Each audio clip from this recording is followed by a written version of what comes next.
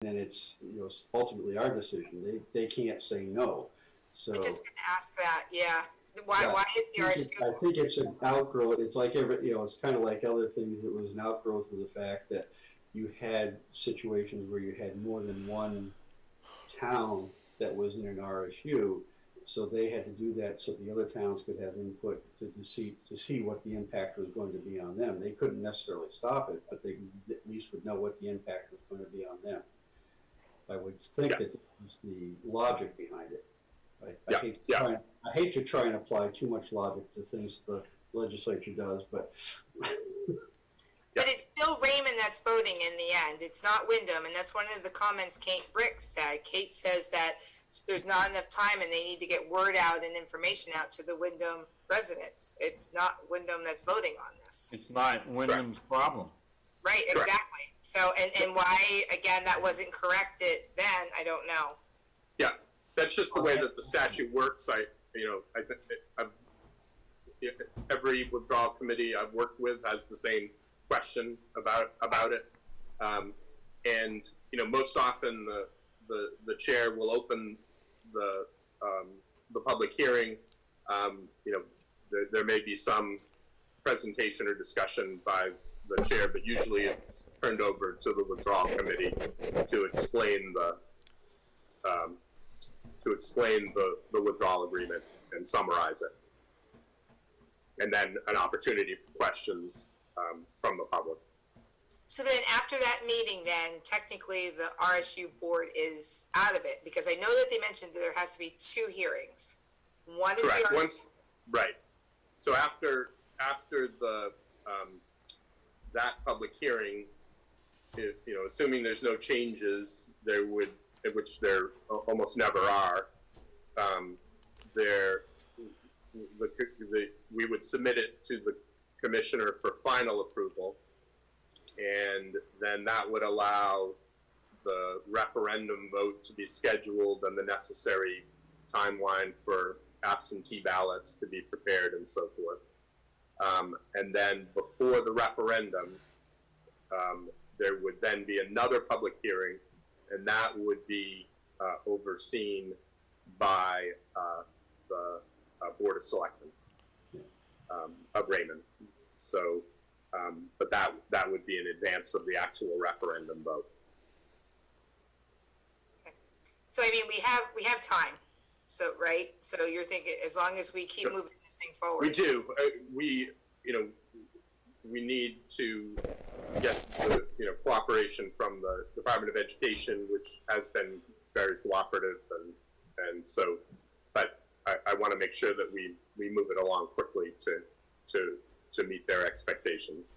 Well, one more clarification. Department of Education has this right now, correct? Yeah, but right, exactly, and they have done a preliminary review, so I don't anticipate there's going to be any issues. But it's a matter of getting the commissioner's signature on it and getting the approval letter issued. Okay. Question on money that we have allocated or appropriated to this committee. I assume, can that not be used to send out information on the withdrawal to Raymond residents? Sure can, because that money was allocated by the town. It's not part of the school budget or anything like that. Right, but is it considered a political mailing? No, it isn't. If it is dealing in fact, it's an informational thing. Right. Yeah, I would think recommend it be careful, informational, but that's permissible, certainly. Right. An informational mailing. mailing. Careful how you word things. Yeah. Oh, no, it would be. As long as what we're stating is facts, and Facts. this is what it is. This is where we were. This is what we are. This is what the proposal is. If they're all verifiable, then it is not opinion. It's not a political piece. It is an informational piece. No different, really, than some of the actually less different than say the piece that was sent out by the school for the budget. Yeah. That was done. That was done with school funds, and that made very liberal use of which towns they recommend, which towns they reference for one part of it, another set of towns for something else, all to make theirs look Right. like they're doing something. So I mean, that was, in my opinion, that was more political than factual. Right. The facts, yes, you can't dispute that those facts were facts, but they were not consistent through there, which makes it, liars or figures don't lie, but liars figure.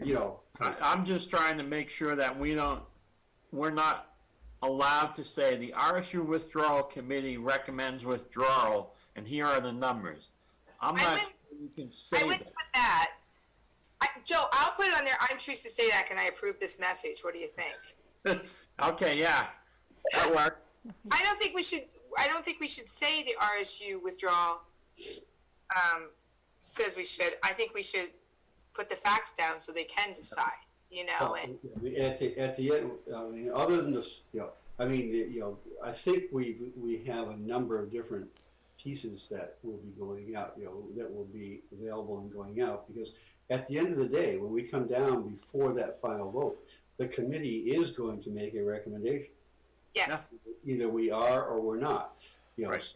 So at that point, then it is, then you have a vote of the committee that says the committee recommends this action. That is now fact. That's not opinion at that point. That is fact. the Board of Selectmen can also do that too. Kayla has that. We have the town of Raymond has that center page in the Wyndham Eagle. I think we need to utilize that. That can cover so much information. I mean, Joe's point is well in that we have to be careful. We want to present the facts. Here's what it is. Here's what it's going to do for you.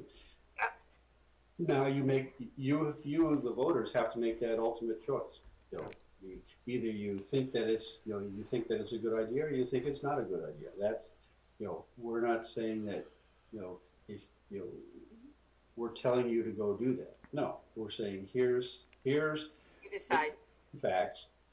Now you look at it and you, Mr. Voter, Mrs. Voter, make your decision based on that information.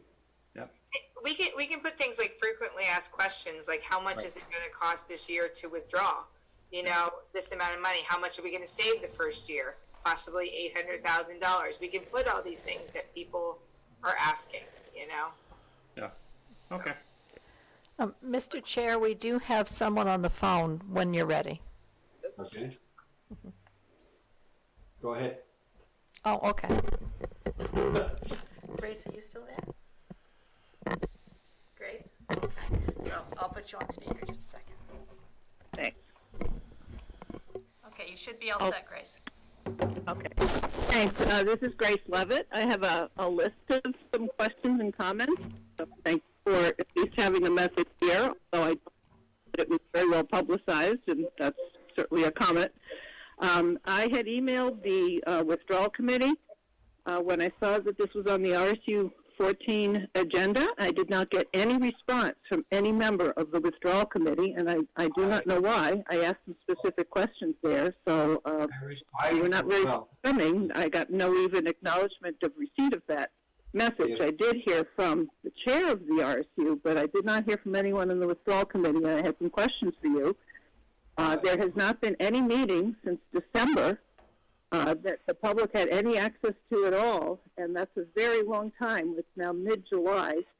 Certainly I know all about the pandemic, but still, from early December until the pandemic hit in mid-March, there was nothing, no information. I kept checking the website, any type of meeting, nothing forthcoming until now. This is the withdrawal agreement.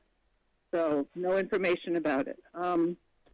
And I asked about the survey results. If I can just answer that first part of it. Ralph, I specifically did respond to your email and copied everyone. Can't hear you. Ralph, she can't hear you. Ralph, she can't Really? hear you. I find it very hard to believe that it won't be biased, whatever you send out, because I do believe that the bias of at least the three people here in attendance in this withdrawal committee has been extreme from the very start. I don't know where the fourth committee member is, but if you're saying that you're voting on this, where is her vote? Will it be shown if it's a divided vote or anything like that? That's a list of questions and comments, and I guess I have to hang up in order for you to respond, and then I'll call again if need be, but at least I was able to call in. Thank you. Okay, so hopefully she'll hear this response. Okay, Ralph. But the email that came through was answered. I specifically responded to that and copied all the people that she copied. So why she did not receive the response, I do not know. I will resend that to her. But the long and short of it was, the issues that we were going through were all related to the withdrawal agreement, which were done in executive session.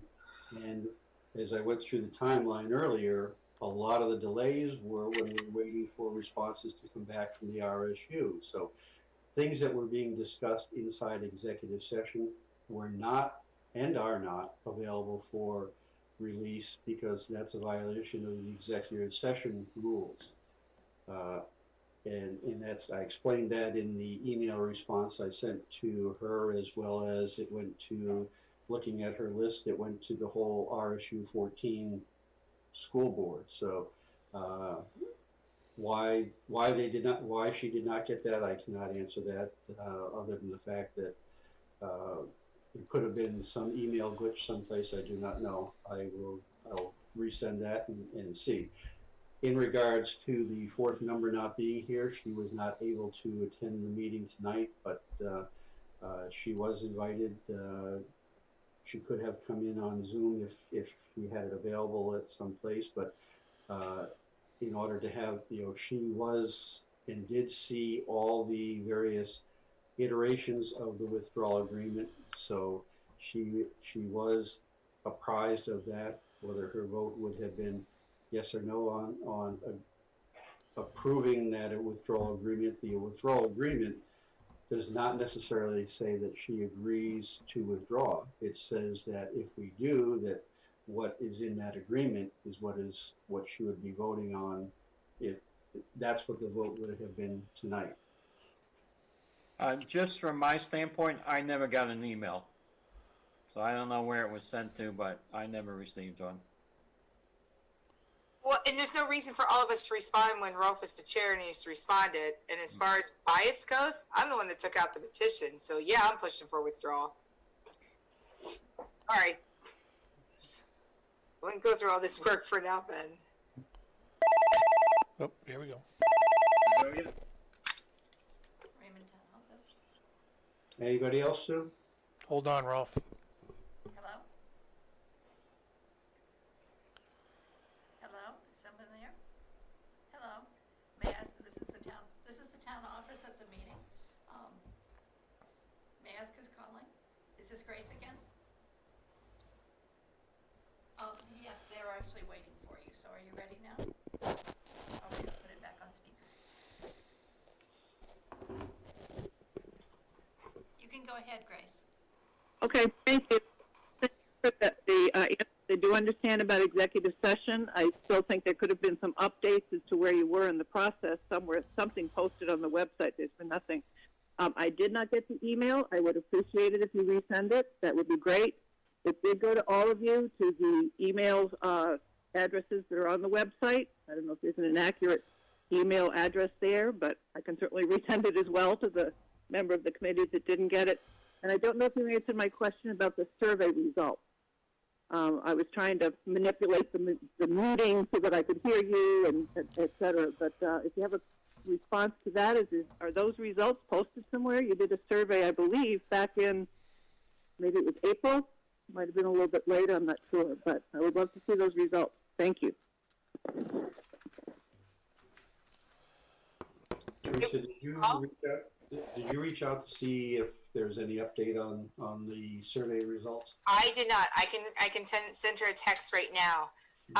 Two things is, one, I do remember seeing that letter. Two is, you, as far as not having any meetings, every select board meeting you have mentioned, and because that's one of the reasons when I was a select board chair, I wanted something on there for RSU withdrawal meetings. And every meeting, it was pretty much the same update, but it's in our meeting minutes, it's in everything. And we haven't had the contract since, what did you say, April 29th?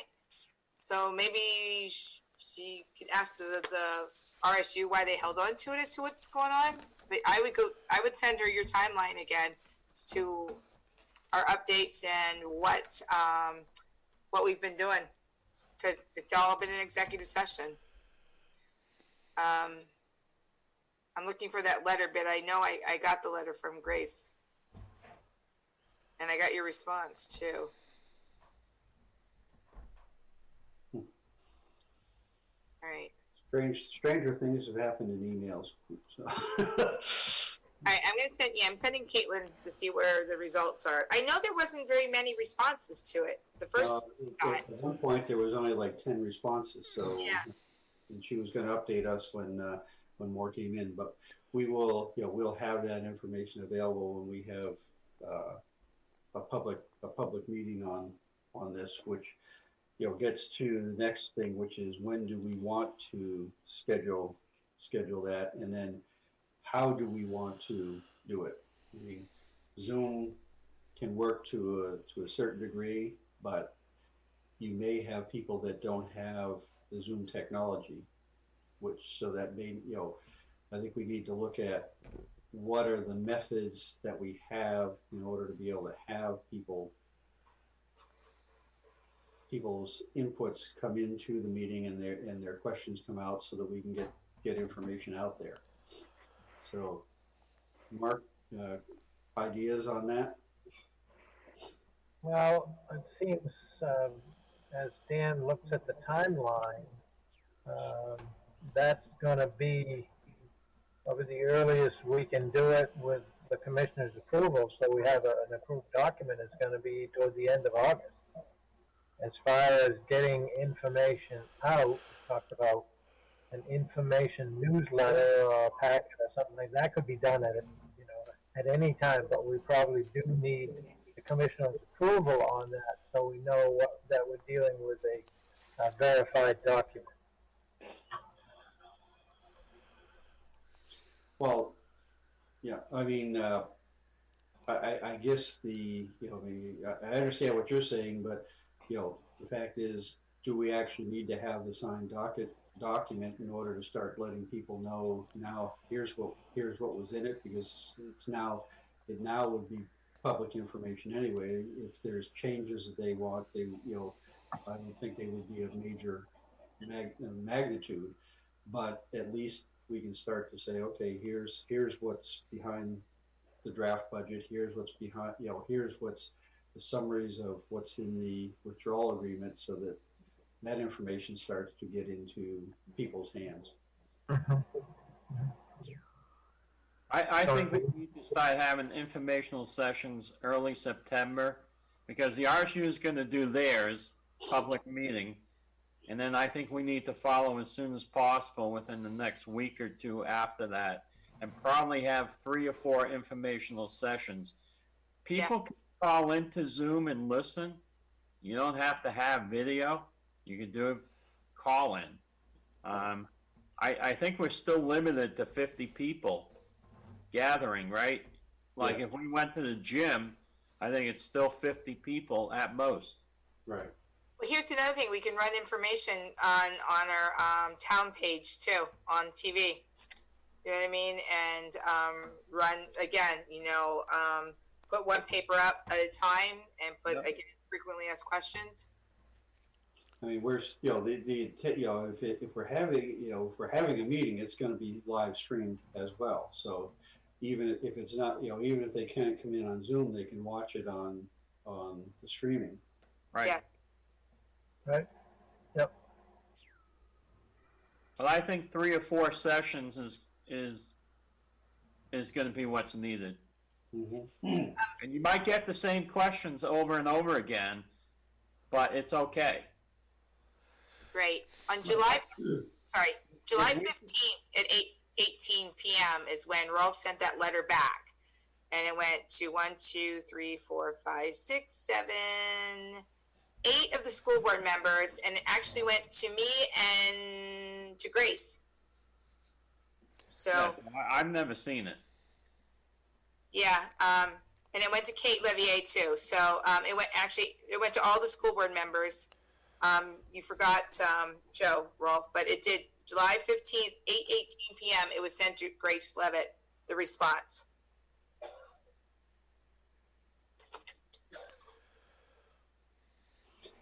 So, So we need to, there's a few action items that we need to do as far as starting to get information pulled together. Marshall's got kind of the summary sheets on the budget, so that's, that side of it's in good shape, but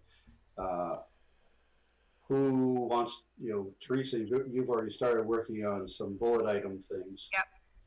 I can keep working on those.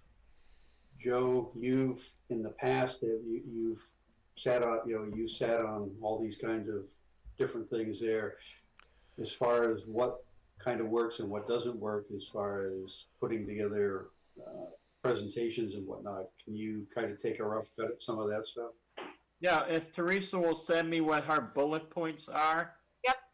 I can try and put a PowerPoint together. I just started them, and I think there's like 3 different things, 3 different sessions, and I mentioned this to Rolf just kind of off the cuff, where one of them is, the stuff that was being said for the board, what are the questions, and then what are the benefits of us withdrawing? You know what I mean? So I'll put them together and send them to you. And then Mark, we can. I would hope we could put the signed agreement and Marshall's budget numbers on the website. Those will be on. Those we can. Sue, you can take care of getting that put up there. Correct? Correct. Sue. Yes. Okay.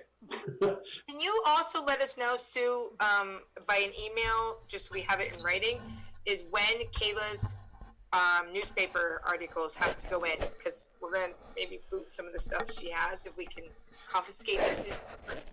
Yes, as long as you don't waylay my election stuff. No, I'm okay with that. And that does lead me, if I may, to a logistical kind of question.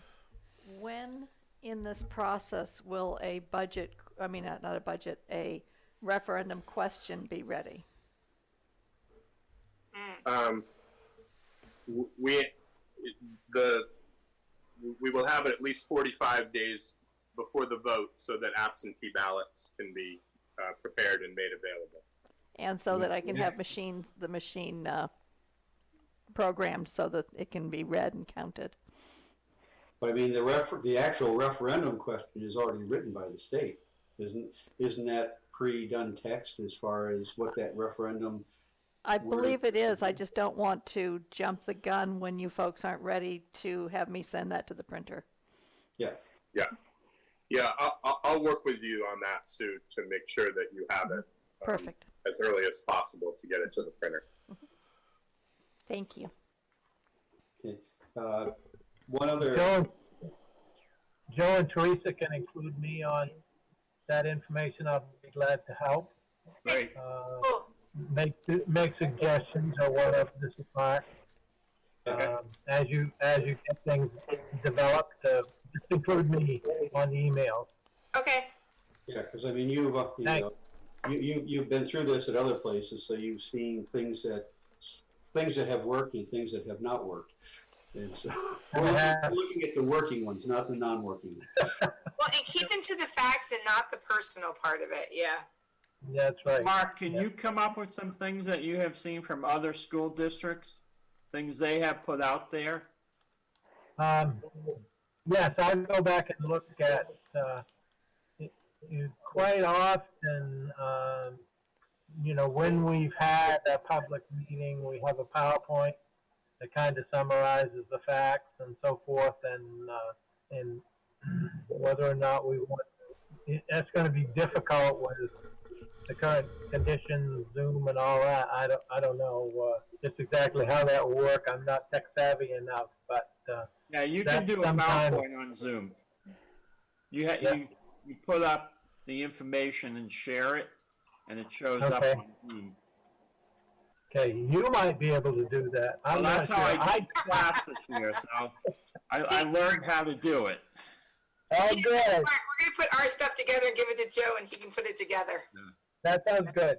I like it. He is Zoom savvy. Yeah. All right. So I think we have as many informational meetings as possible. I think. Yeah, I don't think you can have too many because, you know, people that can come to one can't come to another or whatever, so. You know, the same information is gonna be gone through multiple times, but that's fine too. That's all right. Okay, so you guys will work on it. Dan, here's one for you to work on. Dan's homework. Is it possible to have nomination papers and things taken out and for a vote to take place for a position that may not exist? In other words, is it possible to have school board seats run for to be voted at that meeting when the referendum comes up? If the referendum passes, now you've already got your school board set. If it doesn't, then it's no harm, no foul, because they can't serve on it has no impact because that position wouldn't exist. Yeah, I've looked at that issue before, Rolf, and unfortunately not. So, Right. we'll, you know, the town will have to schedule Special election. a special election as soon as possible after the withdrawal vote, if the withdrawal vote passes. I told him, but he wouldn't listen to me. Fine, you know, I get that. one of those, if you don't, you know, I mean, who knows, things change, you know, but. Ralph likes to be a When you look at it from a practical standpoint, Exactly. you know, we're gonna have, you know, a couple thousand people vote in November. And then you have a special election and you maybe have 50. So now you got Yeah. 50 people deciding who's on the school board. Unfortunately, that's the way it works, Ralph. I'm afraid so. All right, any other comments, questions? Marshall, thanks for all the work. Yeah. Good Appreciate job, it. Mark. There's a bill in the mail.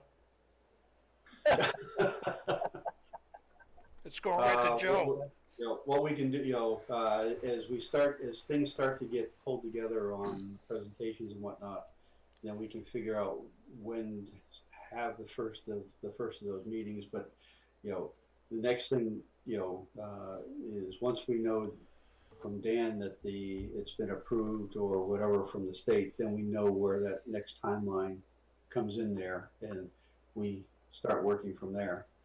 Yep. That makes Right. sense. I am. Yes, it does. That's good. All right. Thank you all.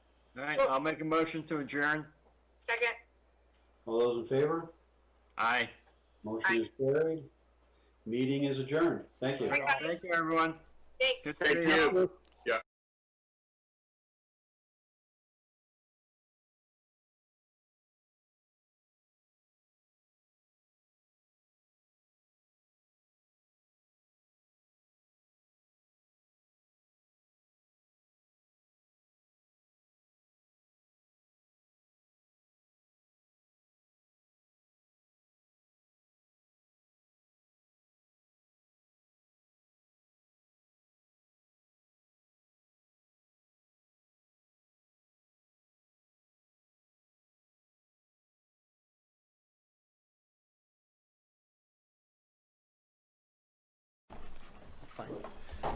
Okay, welcome to the February 11th Board of Selectmen meeting. Call the meeting to order. First order of business is minutes from the previous meeting. I'll move the minutes. as written. All those in favor? Opposed? Motion is carried. New business. Confirm appointment of Joseph Crocker as Raymond Rec Director. Who's, I'm doing it. okay? Thank you, Rolf. And so I'm very pleased to introduce, welcome, and recommend Joseph A. Crocker for appointment as Raymond's first Recreation Director, which is very exciting news for us. Joseph is a very experienced professional with advanced educational credentials in recreation management. He worked previously in progressively more responsible positions, starting in Saco, then Kennebunk, Auburn, and Lewiston. He's a graduate of St. Joseph's College and also with a BS in exercise science, and also earned an MBA in sport and recreation management from New England College. He was chosen, and this is really something, from an extraordinarily strong field of candidates. We had a significant turnout, and it was difficult to winnow those candidates down to a reasonable number for conducting interviews. We did manage to get it down to, I think, 5 or 6, and so Joseph emerged from that field, and so I'm very pleased that we were able to come to an agreement, and I'm excited, as can be, for him to come to the town. And I should tell you that in our back and forth emails, I get the feeling that you are as well, which is really nice. Very and yes. you live in Wyndham, over in Colonial Park, is that correct? Correct. Yeah. And you're a Tassel Top season pass holder for a couple of years. Yes. And so we're excited. And I think it's going to be a great challenge, but a challenge that we're all up to. And so we'll talk about an agenda and a work plan and this recreation department and program going forward. We're going to be counting on you, but there are a lot of people around that are willing to help. I've had a number of professional rec directors and others who have stepped up and said, you know, they have ideas. Everybody has ideas and input they want to give. So you'll have a plethora of ideas and input. So that's always nice. Starting salary will be $57,000 after successful completion of the probationary period. I think we decided on 60. Is that correct? That's correct. And so that's where it's at, and we will look forward to you coming, pending Board of Selectmen appointment, on the 18th. So coming right up. Yep. And I say, Lewiston's loss, our gain. Thank you. Thank you, guys. Thank you very much. I should. No, any questions and comments? No, just a comment. Everybody, a lot of people are looking forward to having you in town. They really are, and they're looking forward to seeing what you can do and stuff like that, and pulling.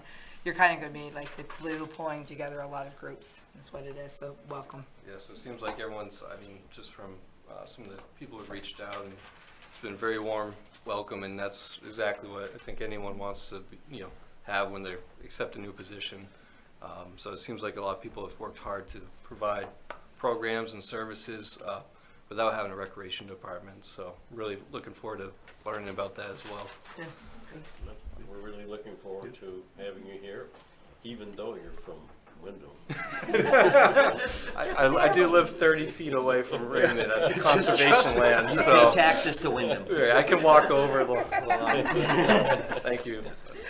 And I think it's, you mentioned it, but I think it's important to reiterate the town has had a very strong base of volunteers in the rec department, and this is by no means asking any of them to step away. In fact, it's giving them some more support in the things that they do. So, we're really looking forward to that moving forward and getting things for both the kids and the seniors and everyone in between. So. It seems like a very active community from 0 to 100. So it's going to be very exciting to meet everyone and start learning what's already here and how I can help.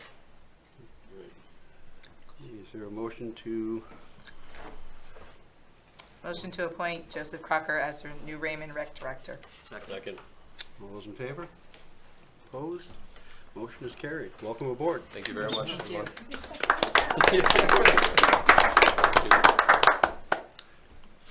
And don't hesitate going to Lorraine. She puts in some great articles. You're welcome to When she's ready. You're welcome to stay, and I also know you have a young child, so you're also invited if you want to go home and spend some time with your family and do that too. Yes, Keep it moving. I love things that want to stay, but not everybody. It's not for everybody. Well, quick ladies are pretty exciting. When you talk about Lorraine, be aware that she's also from Wyndham. I've met Lorraine. She's made some articles before. Did you want to get a picture? I know she talked about that. Yes, we got pictures. Oh, you got pictures, good. Okay, They're good. good ones too. All right, Can very do a good. selfie with the two of you. Okay. Where are we going now? Well, where we're going now is once he starts, he's going to be, I guess, in the town office initially. We don't have an overabundance, as you may know, of space, but we're going to put him in the back office, the office with Kayla at first, and of course that's one day a week that we have Kurt, so I'll have to shuffle you to a different office within the town office on that day. We have a desktop set up. You can remote access any desktop in the office. Kevin, our tech guy, will set that up. We have a laptop ordered. As we discussed, we're going to provide a take-home, vehicle, which would be a work vehicle. Normally it's with Raymond only, but you're right on the border of Raymond. My first priority will be to get with you and to talk about a work plan that envisions, maybe a 6-month increment and then a 1-year increment at least. But first and foremost, it's going to be starting up Tasseltop successfully, the beach, and making sure that we have the staffing that we need for that and the operational plan. And that's going to require, it's going to require some help from a former employee that has come back for several years, and so I think he'd be willing to help. Nathan's going to be integral to that. Nathan White, our Public Works Director. We're going to have to get with the people on the committee who know about it, and try to figure out exactly what it's going to take to get that operational. We'll do that. That's probably the top and first priority. But I think to have I would say having some benchmarks and some plans, and to get you out to meet all of the different recreation user groups. You'll be spending time out of the office. I would expect doing that. You should also expect probably some evenings, significant evenings in the beginning, to getting to know the different, program leaders. And, I'd like to talk with the neighboring towns. I mean, if these are down the road things, talk with the school, talk with the Raymond Age Friendly Group, talk to all the different potential user groups, all the different stakeholders who might benefit from recreation, and that's a lot of stakeholders. And of course, first and foremost, I'd probably say, what do you think we should do first, having heard those priorities? Because you're the professional and you're the guy who I'll look to help me to develop a plan for the board and for anybody else who needs to pass on that. Yeah, definitely have some ideas. And But my major thing though is to keep the volunteers. We have active volunteers, engaged volunteers. I want to keep that program rolling. I believe I said in the article, we need to grow organically, so shouldn't force anything. And definitely, I think once I have a pretty good picture, but once I start meeting these potential user groups, then I can really formulate that strategic plan going forward. And we did, Rita and I did take the invitation. I think we also referenced too that we met with a retired rec director who had started a department in New Hampshire, and we took copious notes, and he was very interesting, and he lives in a neighboring town, retired town manager now, went from rec director to town manager, but he said one of the things that we have to be most cognizant of is not to overload you all at once with a work plan that's undoable. Right. So you have to break it into reasonable increments, and so that's why I think a step-by-step progression as we work into this. But right. I figured we would talk about that and figure something out. Well, Steve Crockett too. He's the chair of Yes. Tasseltop. Right. So he's a big wealth of information. Yeah. And Right. Russia was on the board too. So. Right. Yeah, there are people around who know the operations, and so that's what we'll do. Thank you, Don. Yeah, thank you. Thank you. Consideration of issuing quitclaim deeds. Who's going to run that one? So we have a quitclaim deed for Colleen Odom, is that correct? Colleen Odom? Drew Colleen Odom? Drew and Colleen Odom, okay. So all taxes, interest penalties have been paid in full, and it's time to release our interest in this particular property pending your approval and signature. Quitclaim deed, release deed. Is there a motion? Motion to approve. Second. The motion on the floor is to approve quitclaim deed is described in map 6, lot 032, for Drew Colleen Odom. All those in favor? Opposed? Motion is carried.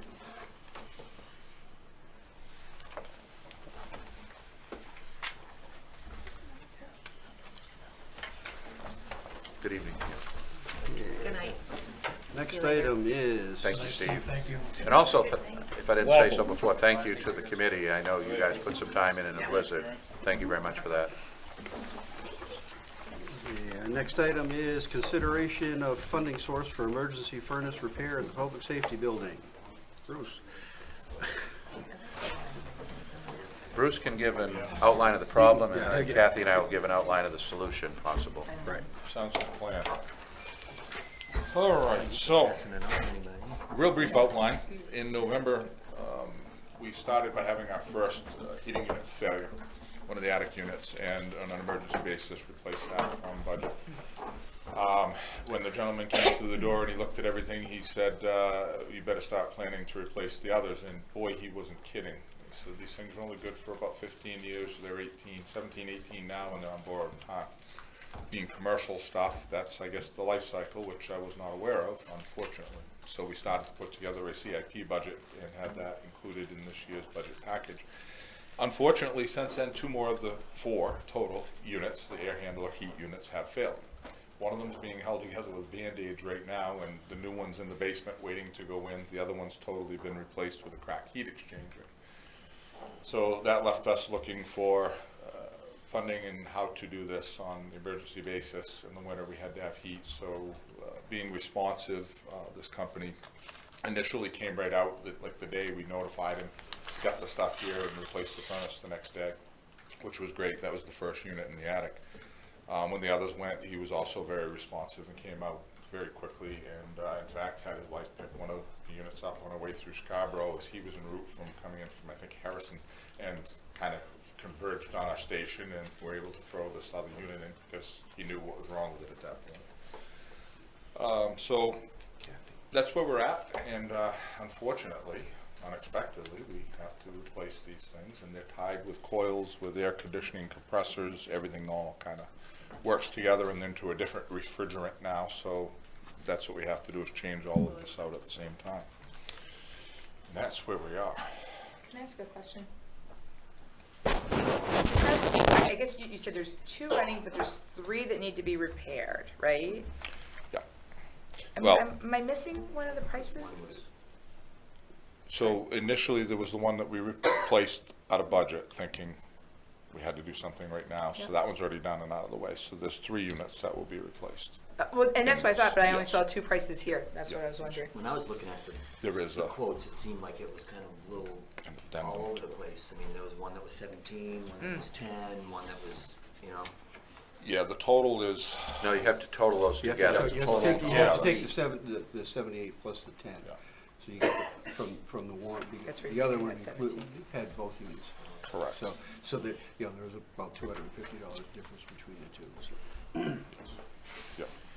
If I'm reading correctly. That's about, yeah, about right, without having them right in front of me to go with.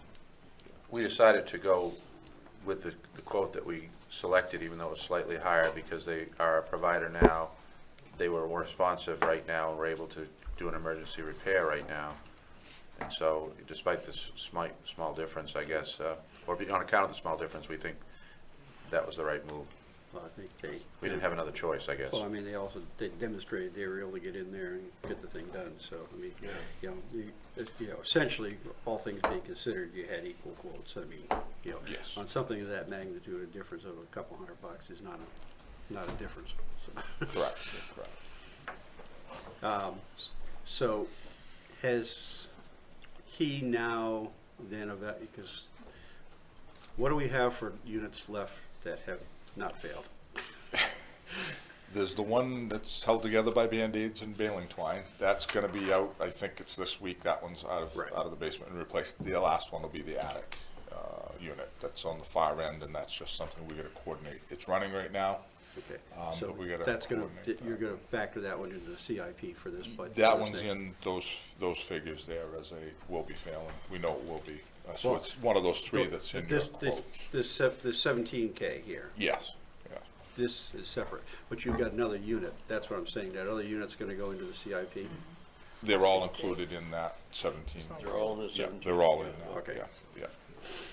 Okay, now I'm confused. Yeah, because I'm counting 3, but only 2 prices. That, Yeah, I'm counting 4, That's- we're only seeing Yeah. 3. So one quote Wait, should wait, no, list. let me say it my Sorry. way and see if Okay. I'm right. Sorry. Okay. One is in the barn, paid for, done. Yes, We've got 3 more units, 17,000. correct. takes care of all those. Takes care of all three. But where did you get that money is that gonna cut you short for something I else? took Well, that's the second part of it, which we're gonna talk about. We took it for building maintenance just because it was, remembering the dates, it was right around Thanksgiving and this thing failed and it was going to be sub-zero pretty close that Yeah. week, right at zeros, which is unusual in November, but we were headed there and so I pulled the trigger and we just did it and got it But you've done. kind of borrowed from one account or something else.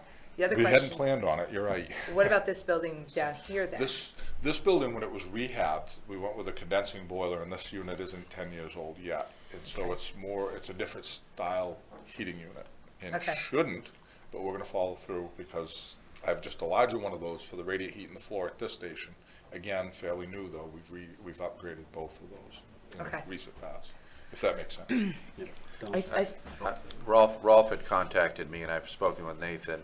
Mhm. Nathan, generally takes care of all the furnaces, and he said that he would put together an inventory and tell us where we're at. We could probably work with Kathy on that so we can schedule out.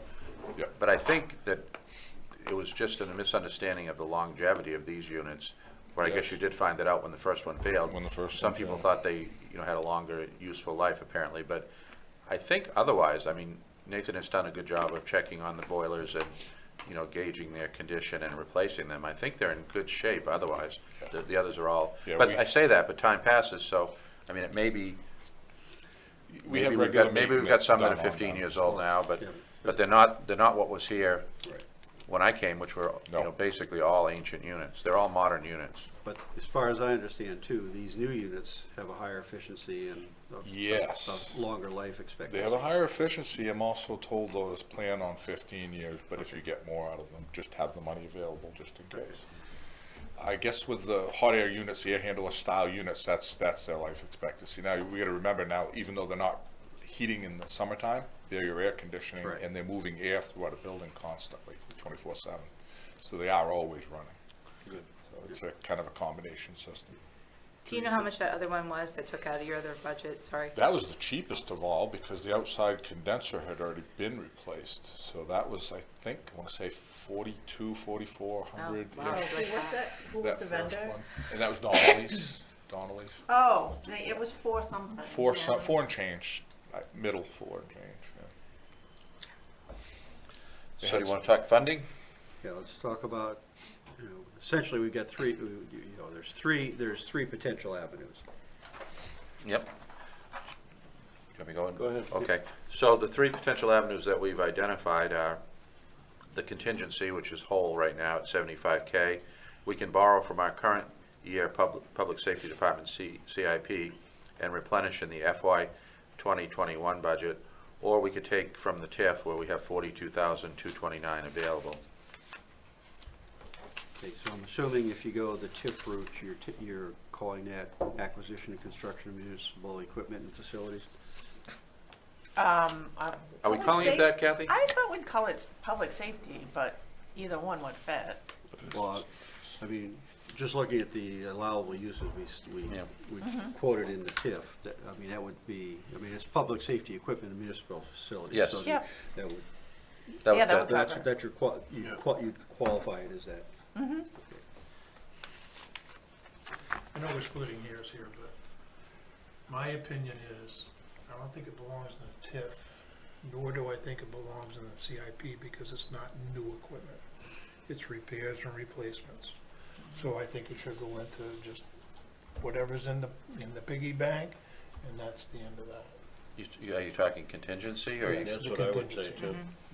it's an unanticipated emergency repair? Exactly. Yeah, If that's it what was it's new for, equipment, yeah, or yeah. if we're adding on to equipment, fine. Now you've got a capital improvement that you can depreciate out if you want to, but Well, you that's put- not the case here. It's a replacement of an existing equipment, so. But you put the ambulances when you switch them out in the trucks in the CIP. Correct. Yeah, to me, Yeah. that's not the same thing either. No. Yeah. So essentially, essentially what I'm hearing, we got the three, what I'm hearing is there's more favor towards using our emergency reserve Yeah. funds, which is what we're authorized up to 75,000 for. So I think Be done with it. the first question is, do we go forward with the expense? And I think the answer to that is yes. So I already, I didn't see a motion, but anyway. And then the second part of that is where do we get the money, and the money Yeah. comes out of the emergency yeah, I mean, fund. the fact of the matter is, you know, do you go forward with it? Well, you have You the have choice to of go having no heat or heat, so Right. I think we made that decision. I think the logic is we have heat. Because of the off-budget nature of this, I did consult with Rolf, and, you know, I'm with Rolf's assessment, which is, they're all the same age, it makes sense to do them all. Yeah, I agree. I mean, the options we had there was we could have tried to repair them, No. and you repair them and you have a 15-year-old thing that's been repaired. Or you replace it with the new ones, which is incrementally a little bit more, but now you have a new unit instead of a repaired 15-year-old unit with a higher efficiency and whatnot. So, I mean, it's one of those that, from any economic standpoint, Absolutely. Can I throw a third makes, question in there? makes, that's the logical step to take. Can I throw a third question in there? You can throw in as many you want. Well, and I keep going back to the other thing, but you have that money earmarked, the building maintenance, for other things. So if we're gonna take it out of contingency, then do we reimburse him for that 4,001 also then? Good. Because he's already got his budget done, he's got his budget earmarked right now for certain things. So meanwhile, you just dip down whatever that amount is, and if we're gonna take it out for, I say take it out for all three. Did you make any adjustments to FY '21 budget for this event? I had put in the capital plan for it. So you would remove that if we just. That would be removed from Fine. it, yes, correct. I mean, your other option there is instead of, you take the 17, we approve that out of contingency now. Right. If we had to come back at some other time because he had, something else, or if he did some shifting there, that's kind of part and parcel of what CIP does too. If you moved money out of something else in your CIP and shifted that, you just rebuild that back in, so you still haven't lost. You see what I'm saying? Right.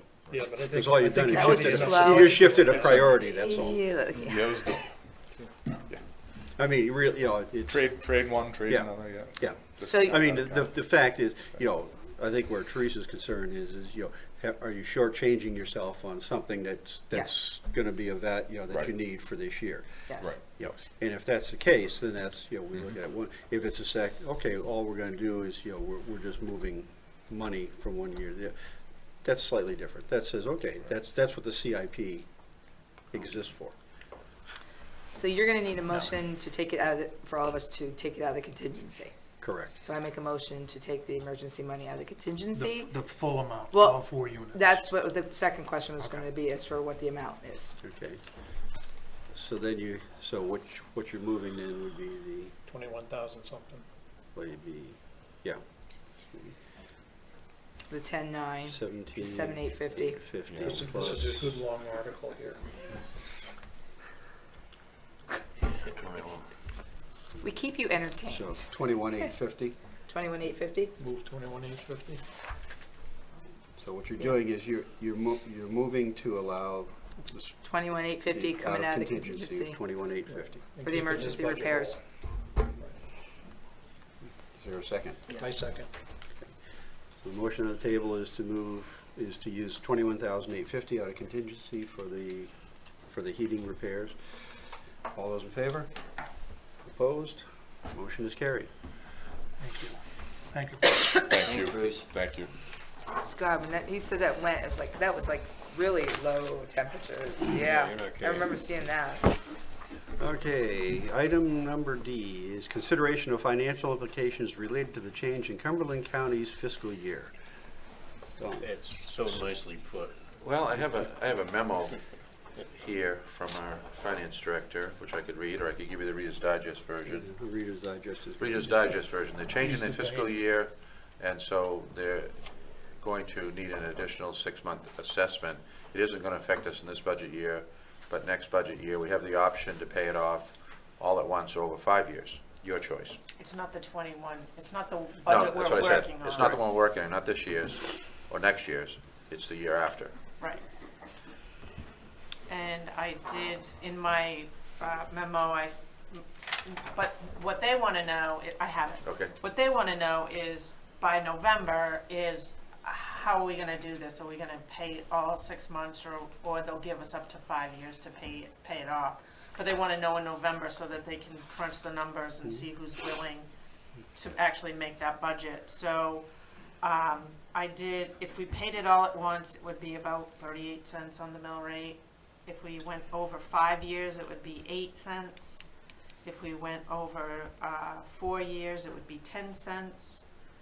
Over 3 years, it would be 13 cents per year. And then over 2 years, it would be 19 cents per year. What's the total dollar amount we're talking about? 400,000? Almost, yeah, basically. I mean, that budget for the 6-month period has not been set yet. But So- they're No, not I understand, penalizing but us it'll for be the around payment those. plan as Right. far as we know. And there's Right. the issue is, if we go the 5-year plan, there's no interest, there's no additional That's fees the on answer there. then. So I That's mean, all. so the logic would say, why would you Yes. pay it all up front when you can spread it out over 5 years? Exactly. Yeah. When does this decision need to be made? It says November. They But wanna when know do by, When do we need to make the decision here? I don't know. I'd make it Does now it so need we to be have a it. town meeting decision? No, If it's No. part of the No. budget? no, because it's then gonna get Use their money. integrated into the budget. What you'll have going forward is you'll have the county budget plus a supplemental. Okay. So you'll have a total amount that you're approving for the county tax, but it'll consist of 2 elements. Because you have the current, you'll have that existing year's budget plus that, So if it's just a select, I mean, you could make it tonight and just be done with it. Yeah. And then I'll email them I think tomorrow. if staff had a recommendation, I think we would say no interest 5 years. Absolutely. I would agree with that, but I would like to postpone this decision for 30 days. Okay. Why? It'll become apparent. okay, so your motion is to table the. I would like to table this for 30 days, right, but I agree with the 5-year plan. I second that motion. It's table for 5. Is there, all those in favor of tabling? Opposed? The motion is, the article is tabled until the next meeting. Thank Good. you. Thank you. That may be slightly more than 30 days. Whatever the next Next meeting. table to the next meeting. Thank you. All right. Next item is RSU 14 Withdrawal Committee update, which is, the update at this point is there is a meeting scheduled for later this week between our negotiating team and their negotiating team to hammer out the final few minor items in the separation agreement. We then will, once we have that, then we'll bring the committee back together and start hammering through and getting the rest things set up so that we can start getting ready for public meetings and things like that on costs and things like that, and Marshall's group is working on getting a budget pulled together. And when's your technology meeting? Has that been set yet? I'm not sure what you The are what? asking. The 2 technology directors have met. They have, okay. Yes, So they did get together. Okay, yes. good. 'Cause that was kind of a holdup, is that you weren't able to get them together. The skies are sunny and the airplane is lifted off. Ah, excellent. So once the negotiating teams come back, then we'll schedule the next meeting, and that will be publicized. I haven't seen any new updates from the survey that's on the web, but that still is out there for anyone that has not participated in that, to go in and put in your comments. And on that survey, there's a link right off the town website under the RSU 14 Withdrawal Committee button. Public comment. Selectman comment. We have another month. I would like to have some names for the Spirit of America Award. If anybody has any, they can funnel them through Sue, if she wouldn't mind. receiving those. I would like to close that out by the end of March. There are two possibilities at this point.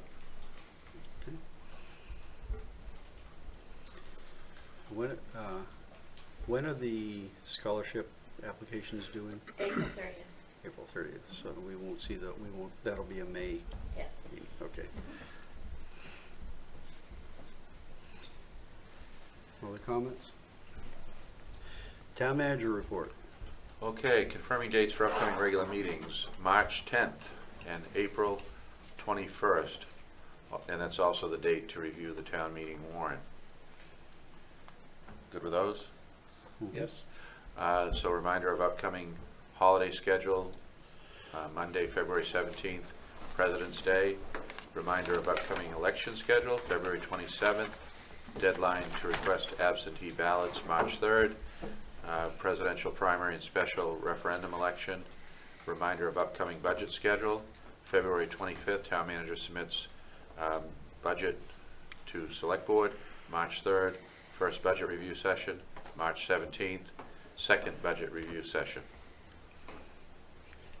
On that February 25th, that submitting the budget to the select board as well as the budget committee? Oh, yes. Oh,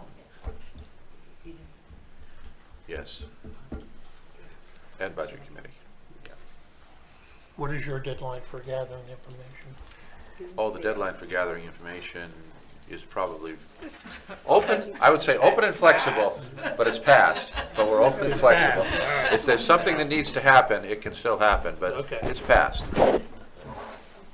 Chairman? Yes. But this happens every year too, though, doesn't it? Oh, yeah. Yes. One piece on the election that I left out is our local election, and nomination papers will be available March 3rd. March 3rd? Okay. And when do they have to be in? That's a very good question. That'll Off be the top, I 45 don't days after have that. that. 45 days Yeah. later, yes. April Mhm. 3rd. What election? For the municipal officers? Local elections. Local officers, Yes, the select board, budget, finance, Yeah.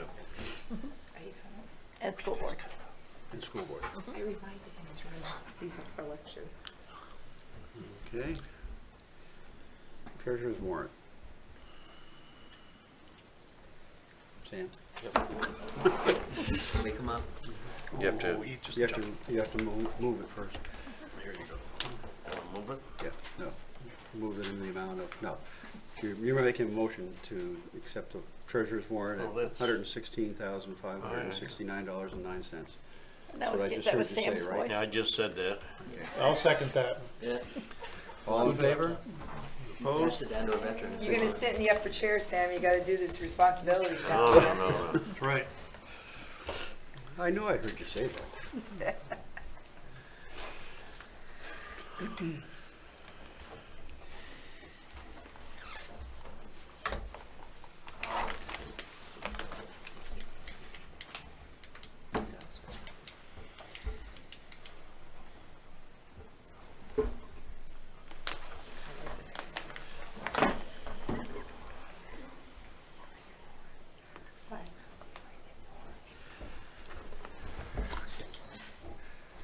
I'm gonna be Nancy Pelosi.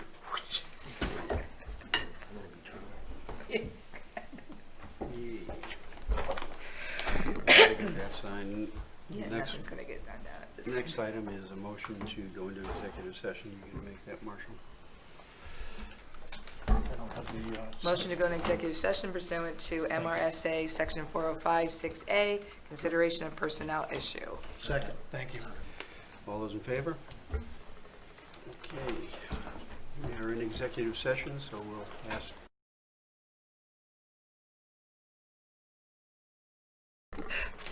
Okay, can I have a motion to come out of executive session? So moved. Second. All those in favor? Okay, results of executive session is we were asking Marcia to continue working on the budget as he is doing. Motion to adjourn. So moved. Second? Second. All those in favor? Meeting is adjourned.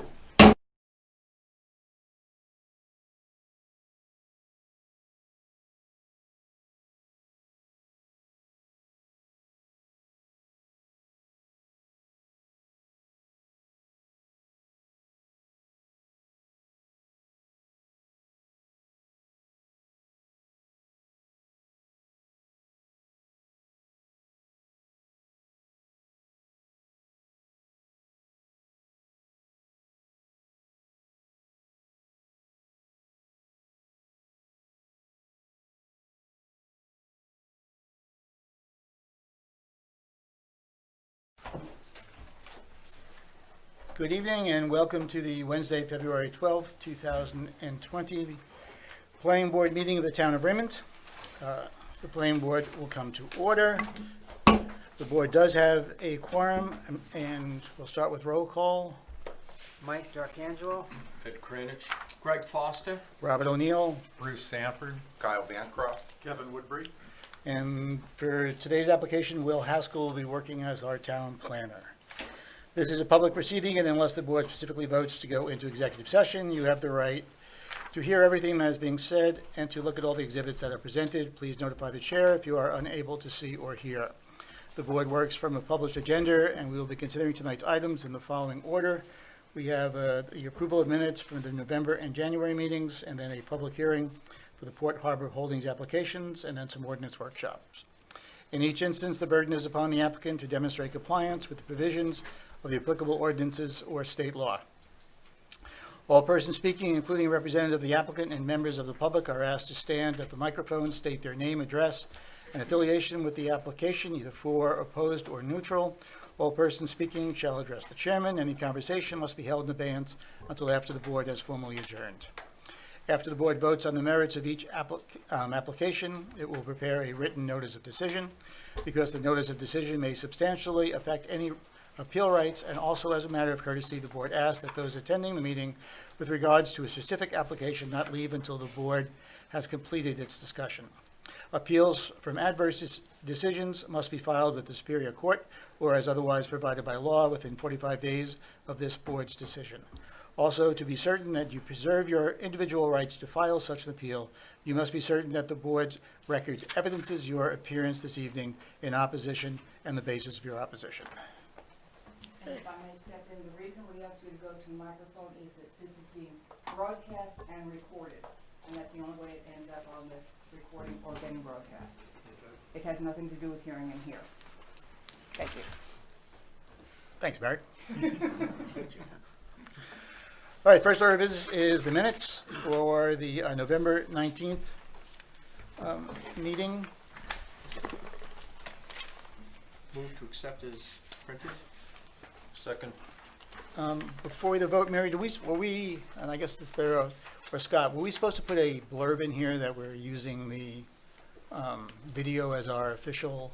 Yeah, we usually, well, I didn't. Did I not put it on that one? I didn't see it. Did I miss it? No, it may be that I did not put it on that one. I will fix that. Okay. Okay. All those in favor? Yeah, opposed? No one. Next, the January 20 minutes. Move to approve the minutes as submitted. For a second. Second. Any discussion? All those in favor? And opposed? No one's opposed. Kevin, you? That's the one I was absent. Oh, gotcha. So you're one abstention. Okay. Just give me a second. So I'm assuming everybody's here for the public hearing. You're not just here, just kind of, yeah, that's what I thought. So our normal board procedure is Will Haskell will introduce the project as to where it stands right now. That'll be, then we'll follow that with the applicant, who will then present their side of what is being proposed. The board will ask some general, probably just very general questions to start with, and then we'll open up the public hearing. And then, as Mary said, we would ask that you just proceed to the podium, to state your name and address and your affiliation, and then if you could keep your comments, relatively short but to the point, I would appreciate it. And I think that's it. I missed anything? No? All right, so I think the first order of business we need is it was a sketch plan review from last meeting, so we need a motion deeming the application complete. So moved. Second. Second. All those in favor? Okay. To you, Will. Okay, thank you. So the application that's before us is the expansion, dock expansion for Jordan Bay Marina. So we received an application There's been some back and forth with the fire department, and then I submitted a technical review memo, and I think there was a recent submission either yesterday or today that was forwarded to the board, but I don't imagine everybody's had a chance to They review. have not. We have not. I've not distributed it yet. Okay. What is your name? Will Haskell. Thank you, Will. Thank you. So I guess just to go down and summarize the project, I think with the original application and some of the new information that was submitted, there was a little bit of confusion in terms of the number of new slips and things like that. I think I'll try and summarize what the latest submission says relative to the number of fine. slips, because I think the original application was a little bit off there. So, so there's 59 new boats, 59 new boat slips, and 77 existing slips. Wait a minute. I'm getting myself confused now. So I thought I had printed off the new version. I thought you had.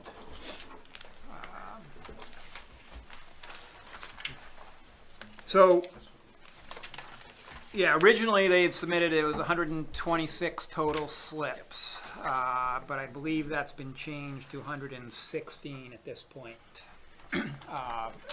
Total slips after the new slips have been added. So these are down off the end of the point.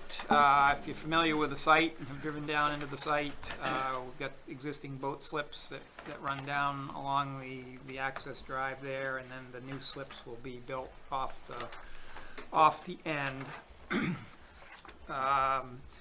There'll be some piles driven for the floats, and then there'll be finger slips built off each side of the docks to provide the new boat slips. Really, I mean, it's all about what's happening in the water. I mean, there's really not a lot of earthwork or anything that's happening on site, on the ground. So they're delineating some parking spaces going down the access drive, and I think that's one of the questions that needs to be considered by the board is. The town ordinance doesn't provide a parking generation rate for marinas. So the applicant and their engineer have submitted some documentation in terms of other kind of published information out there on parking generation rates for marina use. So that was one of our questions in our technical review memo, is kind of documenting that number. So I think they've settled on a number of 0.6 spaces per wet slip and 0.2 spaces per dry slip.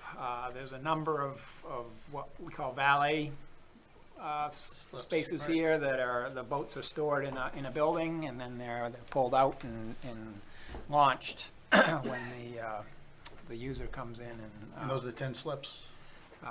Nope, there's more than 10 there.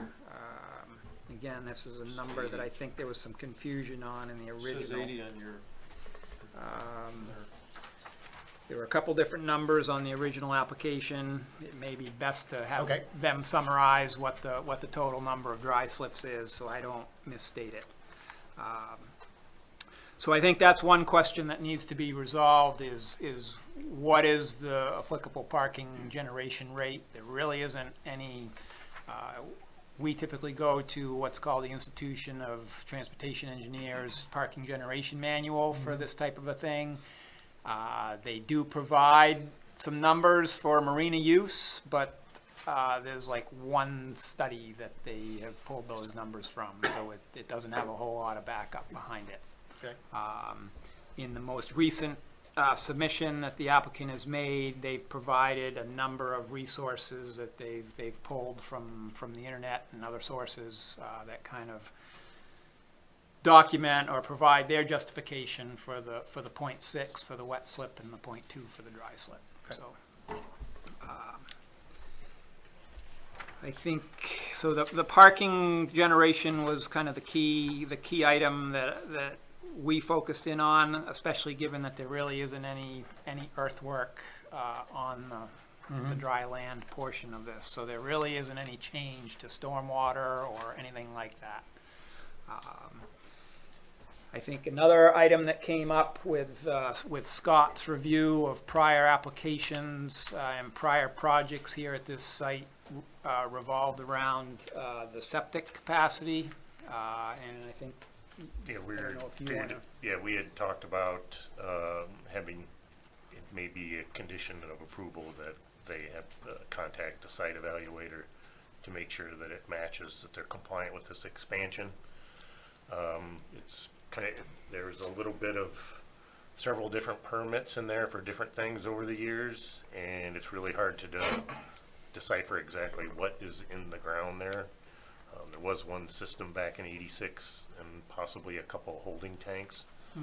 And just want to make sure that where they're going to expand, that they become compliant with the subsurface wastewater rules for regarding a marina.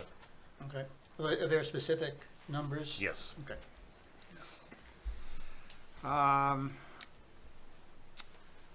think there was some back and forth with the fire department in terms of providing adequate fire access down to the end of the driveway, and some discussion back and forth about the fire suppression systems out on the docks, which I don't know if you want to mention anything about that. But. Yes, from my most recent memo of January 14th,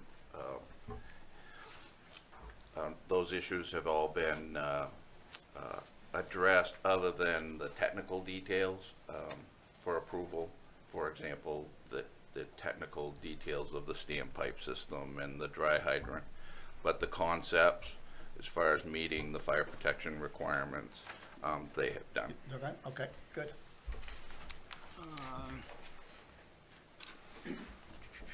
See here.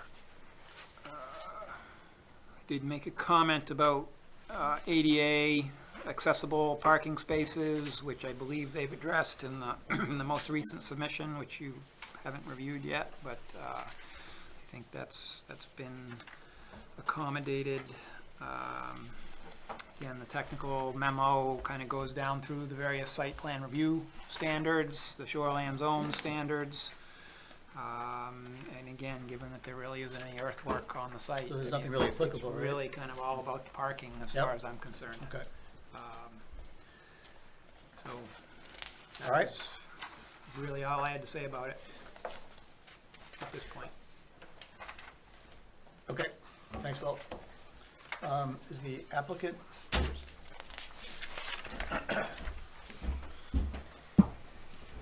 Good evening. Good evening. Rob McSorley with Sebago Technics here. We're representing Port Harbor Marine, who is doing the expansion or proposing their expansion at the Jordan Bay Marina here in town. We were before you with a sketch plan. The plan that you see is remarkably the same as that, with more detail.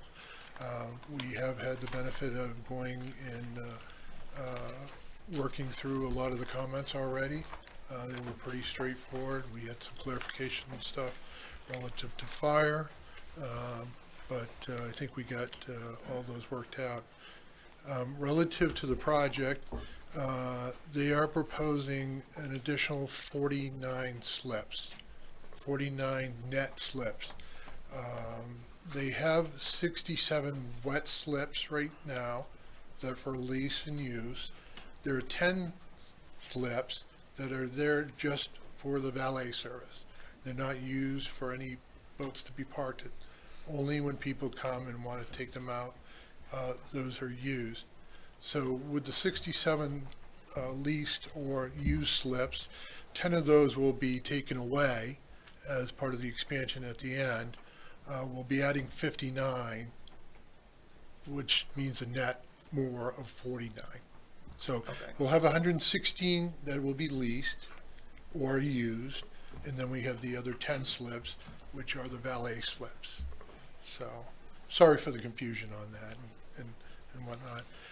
Relative to the number of dry slips, there is a building there that, there's a note on there that indicates that there are 80 dry slips there. In the calculation, we used 100 dry slips. The reason is, in the main building up front, there is some capability for storage under that. So we took into account the potential for additional storage in the front building. That's why you see 80 labeled on the plan for the one boat storage building, but the calculation is based on 100. So we wanted to be as accurate as we could. As Will had mentioned, IT manual, parking generation manual has one study for this, not all that conclusive. So what we did is we did some research, and there's not a lot out there. The biggest one in publication in the United States is California, and a lot of other states refer back to that. There's some other foreign ones also. We mentioned in our notes back that the Australian standards, which pretty much mirror what the standards from California and which are being used within the United States, and that's 0.6 per wet slip, 0.2 to 0.4 on a dry slip. They have a half a space for marina employee. What we did relative to that, we used the higher end for the wet slip. Based upon our experience with this facility and other facilities that Port Harbor Marine manages, the 0.2 to 0.4, we used the lower end. We used the 0.2. We'll be totally honest with you, because that's what's more applicative of what occurs here. Relative to the number of employees, we didn't use the rate that we found online. We used the town rate, which was a little higher, which was 1.2. That all being said, with that calculation done out, I think we have about 10 extra spaces as it is laid out right now. But one of the things we did is, when we looked at spaces, we didn't consider 9-foot spaces. Because it's gravel, we considered 10-foot spaces, because nobody's going to be parking between lines and whatnot. So we were trying to be a little bit more conservative in that nature and whatnot. We have addressed the ADA standards. We do have 2 or 3 ramps where we have access over to the one dock, which we have fire access there. Seems an excellent position to put handicap spaces on either side of that fire access, and that works as their set down area that's in a handicap ramp. Relative to other permitting, we are in the process with MDEP. We got one set of comments from them that were pretty minor. We've responded to those. They, of course, send out our documents to several other agencies, and we have been answering questions, minor questions from IF&W and the Maine Department of Agricultural Conservation and Forestry. They are the ones who are responsible for submerged land leases. We actually contacted them up front of this project to find out what the requirements would be. This does not require a submerged land lease because of the depth of the furthest dock doesn't exceed 10.5 feet from the control elevation. There's an elevation that they set based upon the natural elevation of Sebago Lake is where the submerged land lease starts from, and we don't meet that. We also we confirmed that on the phone just 2 weeks ago, because they wanted to call back and make sure that was the case, and so we talked to them, and so they have reviewed the plan on this. Also, as part of the submissions, we have gone to the Maine Historical Preservation Commission and IFW, and there have been no concerns from both of those agencies relative to the project. We believe MDEP's in the final process of getting their permit together, and We expect them to issue relatively shortly. Relative to the septic system, Scott and I talked about it on the phone this morning. He had alerted us to that, and we've done a little digging on our own, trying to understand what is there and what was permitted and whatnot. Not all the records are available on that. What we believe, based upon the letter that Scott had mentioned to me this morning, that there was a restriction for 19 slips, and we believe those were based on slips that would be overnight slips. Hence, the installation of a shower and bathroom facility there. This marina doesn't act as that type of marina. It's a day marina. There is no boats that have been staying with people who stay overnight. In fact, we don't have a very high usage and flow, we believe, going to the septic system right now. And we're trying to quantify that based upon looking at Portland Water District records, separating those water out and whatnot. We know that we've only pumped the two 1,000 gallon septic tanks once in 4 years. So we know there's not getting a lot of use. What we propose is that going forward, there would be a condition of approval, and we work with the CEO to monitor and understand what flows are going to that and make the appropriate modifications if there's a deficiency in the system. So with that, we have found everything to pretty straightforward. What I'd like to do is go up there and just turn that map around, because it really concentrates on the main plan, if I could.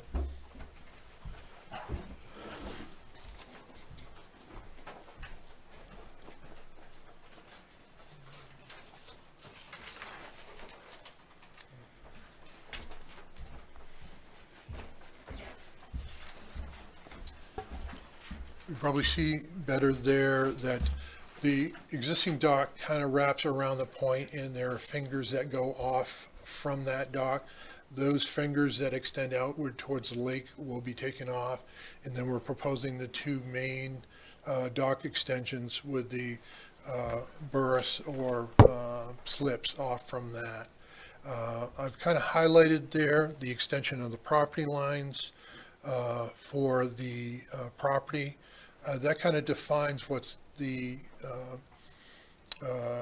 Division of Agriculture, Conservation, and Forestry look at when they look at the submerged land lease. They're looking at what your littoral area is in front of your project, and then from that, those sidelines that you create, you need to be at least 25 feet in from that with any structure. So you can see we've put a dash line in from those sidelines to indicate where that 25-foot setback is. We're about 30 to 35 feet off that sideline that the Division of Agricultural, Conservation, and Forestry define as part of the submerged land lease rules. And of course, they would be applicable to our neighbors to the north and to the south. Any structure they put, they would have to be at least 25 feet away also. So with that, I will be more than happy to answer any questions. I think Will did a very good job, and I think we Okay. Since you're standing, Rob, we have to keep it this way because the camera shines and it's being recorded. But I think, would you mind just spinning that at least for a little bit so the audience could? They have no idea. They can't see it. I see the map in the back. Do you want me to turn? Yeah. Would you please? And then I know it's going to go off the air, but at least everyone get a better. Yeah. Well. Yeah, let's unblock. It's okay. Sorry. You're allowed to get out. Thank you, Rob. Are there any specific questions? I got a quick question. On the dry dock or the dry slips that you're talking about, you'd assigned a lower generation rate to those, and I'd like to know why, because it seems that would generate more traffic where people are coming in, they're dropping the boat, and then you can have you know, I don't know what the marina does for business in there, but I can assume that that one slip could have, you know, 5, 6, 8, 10 boats a day dropped in there. And those 10 slips, you know, multiply that, seems like there should be a higher generation rate for that, because it's not just one boat occupying those 10 spots. We looked at the whole scope of what the parking needed to be. Of course, the town ordinance doesn't specifically address marina, so we went out there to find the best information we could. And also with that, we relied on our client relative to what our experience is at other marine facilities. And what we did was we tried to be a little bit conservative too. And that's why when I say, you know, we went and we looked at 10-foot spaces versus 9-foot spaces. You know, we can cram more cars in there, yeah, but, you know, be a little bit more conservative. And relative to the difference that you would see from point 2 to point 4, it's 20 cars, and right now we have it extra 10 spaces. So with that, and with the fact that we're doing bigger spaces, and that we used a larger or a higher generation rate, not generation rate, but a parking space rate for the employees versus what they told us in the marina type standards, we doubled that. We thought we were being very conservative relative to the amount of parking provided. Do you guys have any idea what your internal numbers are? I mean, you guys are, the marina's been running for quite a few years. Do you have any idea what kind of use in the high season each one of those slips would get? Because I know that they've been doing it for a long time. It's super convenient. That's why it's been great down there. You come in, you drop the boat, but how many people are gonna have their boat dropped in that same slip? And how many cars are gonna, do you have any idea, or is there any kind of study internally done to see what kind of numbers you guys are servicing currently with those 10 slips? We did not look at that, no, we didn't, so, but Same thing, are these generation rates based on peaks or averages? those are what they consider their worst condition. So that's a peak. That's a peak generation. rate. That's your, what's the big boating day? July 4th. That's what they mentioned in the So stuff. assuming that you hit the peak or whatever and it exceeds that, is there a overflow plan where people could park? Because that's what the condition, you know, that we worry about. Obviously, if it's filled, where are they gonna go? Are they gonna go try to park on 302? They're gonna park in people's driveways? Or are they gonna park maybe across the street in your lot over there? Or is there a plan for that? Well, typically, when we look at parking, of course, we look at a required rate, and the way we are in this day and age, very conscious that we don't put more parking in than necessary. You know, what is the magical number? You know, that's why, because of the fact that IT's parking generation study doesn't have enough information, that's why we went out and looked and got, you know, what we thought would be the best. And then, once again, being conservative on the size of the parking space that we consider, and try to be under on what we need versus what's required, so that we do have a little extra. But even then, I would think there would be an overflow plan just in case, because that's when the accidents occur and people get hurt or whatever. Congestion for the fire Congestion for the fire department. Right. I mean, it doesn't hurt to have a plan that's saying, okay, if we exceed there, then we start parking people across the street or something. Well, I guess the ordinance doesn't speak to that type of plan, so that's not really been considered. You know, we can look at other areas on the site, of course, for additional parking and whatnot. But I guess the other question I have is, why are we using this source that has one study instead of having you guys look internally at what you're doing on those 10 docks specifically? Why would we, you know, we're looking at this, and we're saying, hey, this has only been one study. You guys have been down there a number of years. You should have a general idea of who uses those 10 spaces on a continuous basis. And we're not seeing any of that. And that red flag for me. Okay. So, two things. One, we didn't use the one study. The one study is the reason why we went out and looking for other information. okay. So we didn't use one study. We used stuff that came out of California, an organization out of Florida, who deals with marinas, the Australian government, relative to what they do for marinas. It just seems like So- it would be relatively easy to pull your internal numbers and get a judge of what you guys are doing rather than comparing it to whether it be this, this, and that. I mean, you guys have been in business long enough where I would assume that you would know what kind of action those 10 spaces produce in the busy season. And if I brought that argument before most boards, they would say, prove it. So we usually don't use our own information unless we have something that we can back it up, concrete, like water records. But we don't have parking records for the site. We have a general feel. So with that, we need to go by what is published and what is out there and what you can rely on to approve our project, if that makes sense.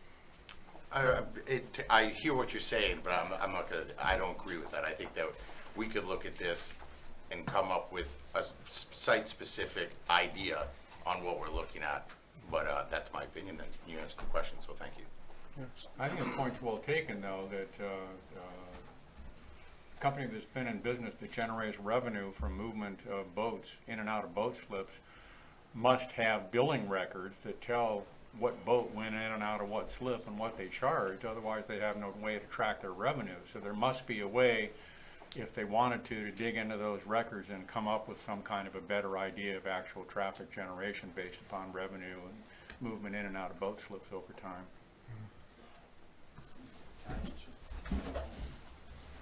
We may have some records on what, Mike Susi, Port Harbor Marine, we may have some records on what we've put in and put out, but that, we don't have records on if they stayed there. So lots of these boats get put in, someone gets dropped off, they take it to their camp, or they take it somewhere out to Fry Island, and then the car goes away. So we wouldn't know if there's a car still parked there. They don't report into you when they come in and out of the slip on a They do, daily but or they don't weekly tell me I'm basis or parking whatever. here. They just use the slip and they rent it and they leave their boat and they might That's take right. it somewhere for I mean, a a week ton and of come these back and leave people it for a week. may take their boats and take their car. We don't have record of that. You know, in my experience, there's more than enough parking, because compared to my other marinas, but, you know, I gotta go by the ordinance or whatever he says, you know. If you say, do it on your experience, I look at a webcam up there on 4th of July, and I'm like, where is everybody? And then I look at my webcam in South Portland, and it's packed. You know, you can't find a parking spot. That's, apples and oranges. I understand, that's my Wait, experience. we can't have a discussion. Thanks. I do have some questions and comments since we're getting into some technical stuff here. Why don't we hold the technical Want to questions? hold that? Yeah. Okay. I got one more thing on your point. The valet, it just gets used a lot less, because they gotta rely on us putting the boat in the water. If you own a slip, you can, you know, go there at 6 o'clock in the morning, get your boat. They get used a lot more. That's why that rating is lower. They don't get used nearly as much as when you have a wet slip.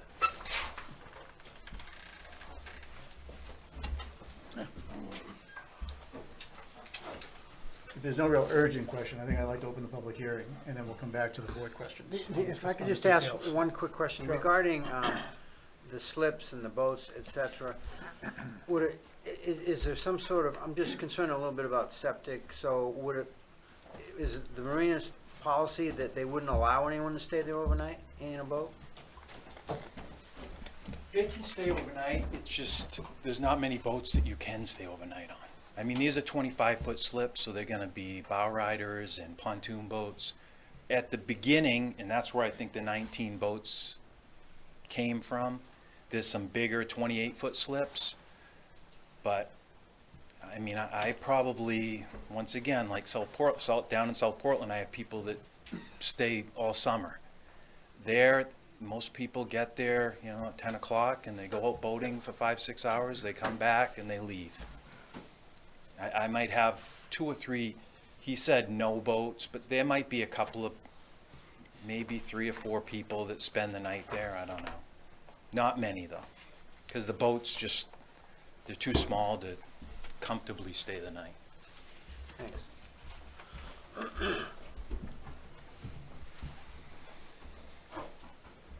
Look like you want to say something. I just, a couple things to consider, I guess, relative to parking. Generally, business owners want to have enough parking or more parking than what's reasonable usually, because they like to have the people come in and use the spaces. So, you know, the comment about the overflow, I mean, it's a valid comment, I guess, but to me, it's something that if there becomes an issue out there, I mean, I think there could be something worded into the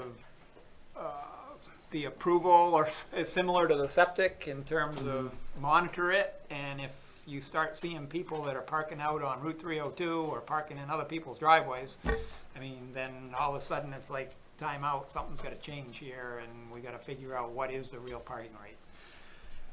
Another option, which I guess I'm not really recommending at this point. I mean, given the research that they've done, I mean, with the other parking spaces, and yes, they could go to the higher rate on the valet slip, but you know, it is possible to do like a parking study on something like this, but it's not possible to do it right now because it's not, you know, it's not in use. So that would push that way off into, you know, the summer season when people are using the boat slips out there. I think in general, though, I mean, my thought is that, you know, they want enough parking spaces there for their customers, because if customers can't park, then they're not going to rent a boat slip from them, usually is the case. So I guess just a couple things to consider in your thoughts relative to parking. So. Okay, thank you, Will. Okay, we have a bunch of probably lots of little technical questions yet to go, but I'd like to just kind of open the public hearing now. So that if you would like, remember you need to speak from the podium. You need to state your name and your address, and if you are and I guess that's it. And then your comments. Would anyone like to go first? I don't mind. You're up. All right, I'll try to be brief here and not take up too much time. My name's David Bernard. I reside at 71 Indian Point Road. And on that map there, what you can't see is what's around it. You see these docks, these extra long docks going out into the water. If you're looking at that map, to the left of those docks, there's a row of rocks. They've been there forever. It's a little sandbar with a row of rocks, and like a lot of wildlife, ducks, Canadian geese, they lay eggs there. It's a beautiful place to take a kayak out to and swim. Where I live is perfectly east of where the docks will be. So my direct view into the water will be those docks now.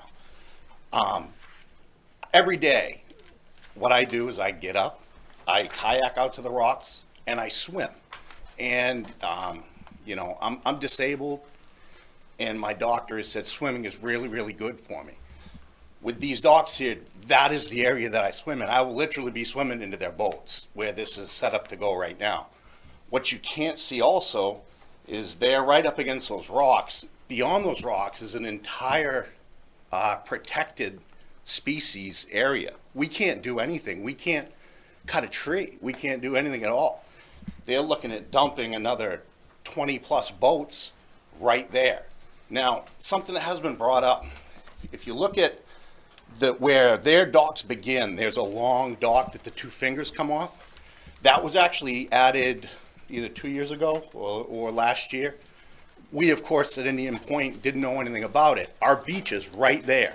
Where those docks end 35 feet away is a beach that's been used since the 1960s. That beach is virtually unusable now due to fuel spill from the boats, the rental boats that are parked there currently.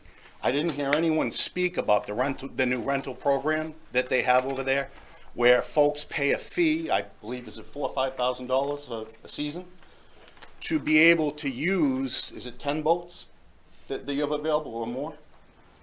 5 boats. Those 5 boats are parked right there at the edge of the beach. I've personally witnessed over and over and over again, and had full intent of going and speaking with Port Harbor this spring. They have young fellas that work there, and what they do is they fuel the boats after people use them during the day. The rental folks, they use the boat, it gets fueled, then they valet that boat over to this dock. Well, there's a good amount of spillage that takes place because they're topping the boats off, and there just is. Then what happens is they have a no-wake zone that leads out to about where you see the end of those docks. These young folks drive very, very fast out to the end, spin the boat around, and then drive very, very fast into the docks. And when they get to the docks, they throw it into reverse to stop it, and then they park it. They're very efficient at their job. The problem is I've been out there swimming and almost been hit, because the area where you swim, where those docks will now be, is exactly where they've been going to get to those 5 spots. Now, I mean, that won't be as much of a safety issue there, but there's a whole new safety issue that's now going to happen. With these docks being there, you can't see it, but about 100 feet beyond those docks is the entrance to the Panther Run River, where Panther Marina is on one side, and on the other side, Indian Point Campground. Many boats come up and down that river, but as far as I know, nobody's asked to add any slips over on Panther Run side. We haven't asked to add any slips. It would become a safety issue if we asked, we'd like to add 15 more slips. That would add more boats in the river and create a safety issue. What's going to happen here, and you're going to be dealing with this after the fact, all these boats coming in and all of these boats trying to park, just a big collision of boats all taking place within 100 to 200 feet of each other. And also, if this continues with the rental program where people are racing out of a no-wake zone, again, no wake zone, they all converge right exactly at the same place just beyond these docks. That's that part. The environmental part, you're talking about adding boats, and it's natural. You go out for a day of boating. You pull in, you fuel the boat. You go out, you park your boat. If there's overage, where it went over a little bit, just a little bit, enough to get into the water, you go and you park it, it continues to drip into the water. Now you have all these other boats that are dripping fuel. The way that the current runs, it runs into Indian Point, the Indian Point area and the conservation area.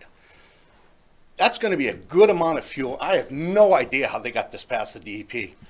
Every one of us here from Indian Point, we have had no idea until just recently that this was happening. It wasn't presented to us.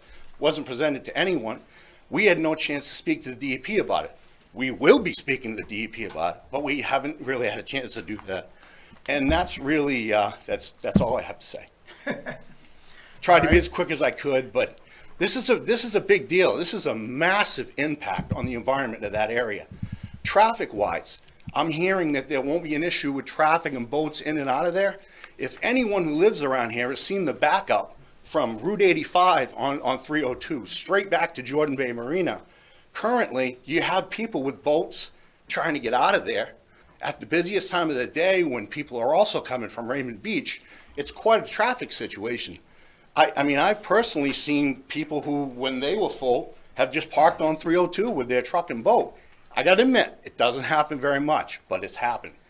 Add all these other cars, show us some video peak time where there's all these extra parking spots to accommodate that. If they come up with the idea of, let's take all the boats we have for sale that are across the street on 302 by Mosquitoes and let people park there, now you're looking at people walking back and forth across Route 302. Somebody's going to get hit.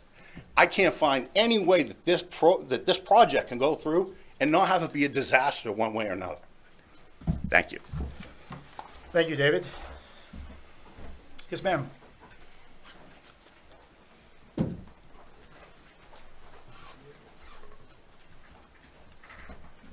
My name is Allison Allen. I live in Cumberland Center and at Indian Point Campground. I just found out about this yesterday. I've been at Indian Point Campground for 30 years. I'm not much of a public speaker, but I was an original Hull Flyers person when the campground went from being a transient campground to being a condo campground. I was part of that group. When we did the project in the late 80s, we tried to put slips over, well, it would be on Indian Point property, it wouldn't be over on Marina property.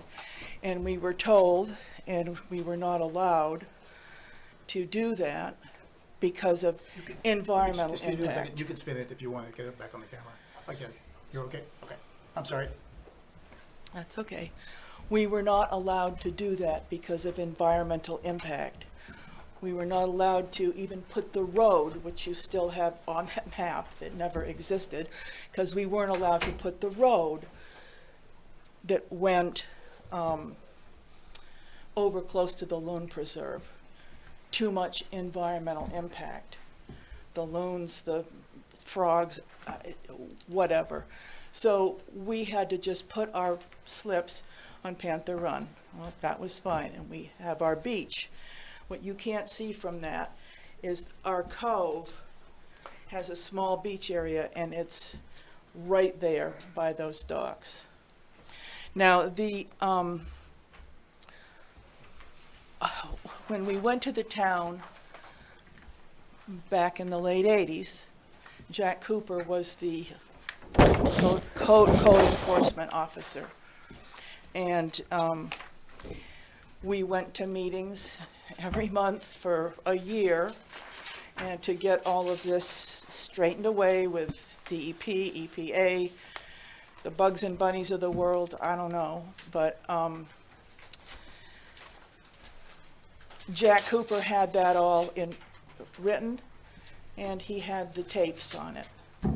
This was 30 years ago. I don't have that. I wasn't a secretary or anything. I was just a grunt moving rocks and planting grass. But at one point, Jack Cooper had some sort of problem with his job or something that he had done to fall out of favor. And that's another whole story. But right during that time frame, all of those records on Hull Flyers, all of the written records and all of the tapes were lost, so that no one could prove whatever it was that Jack Cooper had done. Maybe hearsay, but I was there through the, for all of this. So, but my biggest problem is this isn't my first rodeo, and I've talked to people for the last 30 years. Oh yeah, I just dump my tanks wherever I want, dump the poop in the lair, the fish will eat it. Well, you know what people are like, and they're going to do what they're going to do. People don't follow rules. There's not enough pump out stations in the area. People are throwing garbage. That aside, that is visually right by our beach. We've been at this beach for the last 30 years. Go down, watch the sunset, have our kids play in the water, people with a couple of kayaks. We got a world-class swimmer here who's in the water all the time. And it's going to destroy that. For what? So, I know that the whole Jack Cooper story and all of that holds no weight. So all I can say is that it's going to devalue all of our properties at Indian Point to a huge amount, because we no longer can. We had another little beach over on Panther Run, and because people weren't keeping up with it, it's now overgrown, can't be used. Nobody really used it there anyway, except for bring their dog down a little bit and let the kids dig in the sand. Because why? Because there's boat slips, oil, gas, God only knows what else in the water over there, to say nothing of milfoil now. But anyway, so I guess my main concern is visual and environmental and quality of life. And it's not all about the almighty dollar. And I understand about boats, My husband, rest his soul, always had sailboats, and I've sailed on this lake my whole life. So I'm not against boats, I'm just against this project, because I have never seen somebody want to build a project right in front of someone's beach like that. So, I guess Thank you. that's all.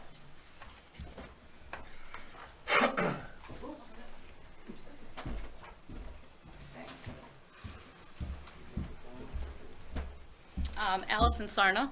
I'm at 13 Flying Hulls Way over at Indian Point, property owner. Also echoing what people have mentioned about this not showing the full space, and that cove that we have on the other side that comes off of Panther Run. This effectively creates a tighter basin in that space, so affecting, water flow through that space, which already will create greater erosion on the beach, which we've noticed over the last year this project was put in. And also this plan doesn't show anything about channel markers. So right now there's one set of channel markers which would flow directly out of that channel, but what do people do for the opposite side that they'll be encroaching across our swimming area? And I have a slew of other environmental issues, but I think they've already been addressed by the people. Thank you, Allison.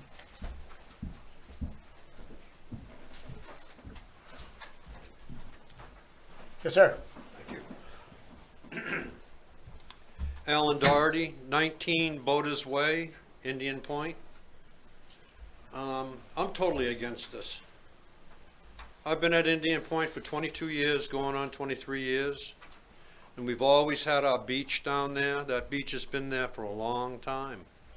Okay, when they put the walkway in last summer, or the summer before, I should say, I knew something was going on, but I didn't know what.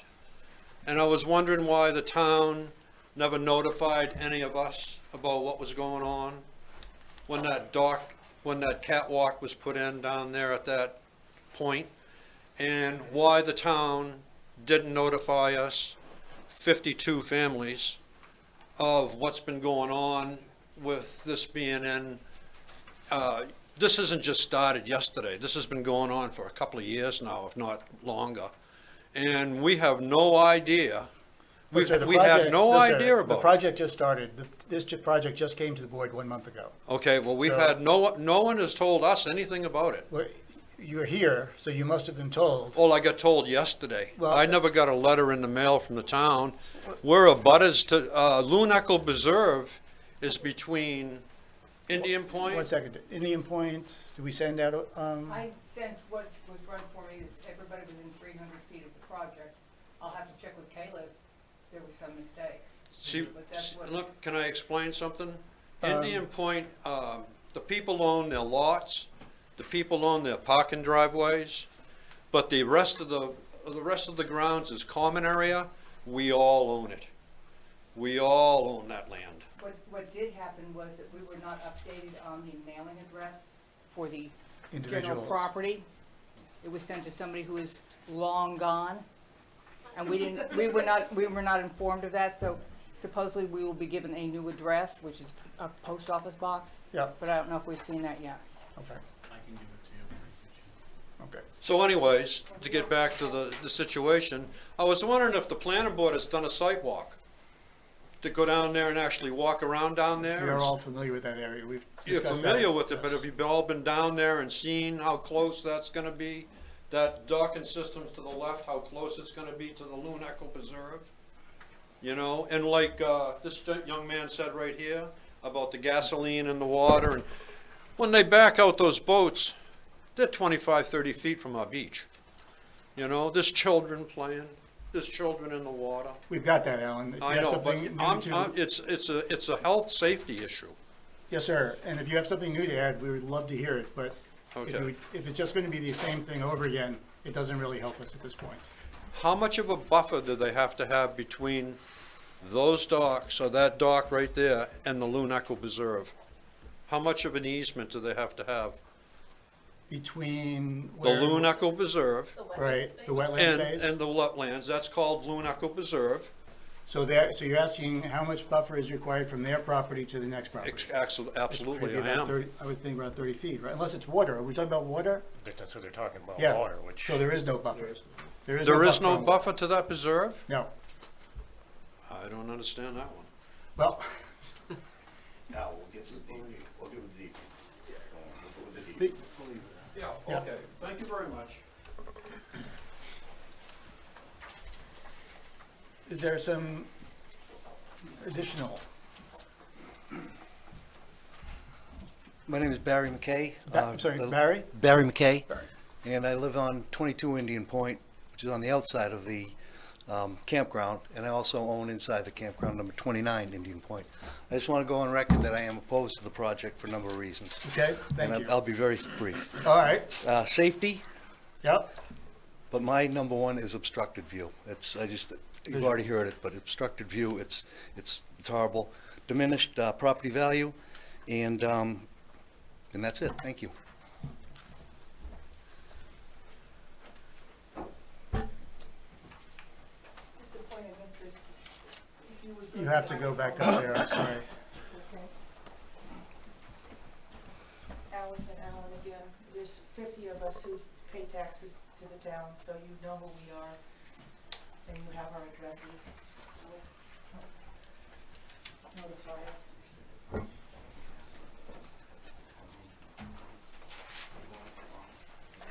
Is there anybody else that has some different, yes, sir? Hi, William Groves. I'm in 15 Allens Way in Indian Point.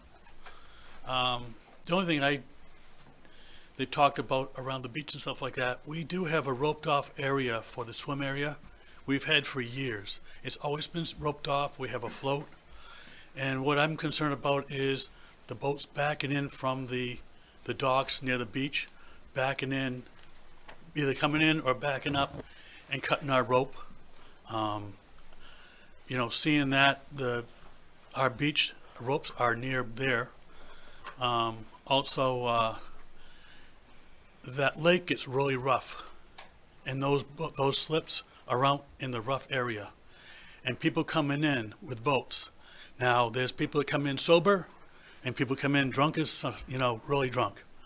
And coming into those docks when it's rough is tough when you're sober.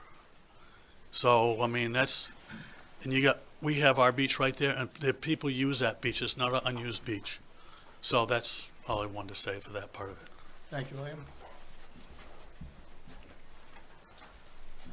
Anybody else? Just a brief moment, sir.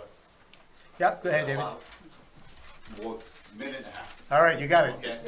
90 seconds, I'm counting. 90 seconds. Just two things that were brought up All about right.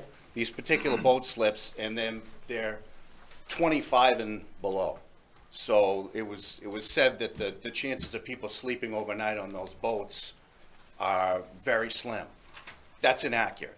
There are plenty of boat styles out there that are cuddy cabin that you can sleep on the boat at night, which will increase the sewage, of course, when they're using the bathrooms in the facility. Secondly, a 25-foot boat, many of those have bathrooms, on the boat. Those do need to be disposed of.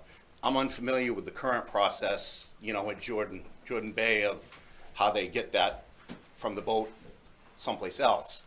But you add another 25 boats, that's 25 boats more waste, and, that's an issue.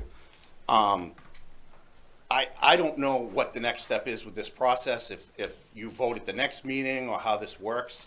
I just ask that as a community, we have the opportunity to get with the DEP and do a site walk with the DEP and let the DEP measure these type things. When he speaks of the loon conservation land, the loon conservation land begins where those rocks are. And those rocks are gonna be probably 20 feet from where people are pulling a boat up and then backing a boat in. And I don't know, maybe, I'm guessing 300 to 400 feet from the marshland where all of these nesting birds are putting their eggs down. And I mean, that's why we can't drive a motorboat in that area, because of we can't do anything. We can't put docks, we can't do, anything at all. And of course, we will provide you with an updated address to Indian Point. And A question for Jordan Bay. Is it a policy at Jordan Bay that you are not allowed to take your own gas can and fuel your dock, fuel your boat on your docks? Is that a policy? But you Is have that a to- policy? The question you can't answer. The I Fort know, we Harbor- don't have side discussions back and forth. Yes, sir. So we will get that answered for you. Thank you very much. You're welcome.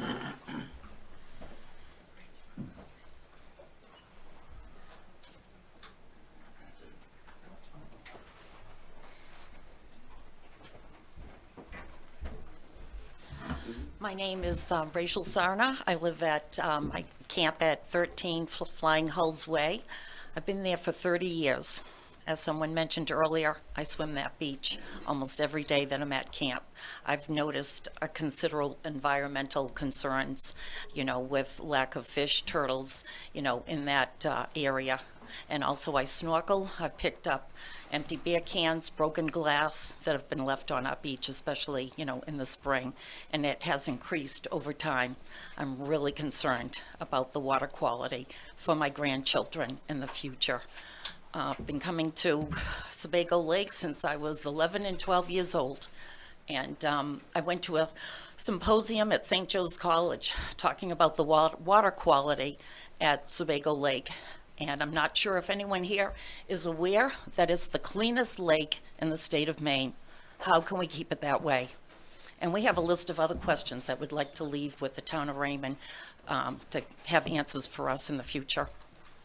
I did receive a postcard in the mail, and I'm part of the reason why all these people are here tonight. Thank you. Well, good. Well, thank you for getting them here. Is there anyone else that would like to speak? Okay, I am going to close the public hearing for right now.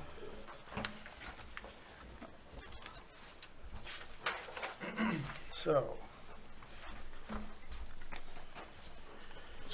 to be honest with you, I'm a little, we're in uncharted area here.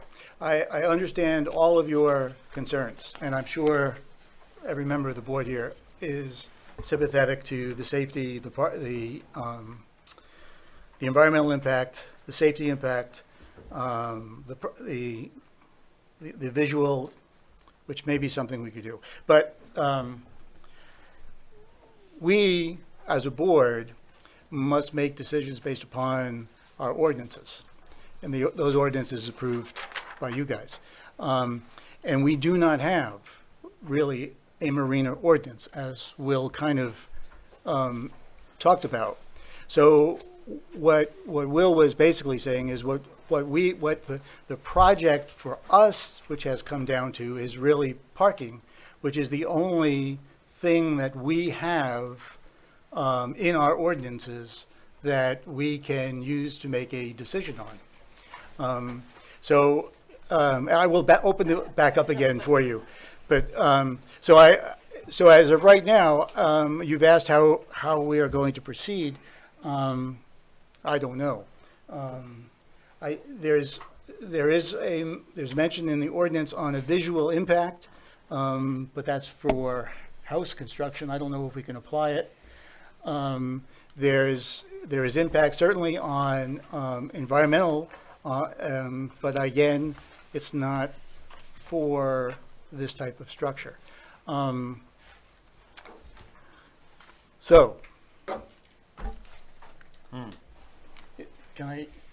Anybody want to throw in some help? Well, yeah, I do have some comments. The thing we struggle with as a board is how do we balance the right of a landowner to develop his property within the limits of what's allowed by the ordinances, whether some of the activity passes the smell test or not, and how do we balance that versus legitimate concerns of people who live in the area.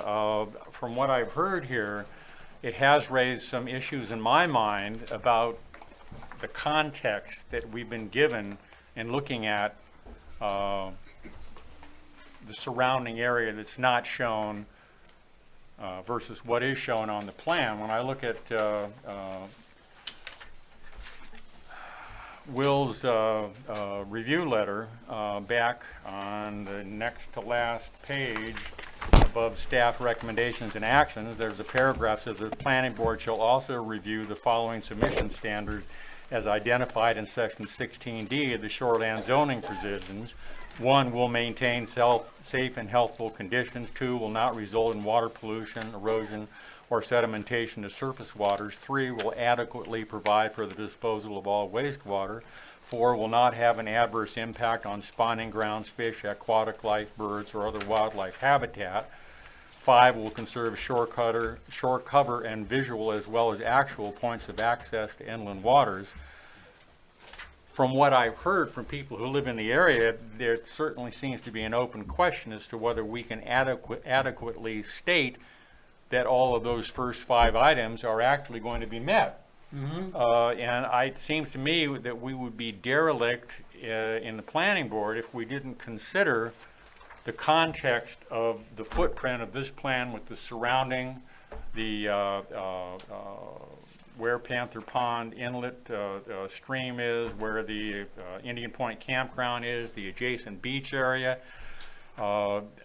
If we don't have parking standards, it seems very difficult to me to approve a project that if it turns out the parking is inadequate, we then have to go back in after the fact and try to arm wrestle the owner to do something that's going to meet a better standard. Even if it means putting the project off for a year, it would seem to me that it would be a better course of action to actually have a seasonal traffic study so that we know what the impact is going to be before we approve the project. I can't speak for the board. That's just what my thinking is evolving in.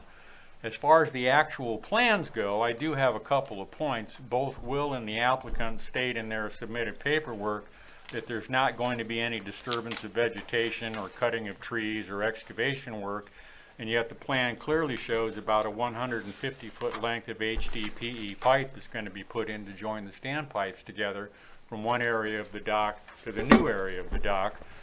That pipe runs right through an area that is outlined as being vegetated. First question, is that mature tree cover? Is it knee-high scrub growth? What are we cutting through here for that 150-foot trench? Those are trees with scrub growth underneath, and what it would be and it's been said that they will field locate that line to minimize disturbance. It will be cleared back in or filled back in, and it will be reverted So back. it's just scrub right now? Correct. We're Okay, not the taking question any- I have for Will, there are erosion and sedimentation details on the detail sheet in the plans. There are no erosion and sedimentation controls shown around the perimeter of this trench. Are we saying that the scrub growth by itself is going to be adequate as it stands for excavation of 150 feet with stockpiling of excavated earth? I assume the pipe is going to have to go to frost depth. So a 150-foot trench, 4 feet deep, plus the height of the pipe and the bedding, that's going to be a significant amount of area of earth that's going to be stockpiled. It has to set somewhere. So first of all, that trench wasn't shown on the original submission. Okay. That is on the newer plans. Right. So I did not comment on that. Okay, in so my you original will technical have to memo. comment on that. Yeah. I think based on the original plans that I have in front of me. Oh, you printed them? Did you print them? Did you print the new plans? That's just what I got of In the envelope? mailed to me. There's 150-foot trench right here on sheet 2 of 6. It's shown. So it seems to me that if we either need to ascertain that no erosion and sedimentation control is required for that trench, or if it is, it needs to be shown on the plan as to what is required for erosion and sedimentation control. Absolutely. That, again, it wasn't on the original plan set that I reviewed, so I see that now on, and again, I know there were different plans. I'll just bring it up, okay, that's a point. There's no cross-section of the trench.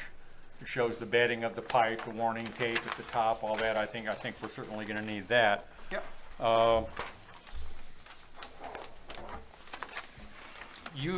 believe you mentioned there were going to be a couple of 3 ADA ramps down somewhere from They're the parking ADA to the- parking. Pardon? We are providing ADA parking. Well, I know you're providing ADA parking. I thought you said there were also going to be a couple of ADA ramps. No, Maybe I no, the misunderstood. ramps are existing. Pardon? The ramps are existing. We are Okay. providing ADA parking. They're not shown on the plan. The ADA parking? It's on the revised set, based upon the comments from Will. Shouldn't they be shown in relation to the ADA parking locations? What?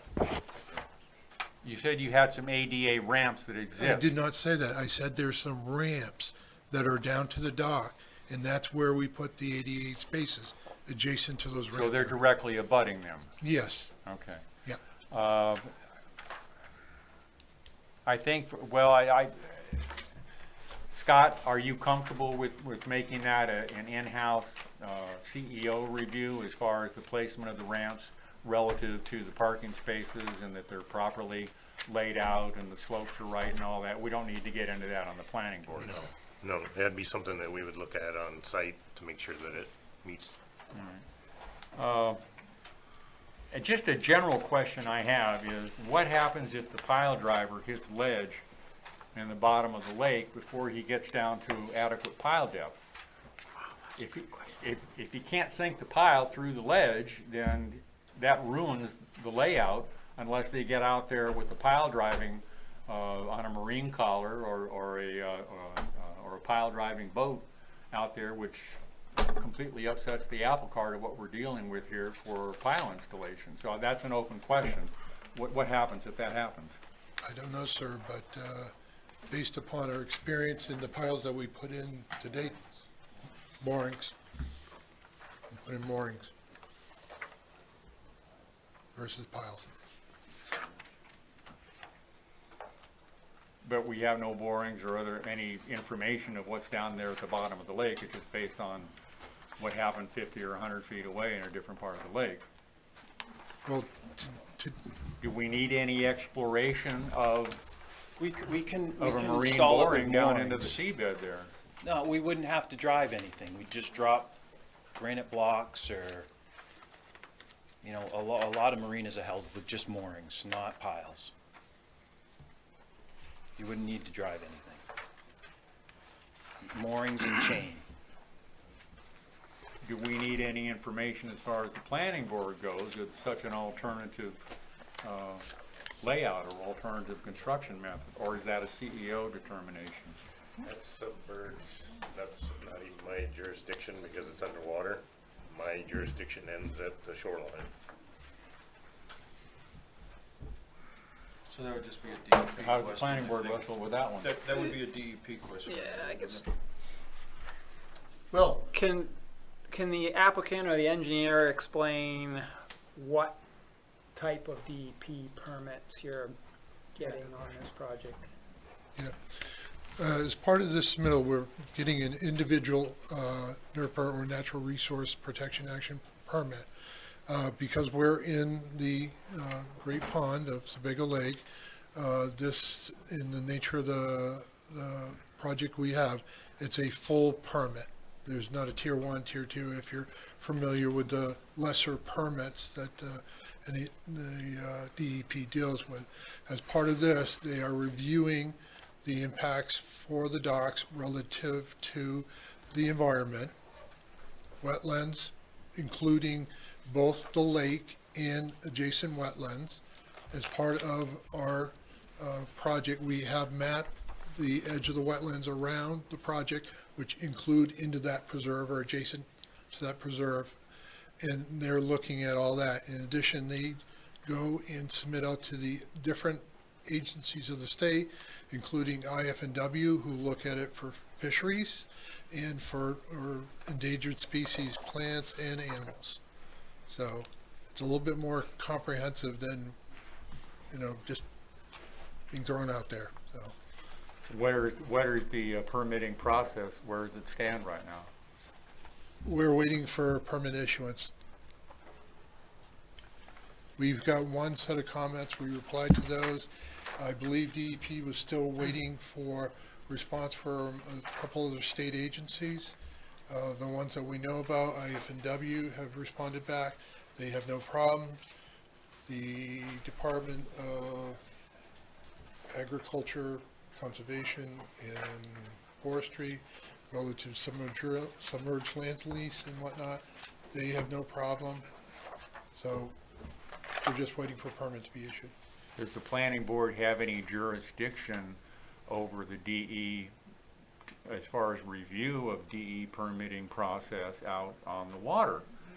Do we have a right to review their report and question it, or if they issue a permit and say it's okay, that we have nothing to say about it? So typically, when one of those permits gets submitted by an applicant, there should be a copy that got submitted to the town.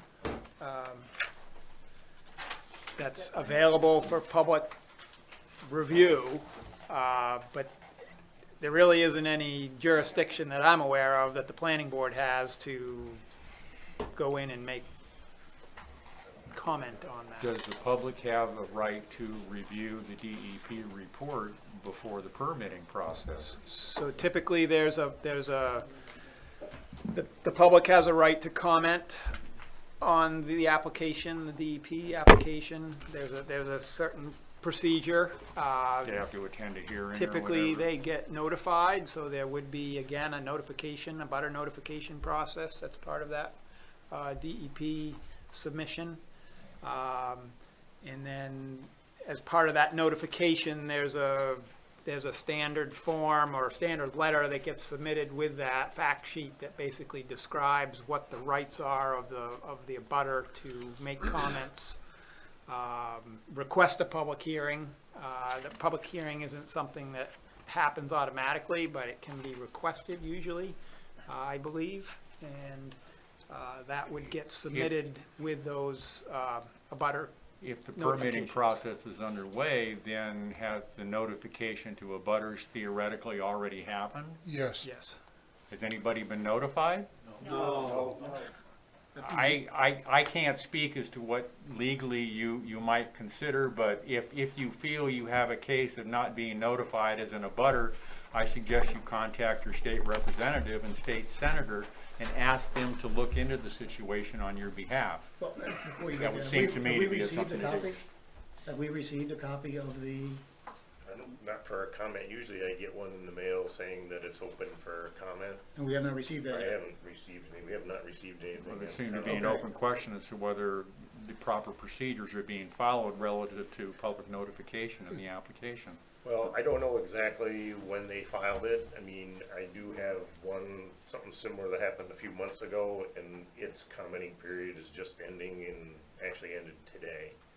But it's off a different one, but that was several months ago. Like I said, usually I'm notified by mail, and then we stick them up at the code office when it's open. Rob, do you?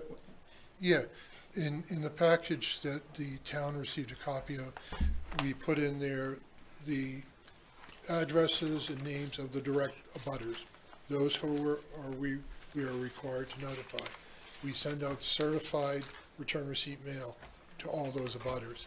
In addition to that, we need to publicize this in a paper, a local paper that we're proposing in doing this project.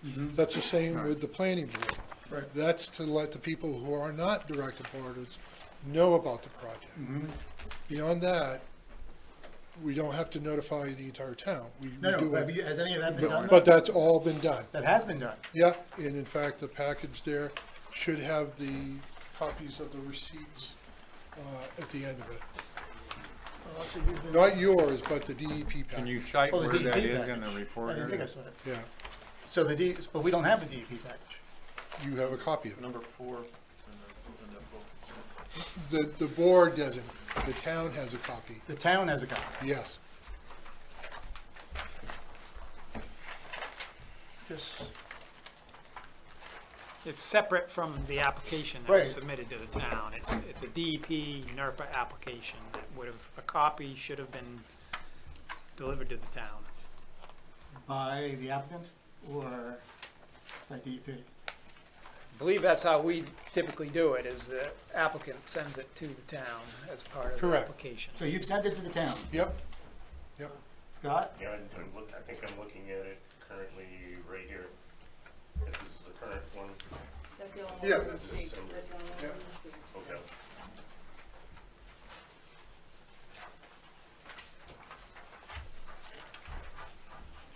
I would respectfully suggest that you folks get a copy of this and go through it and read the letters from the state and see if you have different opinions as to what some of their conclusions are on the application. And where would we get that, sir? Should be available. You have mine. We, But the copies. let's not get side conversations going, please. Let's just, I want to follow this through this one first, and then we can talk about other stuff. Scott, do you have the I believe I have that here, yes. and do you have the list of who's been notified? That's what I'm trying to look for Okay. right now. All right. It's in a loose, Okay, just give me a, yeah. Just to clarify, is that the only DEP report? Town only gets one copy of the DEP application typically. But I mean, there's only one report that would be generated by DEP. This is just the application that the applicant submitted to DEP. It's not DEP's conclusion on the application. Which we don't have yet. correct, correct.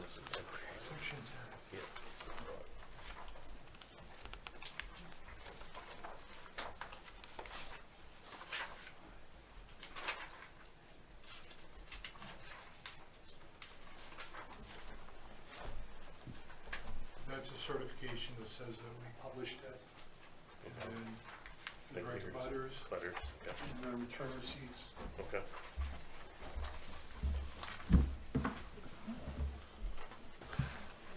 Yeah, because it was like Indian Point is sent to the association.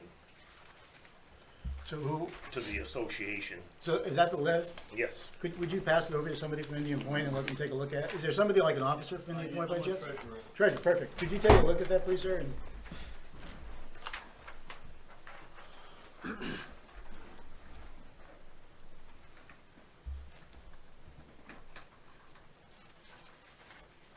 Yeah, that Scott Fox hasn't been around for ages. That's where it went. This is in the import, this is our address now. well, did they come back? It's return receipt, right? Isn't that where you send them out certified or not return? Actually, he might be in jail too. So we might have gotten it then. Yeah, but if it's return receipt, it's gonna come back. Right. No, it's not returned, it's certified. It's just certified. Yeah, certified, sorry.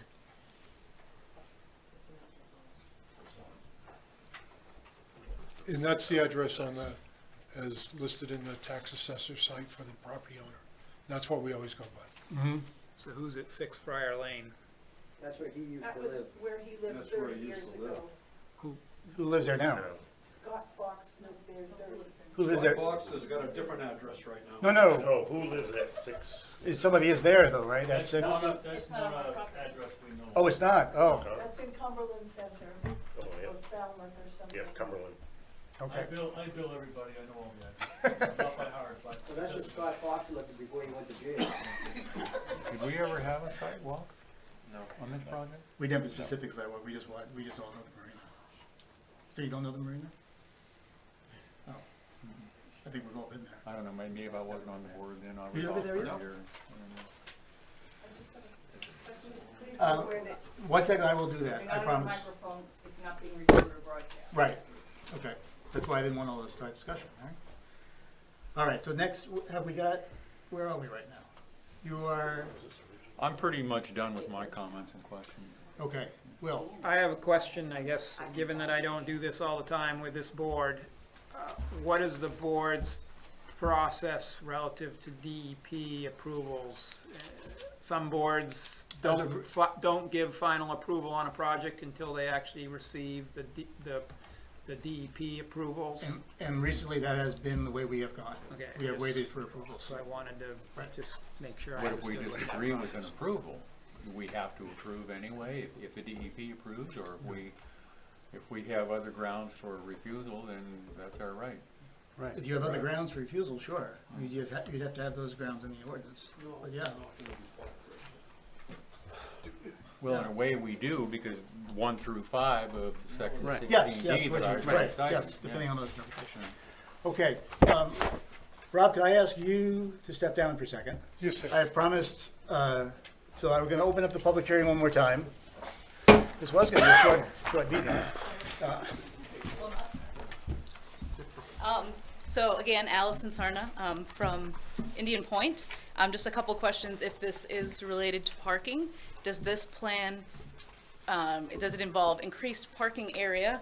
And does that move it closer to the wetlands to accommodate these additional spots? I'm No. concerned about that. No? Yes and no, it does not. Okay. So it's existing Yes. footprint. And then also, if these applications are public record, where can we find them? I've spent 3 hours trying to find things on the internet, and there was no information about any submissions for permits for this or the previous work. And just wanted to say we did not receive any certified mail.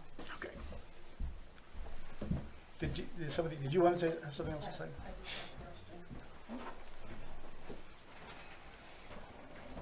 I just wondered, Allison Allen, I wondered if St. Ebo's is in a butter, Yes. direct a butter, and were they notified?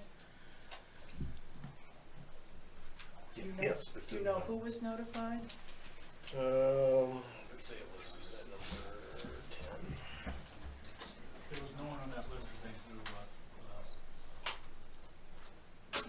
That list you're asking for? There's no one on that list that was anything to do with us. None of us. No, I'm looking at St. Ebo's. On the other side. I'm just wondering why Steve Mullen or Mary Lee or somebody's not here going. I cannot hear. No, that's all right. Alice will go to the microphone. No, you're okay, Allison, you're all right. We'll get you, We'll we'll get your answer. My answer. Yes, please. Right. It was delivered to Ralph Bartholomew, P.O. Box 304, Raymond, Maine, under St. Ebo's Cove Incorporated.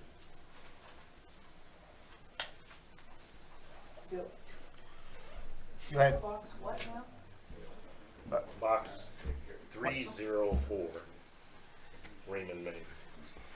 Ron Giroux, 77 Indian Point Road. One question about parking. I remember before they had dry storage and before they were adding on the end, 60 years ago I used to go down there to go fishing. And I never found a parking space down there because all the parking spaces on the left, they had dry boats on parked there. And if you go down in the summertime, you see they have all boats there. The second question is, when Indian Point went after all their licenses, they had restrictions of horsepower on some of their slips. Are you people going to put restrictions of horsepower on any No, of their slips? We have no authorization to be able to put a horsepower restriction. Not sure why they did it to us, but they did it to us. Well, I can't say if the town But did. it just seems like, I think the whole group ought to do a lot more homework before they just vote to pass this. I'm not saying it's right or wrong, but I think we all got to do a little bit more homework. Because Thank we're all a little bit in the dark. Thank you. 1 second. Go ahead. Okay. Alan Doherty, 19 Boaters Way. I'm asking the board to table this. Hold the microphone. I'm asking the board to table this and give us a chance to research. None of us were notified. So I just found out about it yesterday, you know. So I'm asking the planning board to table this for now and give us a chance to research and find out what our legal rights are and what have you. Okay. Thank you. All right. I am going to close the public hearing. I think we're covered. I have a question. Sure. The documents that we have in our packet, are they public record? Yes. Then any member can go down to the town office and get a complete packet. Well, For their, I would have to make copies and charge for them. right. I do not have extra copies to give out. but you can print one, and if I would the have to charge association them wants for to it. pay the printing fee or Yes. whatever, they can do so. I would rather retain my copy as a member of the Well, you planning just gave board, it but away. I think you should probably do that. You just gave it away. Took Maybe it back. you didn't give it. Yeah, but they have other methods. Bruce, how much do you want for it?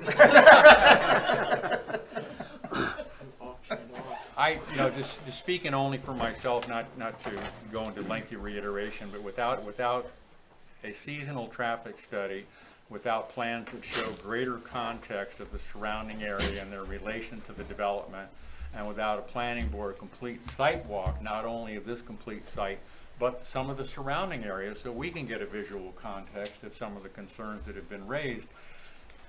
I can't vote for any continuation of the project at this point, just my 2 cents. I would agree with I that. agree with that too. I've never been down there. I'd like to have a site walk. If you do want a full packet, it would be beneficial to let Mary know like a day or two ahead of time, so she has time to run the copy off and put it together. Just don't show up at her front gate there and Mary, demand the copy. On the CD you sent us, do we have the full packet? Yes. So I could give my copy away because I have the copy of the CD, and I can put that on my computer. I have no problem. Yes, I scanned the entire thing in and Okay. put it on the CD. I mean, it should be noted that they still can come down and take a look at it. Oh, yeah, yes, you're certainly welcome to go down and look. Is there a way to download it ourselves? No. No. Mary, I'd like a copy. All right. I make Robbie. a motion to table. Well, do we have, Mayor, if you want more discussion ahead of that, that's fine. well, if we have other questions that need to get answers, then I think, I mean, I don't, do you have anything else that are you? No, I think, I voiced my concern. I agree with Bruce. I need more context, definitely. How about you guys on the other end? Yeah, I'd like to see the status of the DEP permit and the application. If there's a comment period, we should be able to make comments. I think it would be important to understand the DEP permit in order to evaluate the first 5 conditions of the shoreline zoning provisions that are on our list here. And I would agree with all comments that the board's made this evening about delaying this approval for the various reasons that have been stated. Yeah, well, we wouldn't have gone to approval today anyway, but that's. Okay. I'm good. You're good. Visual, can we apply that? How do you mean visual? Well, you know how we talk about landscape, a house goes in, and it's gonna ruin the view. I mean, I think you're, the, Number 5 does reference visual. It does say, but I'm not but I It's mean, we hard to never. quantify it, Yeah, we've never had it in this context. But I'd be curious if the beach becomes a visual impact. yeah, let me just, Is the beach part of your property? Yes. It is.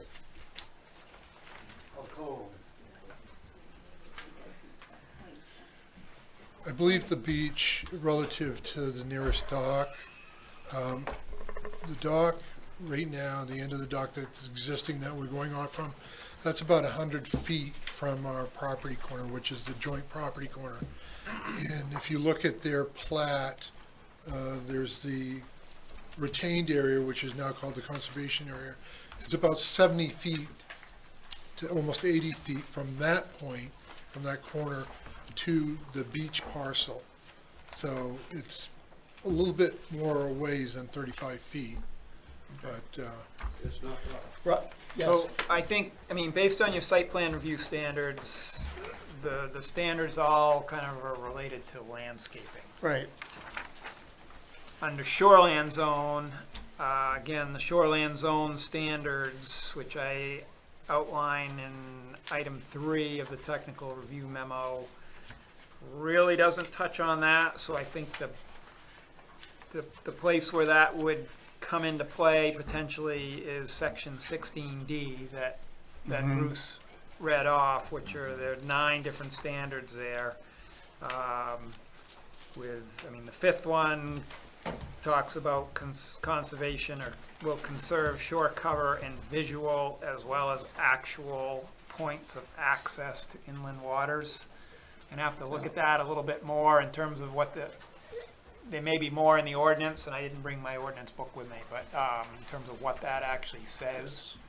I don't believe that, and Rob, you can correct me if I'm wrong, but I don't believe you actually went through and addressed those in your application relative to the shoreland zone. You touched on the the site plan review standards, but I don't believe you formally addressed the shoreland zone standards, even though I kind of went down through them in my technical memo. Okay. All right, before we move on, Rob, I owe David an answer on the fueling policy at the marina. Could someone speak to that, please? Mike Susi, Port Harbor Marine. I Thanks, Mike. believe, I can check for sure, but I believe in their dockage contract, that's not allowed. It's not allowed? No. Okay. Thank you, Mike. Okay. Thank you. You're welcome. All right. So you all know what you need to do and what stuff you need to get? Yes, ma'am. I just want to ask, how can we be sure we get our notice for the butters at the correct address? If you get those addresses to, actually, it's not Mary, it's, who did they go? Caleb. Caleb, Assessor's office. the assessment's office. If they look at the tax bill? You know, we should be on the phone, but you know, they're with the associations, and I know this firsthand, with the associations, they never, those two things don't mesh. So they have the town has a list of all the associations and contacts for those associations, and they have the tax bills, and they don't always jive, because I just know that I was for a long time president of our association, and I mean, I would get some of those things, and then I would not get, you know, when I was no longer president, it just kept on coming until you tell somebody to change. So you've got to do it. We'll get that corrected. Yep. And the gentleman at St. Ebos has been dead for 20 years. 10 years. Oh. 10 years. Obituary. Again, unless we are told, we don't Yeah. know. We'll get you that too, folks. Okay. We'll be in contact with them, working with them. We'll get that to you. All right.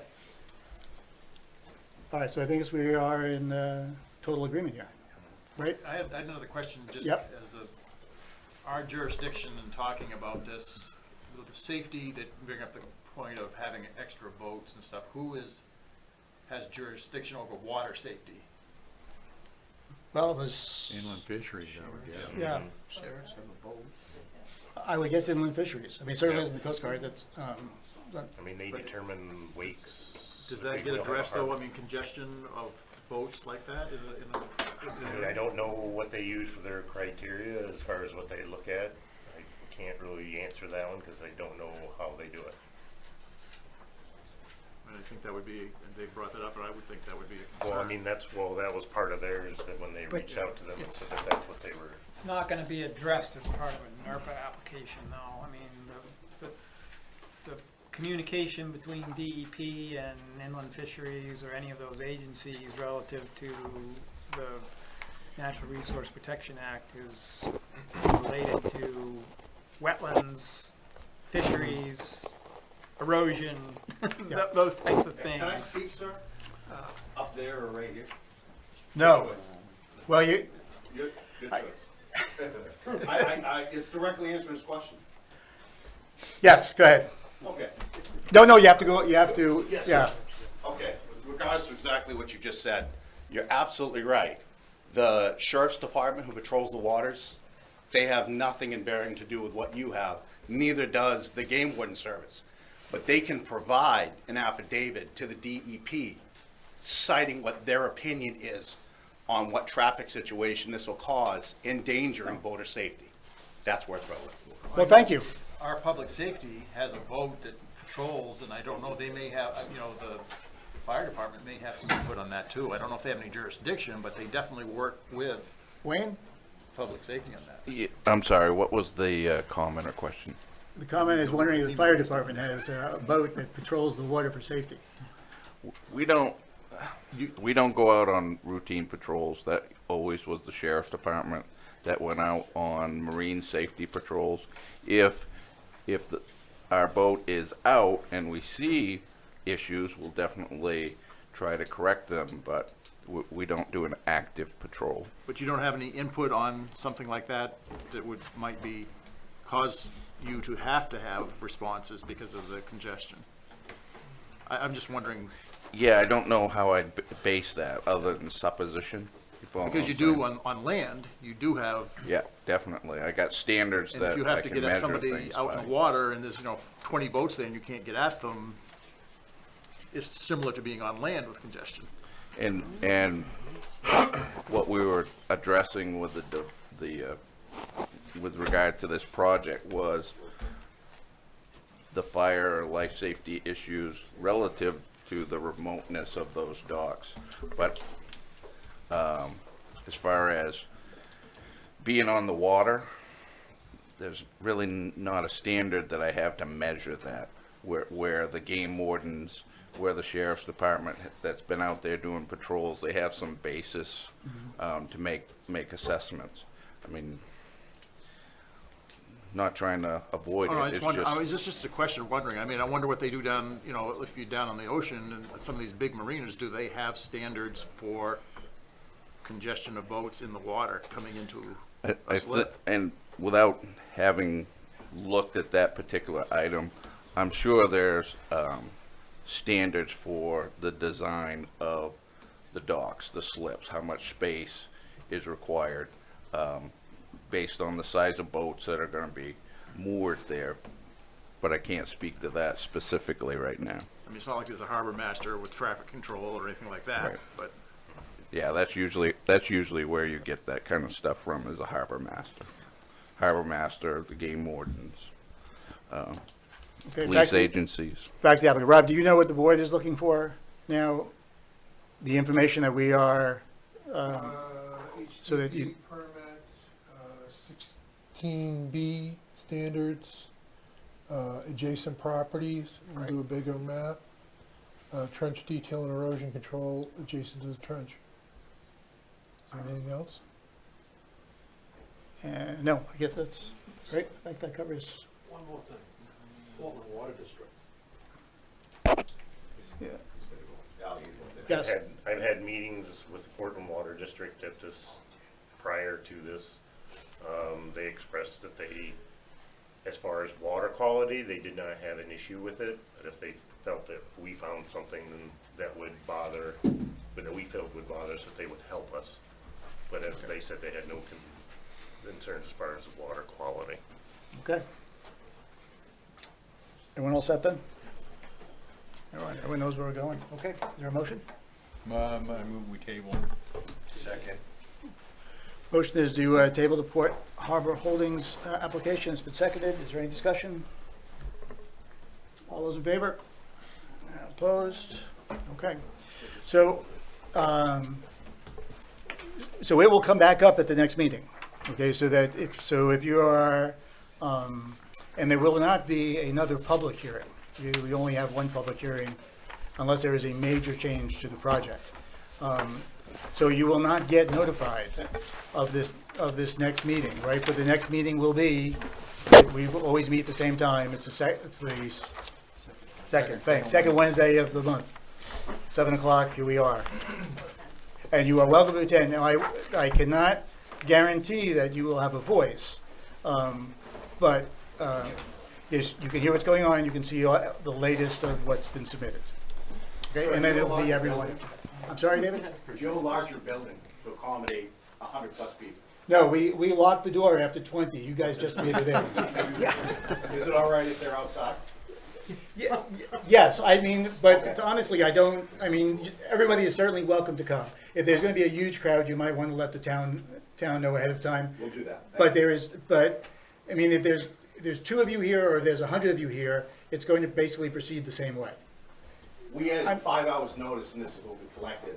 Give us a little bit of time, we can collect many more. No, what I'm saying is, yes, you could, if there could be 2 of you here or there could be 100 of you here. Yeah. The meeting will proceed in the same manner, whether or not you are here or not here, right? But, it would be nice, I think, if the board has questions, that there is somebody that could answer them. Yes, sir. Further. I have a question there. If the homeowners in the area file legal briefs or challenges to the project, would that be considered a major change to the project beyond which we would have to schedule another public hearing to discuss that? I don't know. No, I think a major change to the project would be actually. Would be from the Yes, applicant. right. Yes, sir. So, we don't know, but what if the DEP, we don't have any more information from DEP by the next meeting? Is that, you're gonna still hold that meeting? We will still hold the meeting because we're gonna have, it'll be actually be a public hearing for other projects, but we'll just continue to table the project. So we won't drag you down here. Not just, I'm I not know. worried about me. Yeah, that is a Just good, wanna make right, that is a good question. that clear So, for everybody.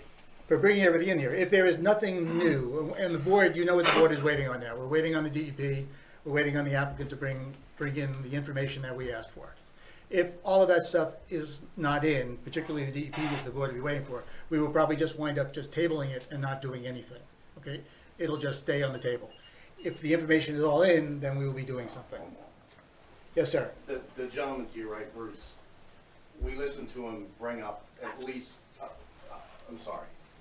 The gentleman to your left, my right. Here, he brought up at least, sorry, I didn't realize it was open to the public still. It's not, okay. The gentleman to your left brought up between 5 and 7 issues with the initial paperwork that was presented on this project. Yes. Would you believe that that is a change enough to No. open it back up? That's more an application of the ordinance to the application. Okay. A major change to the application would be they're changing the number of slips that they're asking for. They're changing, they're gonna level the building and build parking lot. They're gonna expand the building. A major change to the application itself. Okay. Not any major changes to, For example, if the DEP required that they have 5 less slips in their plan, would that be, how many, sir, would be well, enough? that is a board determining factor. Could So you it would be a determine vote. that? Because we're in Yes. front of the board. No, actually, we would, No. it would be that we would have to view the change. The board would take a vote to say, yes, this has been a major change. If the vote is yes, it's a major change, then the whole Okay. process starts I again. understand. Thank you, sir. You're welcome. Phew. Where do we find the recording of this? Ah, It's on the website, yeah, and it's also playing on, it'll be playing intermittently over the local channel. But it will be, I'll get it tonight and I'll put it on. I try to get it next day. So just go and you can see the link, go video archives, pick the, planning board, click on it and it takes you right to YouTube. It's right there. Can the board determine this evening, I didn't know anything about a beach, and I didn't know anything about proximity of the docks to that sort of issue. I would love to have a sidewalk. yeah, we're gonna go down and look at the beach. Okay. Yeah, what's our next stop, next? So when, Saturday? In the snow? Well, can we get access to the beach? Yeah, you can walk right in the park. You can walk in. And so it's, I'm there full time, right outside. You can drive right in and park right in the yard in front of the gate. Walk anytime you want. Barry's Okay. house is right there. would somebody give Mary or Scott a contact point? Because if we do the sidewalk, well, why don't we decide the sidewalk? When would you like to go do it? We'd like to see the beach. You want to do it this weekend? Through the gate banger, right? We'll let me. Because we're gonna get 3 to 6 tonight. Yeah. So, Do you have it So plowed? they'll be telling us the second Wednesday of next month, so. No. Can we get good visual context of the area from the beach? Yes, no doubt The about it. balloon area and Everything. the whole thing. You can walk right over to it. Okay. I'll leave my I have contact a- information, I'm there full time. Thank you. And this is what I wanted to drop off. We have that in situation of everything and a list of questions that we have. Okay. So do we leave that with? Yes. What time will the sidewalk be? We haven't even gotten the day yet, though, Rob. Okay. Do I hear any preferences? You want to wait? Saturday? This is kind of quick for Saturday, yeah. Want to go next Saturday? That'd be better for me. A week from this Saturday? Yeah. What time? What time? About, well, it's 10 o'clock, 9 o'clock, 9? 9 o'clock a week from this Saturday. Whatever day that might be. 13th, 14th, 15th, it'd be 22nd, right? 22nd? 22nd, is that correct? That's correct. Yes. 22nd at 9 o'clock. And we're going to meet where? At the beach? You can, There's a parking lot on 22 Indian Point if you're gonna use your GPS. 22 Indian Point. There'll be ample parking. There'll be ample parking, okay. Can we just Google Indian Point Campground on Google Maps and we'll be able to find the beach right there? Will there be refreshments and all that stuff there? Ice water. The same as you Ice can- water? All right. So if somebody could be there, I'll be there. okay, thank Maybe you. you'll be there. All right. Is that time and date okay with you? 9 o'clock. On the 22nd? Yep. Okay. All right. We're done. Thank you for coming. thanks, Will. You get update all information. Oh, yeah. Somebody want this packet? We have one packet available if you want it. One packet. Auction it off. Well, you can sit where Will's sitting. Yeah, We can exactly. get out of here. We can't be pros. I was gonna say, that one was- Oh, you're welcome. You will indeed. You're welcome. Okay, I'll have to have that in writing, please, because I don't remember everybody's. If I, so you need it in writing, I can't. You can call. Best one I've had since I've been on. That's almost like, it was that one we had a couple, 3 years ago? Sure. Rainbow Cape. Sorry? Parking lot down in Rainbow Cape, Yeah. 3 or 4 years ago. It was just Oh, about yeah. Similar. Similarly content. Back in the day, they don't do that anymore. Is it Rachel? Is that? Yep. Here, you, Allison, you can have that. It's on there. Okay. Okay. Perfect. I have a lot of concerns. I mean, I Yeah. probably, you know what from? Yeah. Although I think, as far as the ordinance, we don't have, it doesn't look to me like we have a lot of say in anything that's in the water. Say, yeah, me too. So that's what you kind of feel bad about it. It's like, the visual is if you're in the water looking back at the land, that's what we have to think about, right, is the land part. The irony is, we went through, when we were doing Fallout from Fry Island, a group actually came in here about boat launches. Yeah. And Remember it was that? all about public boat launches. Yeah. It had nothing to do with private. Everybody says, no one will ever touch the private. We're all set there. Yep.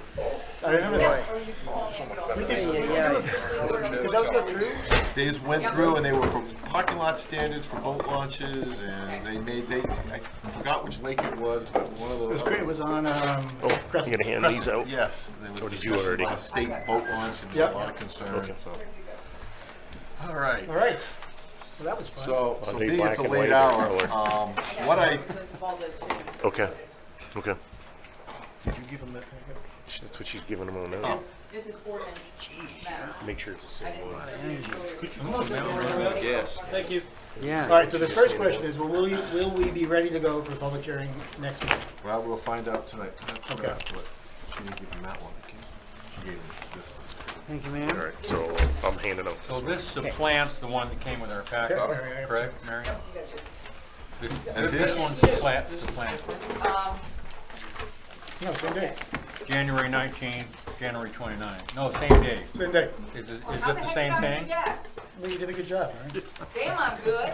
I guess so. Okay, well, this is Thank you, This Scott. is the one you just gave me, Yeah, I was gonna. I but know. it doesn't have all the red Damn, I'm good. I stuff. had no idea.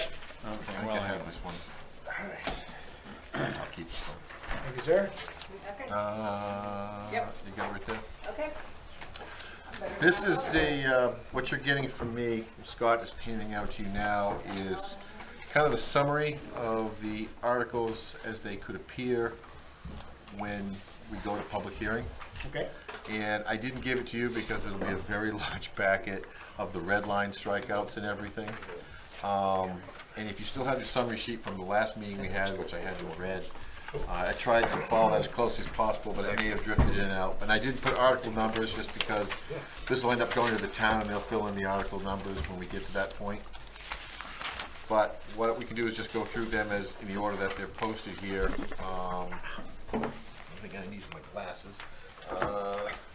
Starting with the first one, which was the one for the open space, which was, Bob, the one that you kind of generated, which was the road connectivity. And you guys have already gone through and we've worked that one through, but just briefly describing it, there's really 3 changes to Article 13A and 13B, which is the open space subdivisions in the land use ordinance. This is in the land use ordinance, not the subdivision ordinance, because that's where open space resides for some crazy reason. Would be a policy language change, and in that we have an article describing what the purposes of the road connectivity are, and then we also included some language in there talking about safety with regards to turning curves when adjoining lands or future right-of-ways, and offering, I said offering for possible road acceptance, because we wanted to make that statement that we're trying to promote that. However, it's not our jurisdiction to actually have the town accept those roads. So there's actually 3 changes to that first article. Second article that is on this list is the street standards, and these are with the state street standards as they relate to shoulders, and this also kind of came up through the road connectivity issue, but we put it under a separate article. In those roads, in lieu of doing sidewalks, we're going to do widened shoulders, and we address some of the grass shoulders and things like that. So that's what these 3 articles all deal with. And then the last one in there, the third item, is to deal with, talking with Nate, our pavement standards are grossly outdated as far as thicknesses based on changes to the DOT specifications, so that's to capture that in the same article. Next article, first one on the second page, has to deal with review criteria, and we put in the purpose, which is right in the front of the subdivision article, must be in compliance with the net residential area. In our process of looking through all these ordinances, it's really not clearly defined anywhere that all subdivisions must comply with the net residential area. So we put it right up front in the review criteria in Article 1 of the subdivision ordinance. So everybody goes through, knows right off the bat, you have to, for all subdivisions, you have to meet the net density requirement. So that's that change. That's a very simple one. Next one in the middle of the page is in the village residential.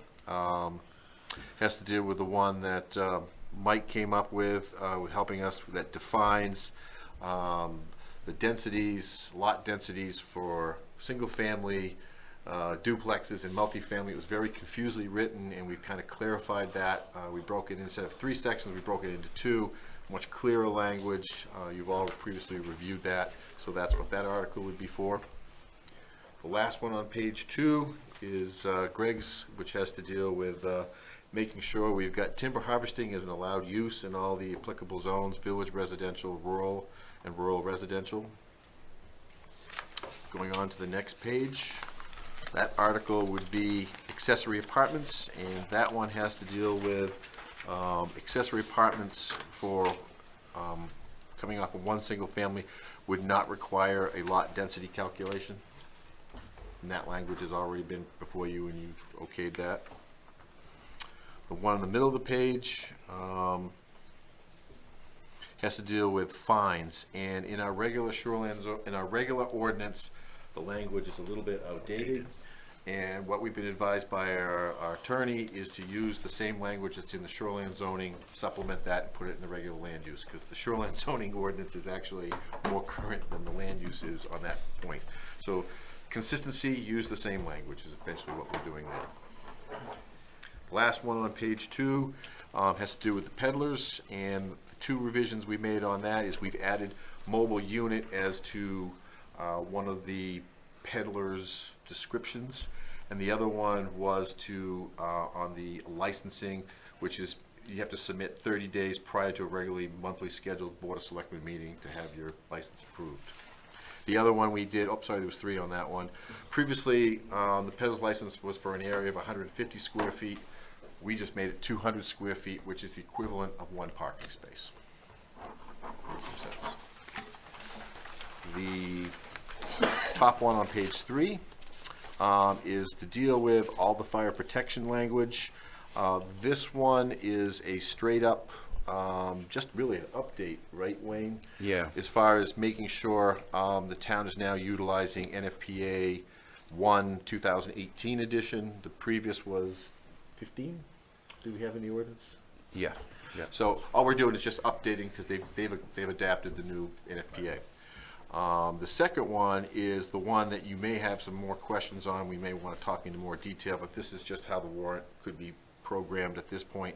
And that is striking out 10,000 square foot threshold and adding 4,800 square foot or larger for requirement of sprinklers for residential structures.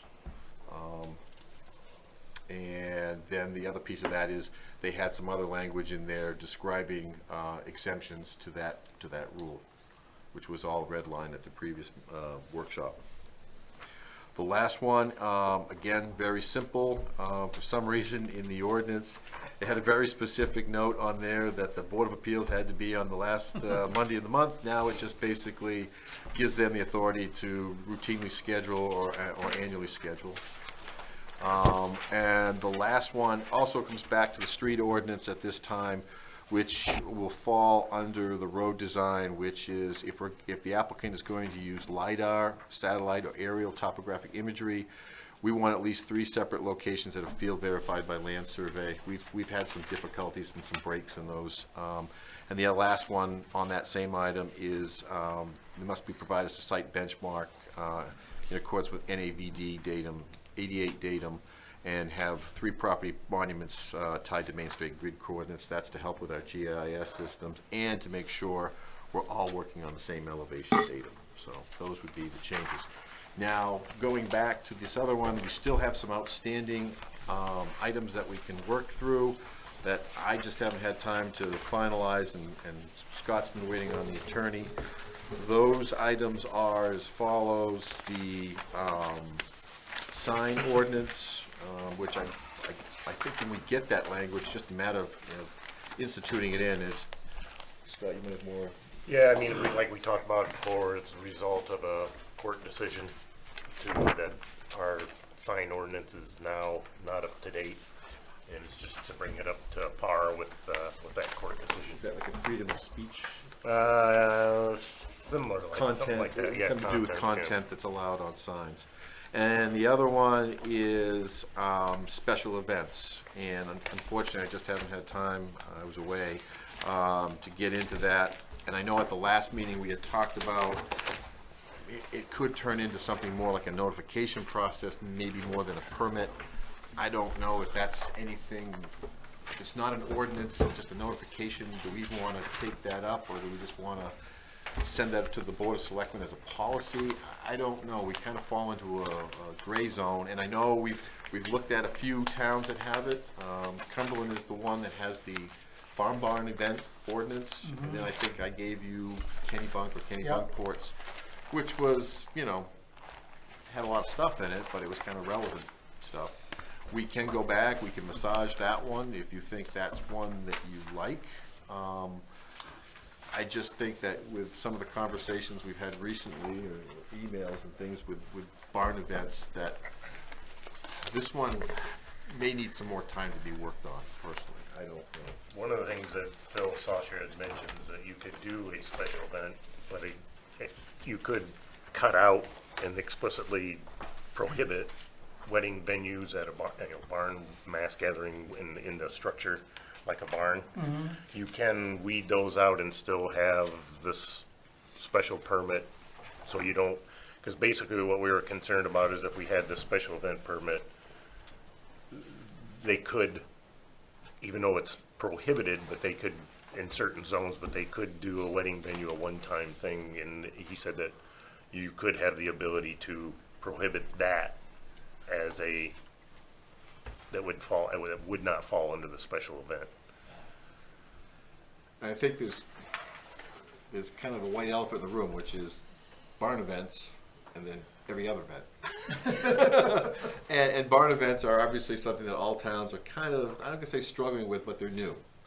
And I think concerns are starting to grow from them, the impact that they have on residential neighborhoods, because typically they're in farm or residential neighborhoods, and depending on the size and the scope and routine event that could be happening monthly or weekly all factors into how people coexist and live with it.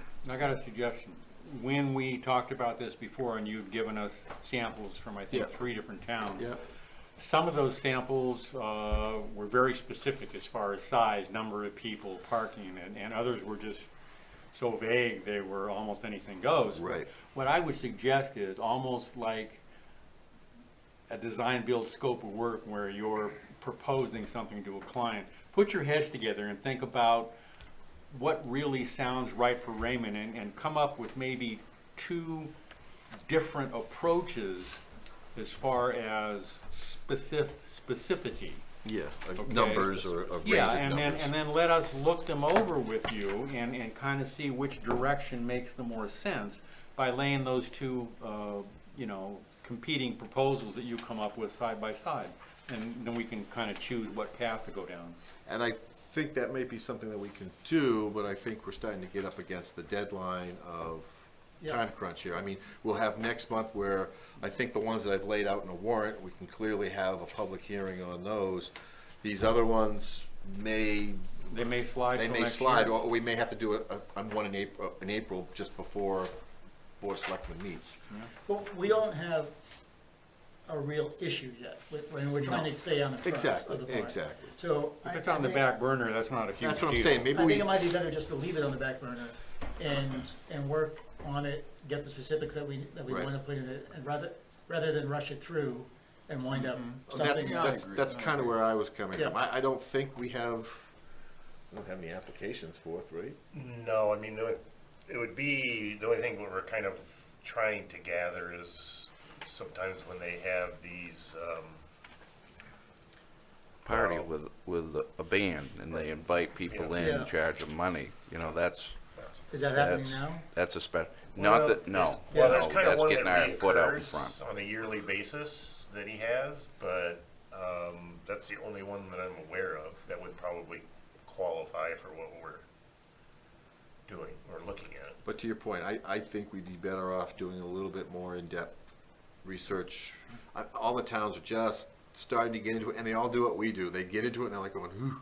Yeah. I don't know, because you can get into really, to your I'd point, rather really take more refine time and specific. get it right. Yeah, more, and I guess we should really find out what the numbers are that trigger these issues. You know, is Right. it 50? Is it 100? Is it 250? And what our objective is. Yeah, and really, I mean, I think what's pretty clear what our objectives are. We're looking out for the environment, we're looking out for the sanity of the neighbors with noise and hours of operation, parking, wastewater, those are all the typical things, but how do we approach it so it doesn't become so cumbersome that anyone that just wants to have a once-a-year wedding can do it and not be overburdened with it, but then again, enough so that neighbors are protected from somebody who does want to maybe have a routine venue.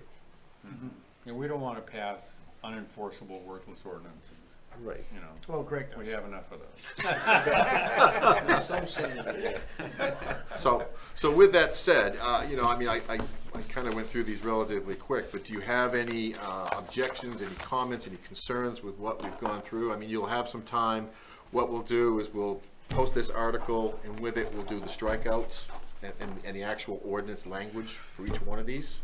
So it'll be a relatively, just because of the way the ordinance is done, it could be a relatively thick packet, and that's why Right. I only want to do it once. I guess what we'd look for tonight would be if you're comfortable with the way the article language is set up. Are there any you want to combine under one article or vice versa? We just need to know whether you're comfortable with us posting it for public hearing. I think there's one more we could add, though. It was what came out of the zoning board of appeals. If we could, I mean, that's just a verbiage change. So we can add that to the one that we've already got the verbiage Right, changed to, if it's yes. that simple. Yeah, What it was is. that one? It was whether or not construction, was it back where construction, if the expansion in the waterfront was applicable for new construction as well as existing, thank you. Yeah. So it just wasn't specific, and if you were just reading it, you could see it could apply both ways. I mean, it's So- obvious, it's obvious what it is for. And so did the Board of Appeals make a determination as far as where they wanted that to go, or what is it you want us to do with that? I want you just to add to clean it up by making it existing structures. Okay.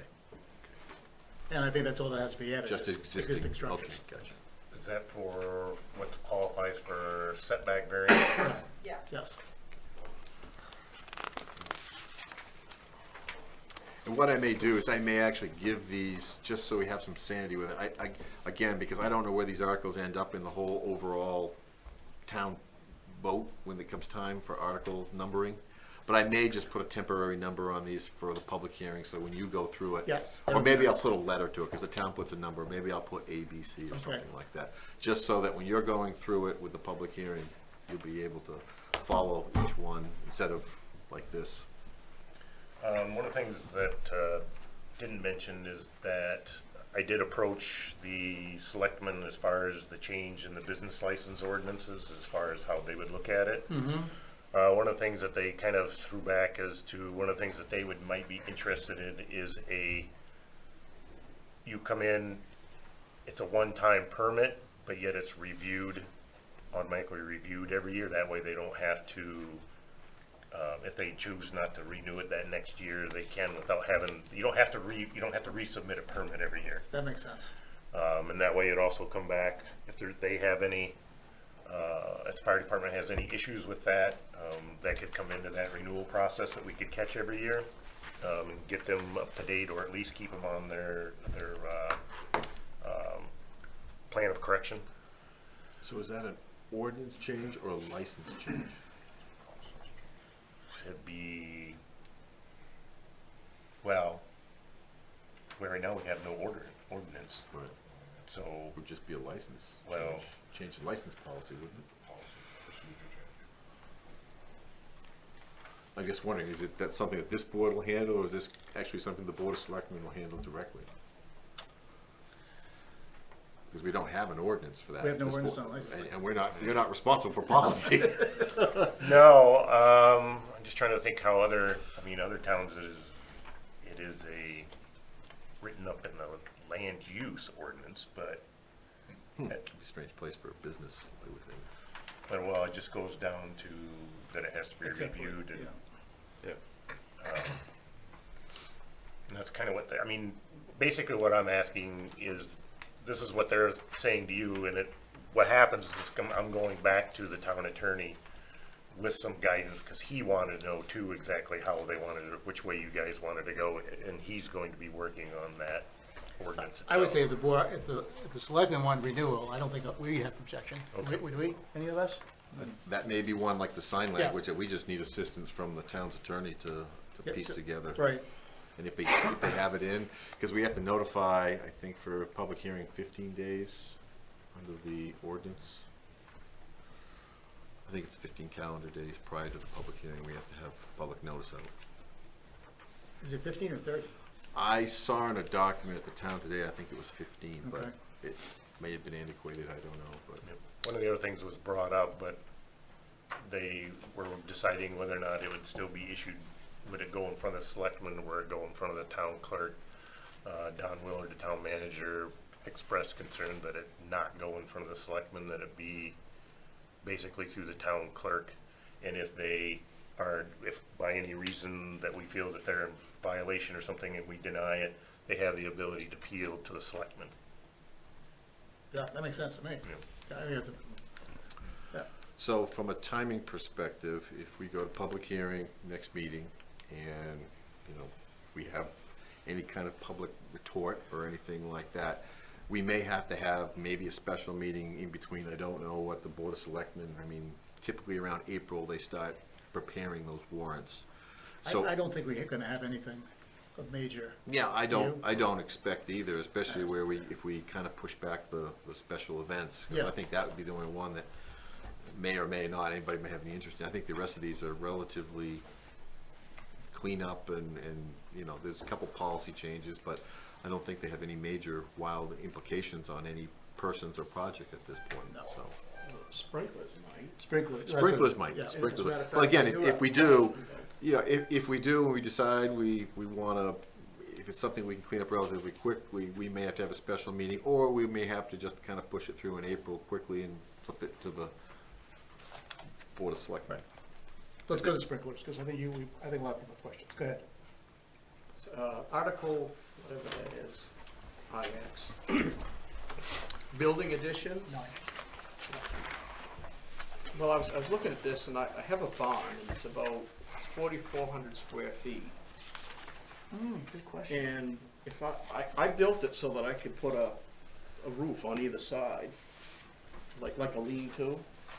And if I put a lean-to on one side that's 12 feet wide and 60 feet long, it puts me well over 4,800 feet. So does that mean I put a sprinkler system in my barn, which has no power, no?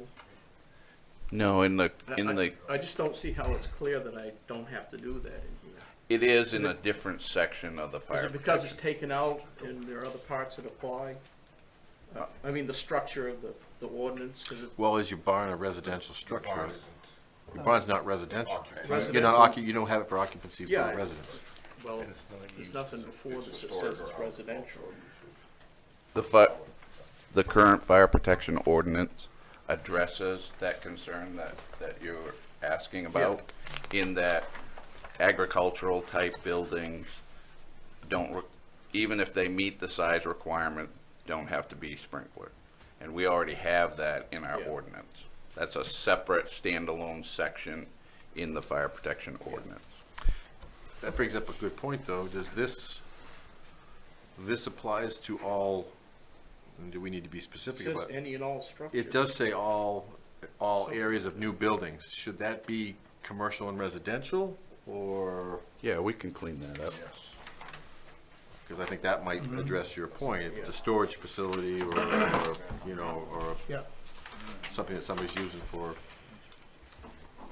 garage, then It's right in the center. Store junk. private. That's what I do. Third page, second. And what about the 480 square feet? Are we okay? Is that, something came up on discussion on that? Well, they just cleared it up a little bit. There's confusion as to originally if other towns had it for residential. And there's just a little bit of confusion on that, which, well, Wayne can probably do a better job than I can as far as explaining it, so. Right. The 4,800 square feet mostly comes from either NFPA 1 or from the ISO. And specifically when we talk about the Insurance Services Office, ISO, they use the 4,800 square feet as, once you reach that threshold, then you have to start meeting commercial fire flow rates to be able to protect that structure. So that's where the 4,800 comes in. And the confusion probably came in at the last meeting where I talked about surrounding towns having the 4,000 square foot tripping mechanism. But I did mention that as far as residential 1 and 2 family dwellings, this would be new territory other than Gorham and Portland.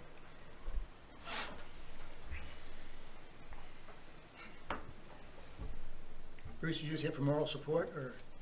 Yes. If I trip up, he's got Teamwork. Well, and I guess my thought would be is at what point, we're only missing 0 to 4,800 for all structures at some point, and is that the way the future is going to be headed, or? Why don't we make it retroactive to all houses, see how that goes over at the town meeting? But the issue that brought this up is, like we discussed at last meeting, these large buildings that we just physically can't bring enough water and deliver it at the proper rate for those types of fires. So that's why we're looking at this for the larger residential structures. There's been no discussion amongst us on the fire department of all 1 and 2 family homes in Raymond. We want to just deal with the ones that we know that are a problem for us. But we did talk about whether or not we could put in fire boundaries inside the structure? Right, and that was added in for That was language. added in, okay. Yeah, I think you got it in, Okay. 2-hour firewall rated exemptions for 1 and 2 family buildings or structures. Right, on page 2 of that. All right. So they have some flexibility there, because I think you had discussed that if they put a fire rated wall up there, then can you expand an existing structure and avoid the sprinkler? I think was the example you would use, say you were at, kind of like what Greg's up against, but if you had a 4,600 square foot home and you put another room on, you know, and you trip the 4,800, you know, but you can put a firewall rated between the two structures and. So, Jim, in your last memo, Yep. we're dropping out item 9, special events licensing. Yes. We're dropping out item 11, business licensing. Business and licensing was the one that we were just talking about with Scott. So we're gonna keep that in. We're gonna- I guess we gotta kinda hear from the town's attorney on that one. Okay, so that's an if. All right. And I thought that's pretty well written. We've Yeah. captured everything else. capture everything else. Yep. Okay. So, I mean, that leaves us with, 10 or 11, or actually 12. Oh, and the one that I did want to discuss, which we actually already have in our ordinance, PDF and electronic versions. It's in the site plan ordinance, and I didn't give it to you here, but it's not in the subdivision. So I can draft up some language and make sure that that applies to subdivision as well as site plan. I can use the same Same language. so I can easily do that as well. And again, I think for a situation like you have tonight, we're all thankful that, we do get electronic versions, because it can save us all a lot of grief when a butters come in looking for something. If that information is available via PDF, it's easy to find. easy to send. I have a question. 35 feet or more in height, does that include the height of a buried basement? I would think it would, because that's also part of the total volume of the Oh, you're talking building. about the fire code. That's great, from grade. From grade, okay. We want to clarify. Should we stipulate that in language in here? And do you guys use the same thing as 'cause I know some towns, I don't know how you do it, Scott, but they use a mean grade too. Because if you have Yes. one end of the house is here and the other's here, you use a mean grade. Yeah, state mean in the Maybe we want to definition of refer height that of structure. to the mean grade. Yeah. Understand that 35 feet is existing, it's already in the ordinance. Do you want us to try to clean that up, or how we would apply that is either grade or the mean grade if we're looking at two different grades? Yeah. I think it should be consistent with. That's our guiding principle. I mean, I think it should be consistent with however the building height, you regulate the building height. Yeah, that's how it's, I had to look at the definition exactly I how think it's if you get into worded. two different interpretations, you're just getting into Well, something. because shoreland's different. Shoreland's measured from, height is measured from the lakeside. Yeah. Mean grade, not from. Is it really? I didn't Yeah. know that. From the lakeside, the lake, Yep. that's a changing level. Well, they don't, yeah, that's how they measure it. It just says from the downhill, well, it says downhill lakeside of the structure. It's the ground level. It's just on the lake side of the building. Oh, I get it. Yeah, I'm you sorry, got I it. thought you were talking about. Not the Just high be- water just mark. because, no. If you're on a cliff, that's not a good grade. Or it could be uphill. All right, what else? We everybody happy? So you want us to schedule for a do it. meeting on Do a public hearing next meeting. March 10th, did I hear? Something like that. Whatever the next meeting date is, we'll make sure. We'll have to figure out how we want to do the notifications for those, because you got all these ordinances. I don't know how we've done it in the past. Have we just done it as one block, or have we actually labeled out each ordinance that we're changing? Okay, we don't put that in the public notice. Okay, that's why I was just curious. Yeah, We just say we're public ordinance revisions, public hearing. yeah, and. We we'll post it also- online. The Roadrunner newsletter, you'll Yeah. have it in that. And just say that they're available at So what I'll do is then I will scan, once we get all the red lines and everything, I'll scan it so that you can post it. That'll be great. So you have a PDF of it.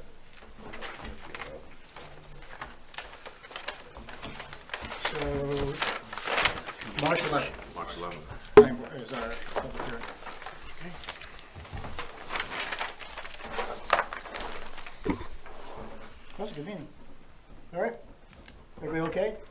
Ready to go? I have one other item. Ooh, just in time. Just in the nick of time. Findings of fact for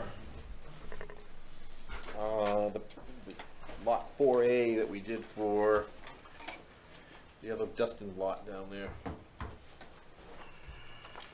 We need to sign the findings of fact, so I'll just hand those out. You quickly can read through it. You need one copy that needs to be signed.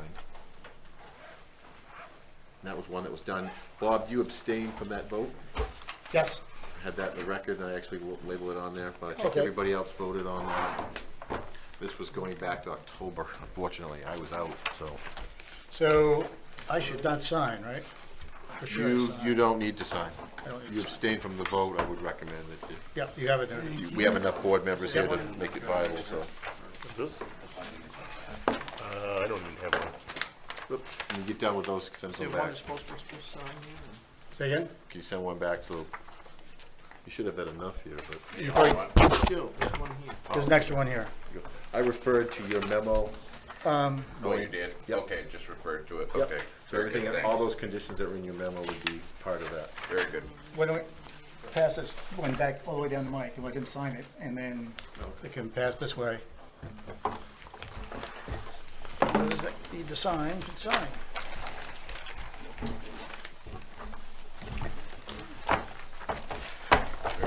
So Jim, you were here for most of that discussion on our previous, Yes. the Marina meeting.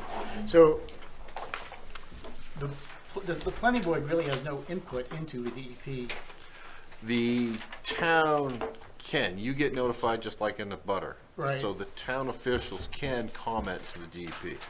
The town officials mean it being, Code enforcement officer, engineer, whomever, Okay. will, on behalf of the town, because I've done this for other towns that Right. get applications, and they'll sometimes say, can you take a look at it, see if anything there, make a comment to DEP, and I have in the past in other towns, on behalf of the town, saying, you know, the town has a concern about X, Y, Z, or can you, is there any way you can include this concern? And they may or may not, bidding on their jurisdiction. If it's something that's in their jurisdiction, they'll say, okay, we'll go back and take a closer look at that. so procedurally, somewhere along the line, the town should get something from DEP concerning this, or has he already got it? The application you received, that Scott received from the Right. applicant, is really your first notification that it's time to comment. So we should be sending something. You should, if the town or Scott or Will is, on behalf of the town has concerns. Right. They should be addressing those to the DEP, because as Rob said, they're in the process of finalizing that. Okay. And I don't know what the exact window of comments, if it's come and gone, but can't hurt to still send it. You know, typically, you have a window of opportunity from the time the town receives it. And that's sometimes a disconnect, because sometimes these notifications in towns go to the clerk. Maybe don't go to the code enforcement. The clerk may have it, probably sends it over to Scott, but, you know, in the shuffle of paperwork and everything. Okay. That's just how the notification process works. But there is a time frame, and I can't remember if it's 30 days or something like that, that typically you have a review period that you can make comments to DEP. Okay, so does that have, so the response back should be a detailed response as to what our concerns are? Yeah, I mean, it can be general, it can be anything. I mean, it just be any correspondence you want to have with the DEP, any concerns you can raise, you can send them to the analyst of the DEP. And at the same time requesting a public hearing?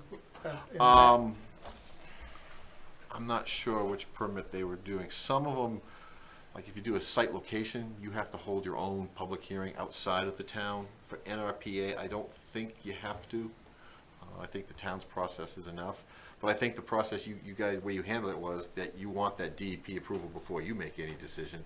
And to your point, just because you have the DEP order does not mean the town has to approve it. They're looking at it from a different criteria than the town. In some cases. Some cases, they're the same. But what, what authority would we have to go against the DEP approval? Following your ordinances. Following the ordinances? Right, your ordinances. Okay. One through. One through whatever, Okay. whatever those are in the shoreline zone, whatever.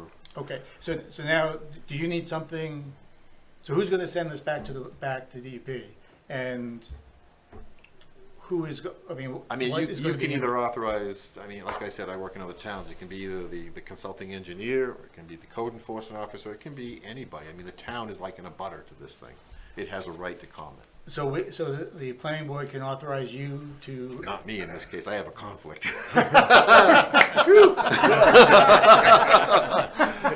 But, I mean, no, but it'd be Will in this case. It would be Will. Oh, it'd be Will? Will Haskell. Right, Yeah, yes. Yes. Okay. So is that, what do you think, Scott? Is that what, do you want to do it, or should we authorize Will? Yeah. Will to do it? Or you can do it, I mean, way I usually do in other towns, I correspond with a code enforcement officer, and usually the code enforcement says, well, I think these are some items, you know, you look at them from a technical standpoint, you're more technically savvy than me. Right. Look at them, and if you think it's worth it, send the comments, correspond me into it, and send it to the DEP. And that can be via email, it can be in writing. So I think it'd probably be better if Will It actually absolutely did should it. be Will. In this case, he's representing Right. you as a board. And he can liaison with Scott to find out Yes. that. Yep. Okay, so does that sound? The only question I have, does DEP then, are they required to send us their response? In the case that I've had, they have corresponded back that they received the comments, and then they'll either tell you whether, you know, any action that they may go forward with that. I don't know. In the case that I had, they actually incorporated one of the comments, and the other one said they was already addressed. So, it's a case-by-case basis, basically, is all I can tell you with that. Okay. And as far as the other question you had, as far as jurisdiction on the water rights themselves, that is really quite interesting, because, I mean, if you were on the coast, it would be the harbor master or the Coast It'd be Guard. the Coast Guard, right. Or navigable waters. Yep. I don't know, I assume it'd be the sheriff department, probably warden service. Again, we kind of jokingly talked about it, but the town does have somebody who's designated as a harbor master, which might be Dawn in this case. So, I mean, but, you know, he's not out there patrolling on a Right. regular basis, so you're probably gonna look at the entity, which would probably be the sheriff department. I don't think anybody else would have any, there's no Coast Guard or anything like that on the Sevago Lake, so. No, and I would be down. I think it's gonna be between the warden service and the sheriff department as far as, Traffic. water safety. Yeah. I mean, they're the ones that enforce it. If you go out, you don't have your life jackets, it's the sheriff, or usually it's the warden service that's looking at safety on the water. Some ferry boat over there. Yeah. Check it out. So All right, so I will make a motion that we direct Will, acting on behalf of the town, through liaison with Scott, sends a notice in response to the DEP application stating the board's concerns with the application. And those concerns, I mean, you've got them, right? I know, so Will taking notes. It would be the environmental impact, and it would be the, You have to say, could they send an email to me? yes, Yeah, yeah, yeah. right. I don't know, I mean, you have to call the DEP, see who's been assigned to the project, like Christine Woodruff did the other one, she may be assigned to this one, she usually doesn't by region, I don't know. Usually, what happens, the DEP assigns an analyst for the project, and usually it's on a regional basis, Oh, so. it's be Alexis. Could be, Alexis. yeah, it could be Alexis too, if it's an NRPA. Yep. So you find out who that person is, and you can usually email them directly your concerns. Okay. And the town's weight is pretty heavy. All right, that sounds, you guys okay with that? Yeah. Is there a second? Yeah, I'll say on that. Second, any other discussion? All those in favor? All right, anyone opposed? So Scott, can we ask you to make that contact with Will? Yep. All right. And as far as the notification process goes, having been in those shoes before, the applicant in that case can only go what's on record. Oh, yeah, I mean, that's- And to your point, I mean, I feel bad that, he's deceased, he's in jail, but to your point, they haven't changed the Yeah. Right. tax, the tax assessor, so that's what's on record, so, you know, as much as they're upset, obviously if they get the next round, they'll have to be notified, but. Well, they got here for the public hearing, Right. Well, one person, I guess, did get the notice. It's a good thing they all didn't get notice. All right, Do we have any other Still on applications? there. We don't have, at this point, we don't is really. there a motion to adjourn? I'm just gonna give you a quick update before you do that. Did you already do that? I did, but I Is this don't think we the have any other applications, is what I was gonna tell you. Oh. Ron's is still on the. We've got the subdivision we do the site walk on, which is, we're still waiting, and then the only other one would be Aroma Joe's, and both of those are, we haven't seen anything. Yeah, Roman Joe's is like on a hot. Yeah, we had the traffic that, movement permit back in November. And then they just died. And the status, and I think it came down to maybe some of the construction issues with the water line or something. Well, that and being the time that he didn't want to deal with it in the wintertime, they Yeah. felt it wasn't more. So, you know, Okay. it'll come sometime. So, All right. that's all I got. You sure? I'm done. There already motion, there's a motion. Second, all those in favor? I'm Dunsky. Done. Thank you, guys. All right.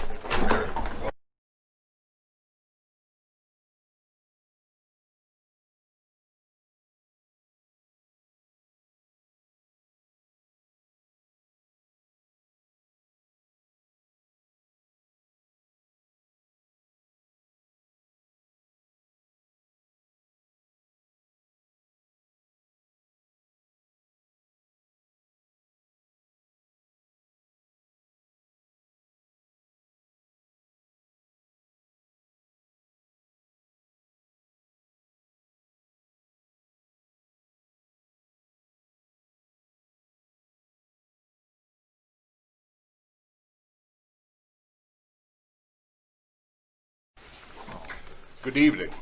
Welcome to the March 3rd joint meeting of the Budget Finance Committee and Select Board in reviewing our upcoming budget. First order of business would be for the Budget Finance Committee to approve the minutes of September 24th.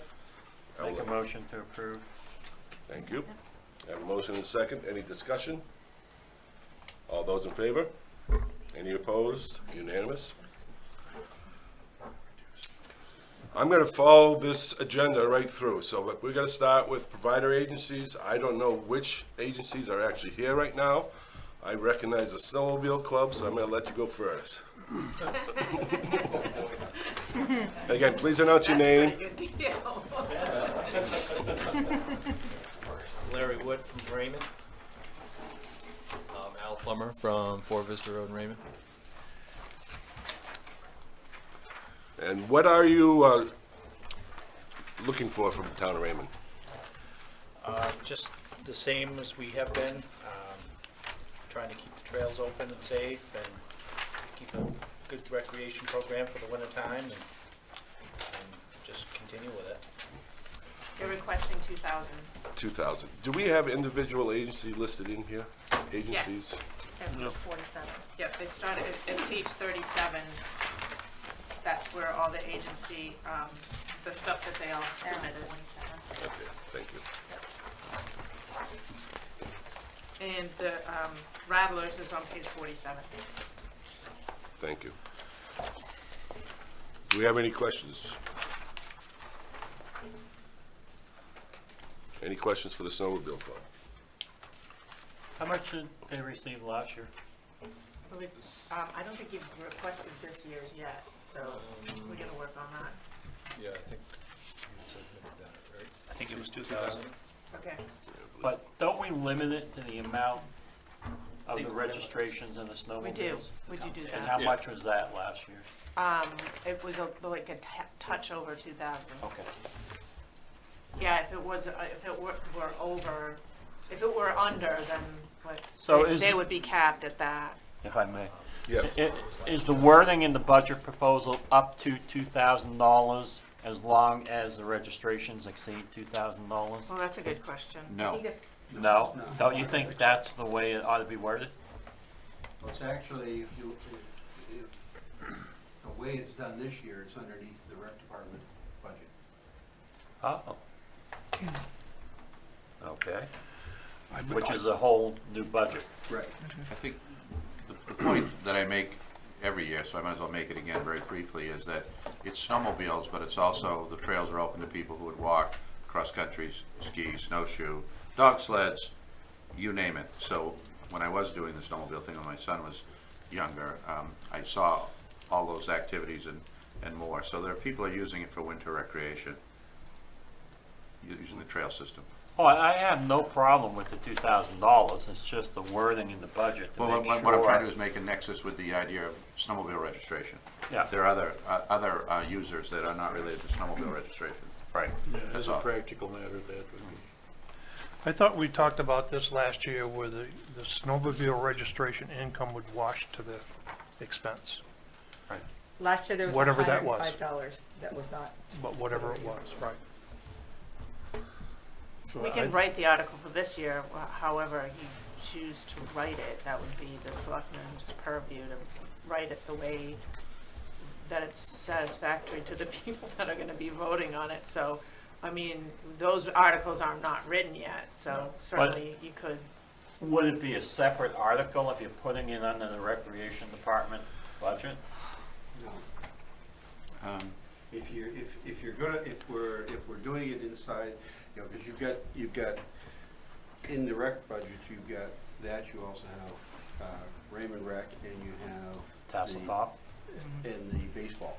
Right. They're in there, so, you know, essentially, what you could do there is, you know, as far as the town manager working with the rec director, saying that, you know, if that's not there, then that amount is going to be able, you know, so he's going to have to authorize that out of his budget. Right.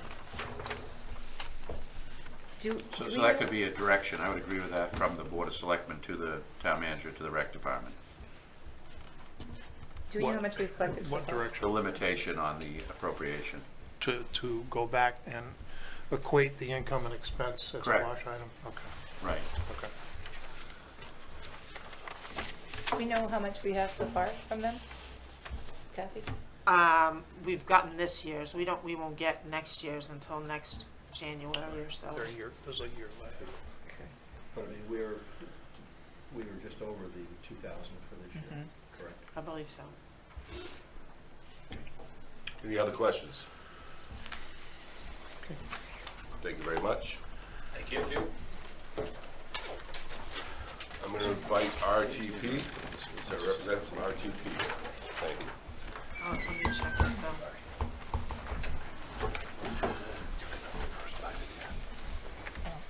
Good evening.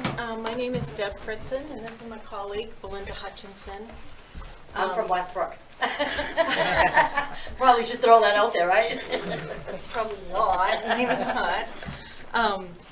I'm new to RTP. I've never been to Raymond before, so I'm glad to be here tonight. I'm the new accountant at RTP. I can appreciate how you all are working very hard to stretch your budget dollars. I get that.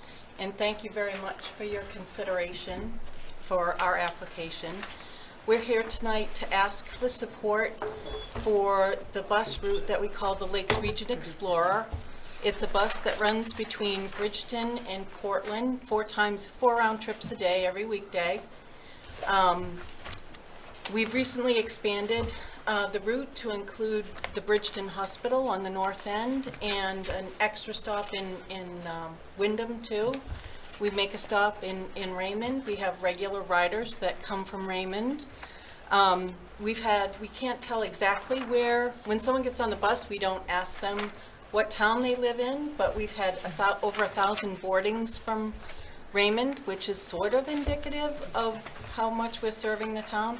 We have over 10,000 boardings in all on the bus route, and it's a growing route, like I mentioned, new stops.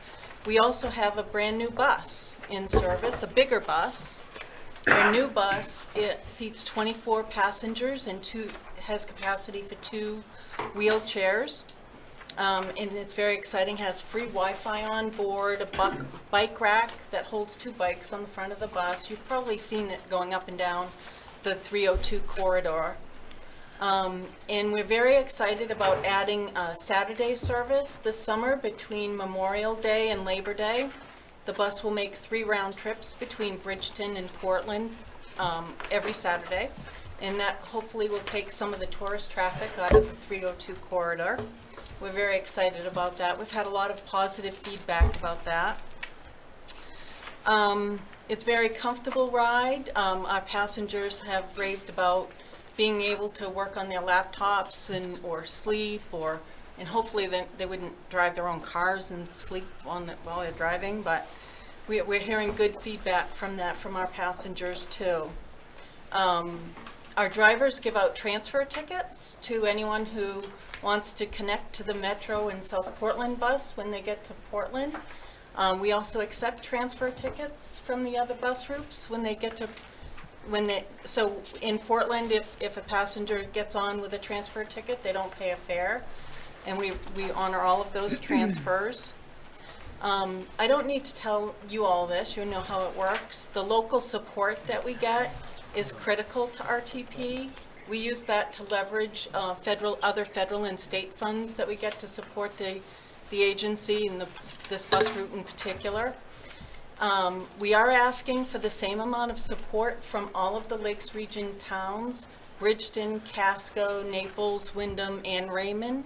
We're asking for $8,500 from each town, each of those towns. And,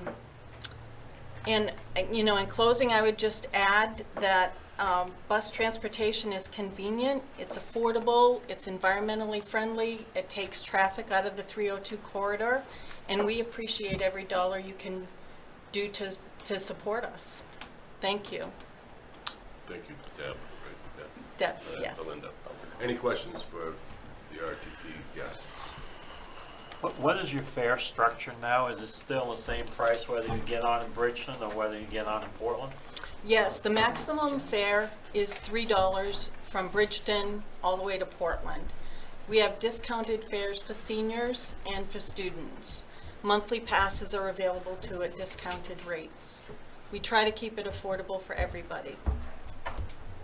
It's always been one of my problems with the fare structure is someone from Bridgeton, 25 miles away from here, pays the same $3 as you do going from Raymond. It just mathematically, you know, doesn't make sense. If you were to take an Uber, you'd be paying a lot more to go to Bridgeton than you would to come to Raymond. I agree with that. Yeah, Don. The other thing on math, which is more Joe's thing probably than mine, but what occurs to me is the notion that there's a differential in size between the communities. You know, $8,500 to Wyndham is different than $8,500 to Raymond or Casco or Bridgeton, and there's a differential in the amount of ridership. Larger town, more riders; smaller town, fewer riders. So normally when you do municipal formulas, you factor in things like population, valuation, and use. Fair point. Do you know what the growth rate was for the ridership previous year to this year? I don't have the previous year ridership That's all right, I don't with me wanna- tonight. I could get that for you No, and no, get back to you. that's okay. We can look it up. Total here. Last year. No. That was, sorry. When I looked at it, it was up about 4 passengers. Yeah, Any other questions? Nope. All set? Thank you very much. Can I just add one quick note too? Sure. I have noticed that the brochure for the Lakes Region Explorer is on your website. Thank you very much for doing that. We have an updated brochure, so I want to make sure to connect with maybe you in the future to get the updated brochure on the website. Thank you. The other thing I will say is that I've been attending the age-friendly, Raymond age-friendly meetings, and there has been, you know, presentations, and there's a connection between age-friendly and the bus, and so that we're trying to figure out that last mile dilemma that we talked about, you know, getting people to the bus, and so there is, or appears to be, good support and for the bus from the age-friendly community, and, you know, trying to find solutions to get people in need to the bus, which is a problem, but we're working on it. Yeah, Joe. I just want to make sure I'm reading this correctly on your ridership. So let's take June of last year. You had 104 riders altogether. How many times do you go up and down? Four trips. There are 4 round trips every weekday. Okay. So that 104 riders, that breaks down to about 4 people from Raymond? You're looking at June, I just the picked boardings. Yeah, So there were 104 boardings in Raymond. In June. So in June, you assume like 22, 23 days a month because you only go Monday through Friday, right? Right. So that's about 4 people, About A yeah, day. That makes sense. A Yep, day. I follow that logic. Yeah. right? Is that correct? You know, mathematically, that's correct. Okay. Yes, but like I said, we don't ask people when they get on the bus if they live in Raymond. You know, we imagine that some people who might get on in Raymond might come from a further away town, come to the 302 corridor to get on here. You know, people get on and off in different places. Someone might travel from Bridgeton and get off in Wyndham. Someone might get on in Portland and get off in Raymond. You know, we don't ask them. Okay. Thank you. Let me follow up with that. At what point in time do you charge the fee? When they get on the bus. When they get on the bus, and that is counted as a ride? Yep. Yes. Okay. Yep. So every ride, 104 rides is 3 times that, whatever that. Unless they buy a pass. Unless they buy a pass, or unless they get a senior discount or student discount. Any other questions? I have just one quick one. Has something changed in the structure and the relationship? I recall GP Cog being involved and presenting in the past, is that right? Well, GP Cog is still involved. I was expecting to see our GP Cog friends here. Rick Harbison. Right. He's on paternity leave. He's on paternity leave. Rick and his wife have just had a baby, so he's on paternity leave, so you have an inferior substitute, I'm sorry. I just seeing, because I knew that they had taken a role in that, and we weren't seeing them tonight, so that's all. Yeah, that's why. All right. You'll see him in the future, I promise. Thank you all very much. Thank you very much. Thank you. Sure, yeah, thank you. Do we have a representative from Raymond Baseball? Hello, my name's Sarah Davis. I live at 85 Tenny Hill Road in Raymond, and I serve on the board for Raymond Baseball Softball. I'm here representing Joe. Our request for baseball softball is $4,000. It is the same as it's been at least for a couple of years. That was doubled a few years ago at this committee's direction, and we're happy with that. And we support hundreds of kids in the community. We have a growing program. We've started baseball, softball clinics as early as last week. We're offering new clinics to start people pitching and catching earlier in the season to get them more prepared. We will have a name change. You'll see that from us. We converted from Cal Ripken to Little League, so we will be changing our name to Raymond Little League instead of Raymond Baseball Softball, which actually isn't even our official name. It's just Raymond Baseball because in the 80s when we established it, women didn't play sports or something. I don't know. I have no idea why, but anyway, so yep, it's important to us. It helps us keep up the fields, keep them lined. We pay certainly umpires in certain instances. All of our coaches are obviously volunteers. We don't pay for anything like that. Equipment, uniforms, typical recreation expenses. So, Sarah, we received a request for funds from Joe. Yes. And his amount that he was considering requesting was $2,000. Oh, okay. Raymond Rec is 4,000. The Raymond Rec one, the Raymond Rec one's 4. Okay. Well, it had been doubled at the discretion of this committee, and I apologize. I must have doubled that amount in my mind, so it's 2,000. Oh, from the 1,000 to 2,000, yeah. Yeah, I must have been thinking about that wrong. I apologize. $2,000, yes, from Joe. And Joe asked that I speak on his behalf. Joe is the president, to be clear. Sarah, is there a technical difference between the word Little League? Is that a licensed word, and does that have connotations that apply here? Yes, it's a licensed word. It's it is the structure of the organization that you're under, kind of like PTA, PTO. This is a nationwide organization. Organizations, yes. Okay. As is Cal Ripken, don't get me wrong. All We right. just That was my next converted question. because we liked, we decided as a board that the Little League structure was better for us. We liked the teams that we were playing in that league. And so before last year, we converted from Cal Ripken to Little League. It offers a lot more opportunities. We think it offers a more exciting brand of play for the different ages we get to play at. And we go to new communities now. In addition to Wyndham, where the girls had already been playing, we travel to Buxton and Standish and more of those sort of surrounding towns. So it offers a lot more opportunities, and we were able to participate in a pretty amazing tournament last year that we hosted right down at Mill Street, and it was really successful. Little League World Series is in Pennsylvania too, Yes. so yeah. Yes, that's probably the more well-known, probably more well-known than Cal Ripken. But they're both, you know, credible nationwide organizations. We just get the structure better of the Little League. Okay. Sounds like a lot of traveling. Is this done by families going to where the games are, or is there transportation provided? There is no transportation provided. Obviously, we play home games either at Mill Street or at the school. But yes, we do play away games and travel, and like any youth sports, either their family's responsible or other neighbors, friends. You know, I quite frequently take a number of kids to games. Any other questions? Raymond Baseball. And I guess I would add just one point of clarification. There were discussions going on with the Recreation Department about the possibility of merging Raymond Rec.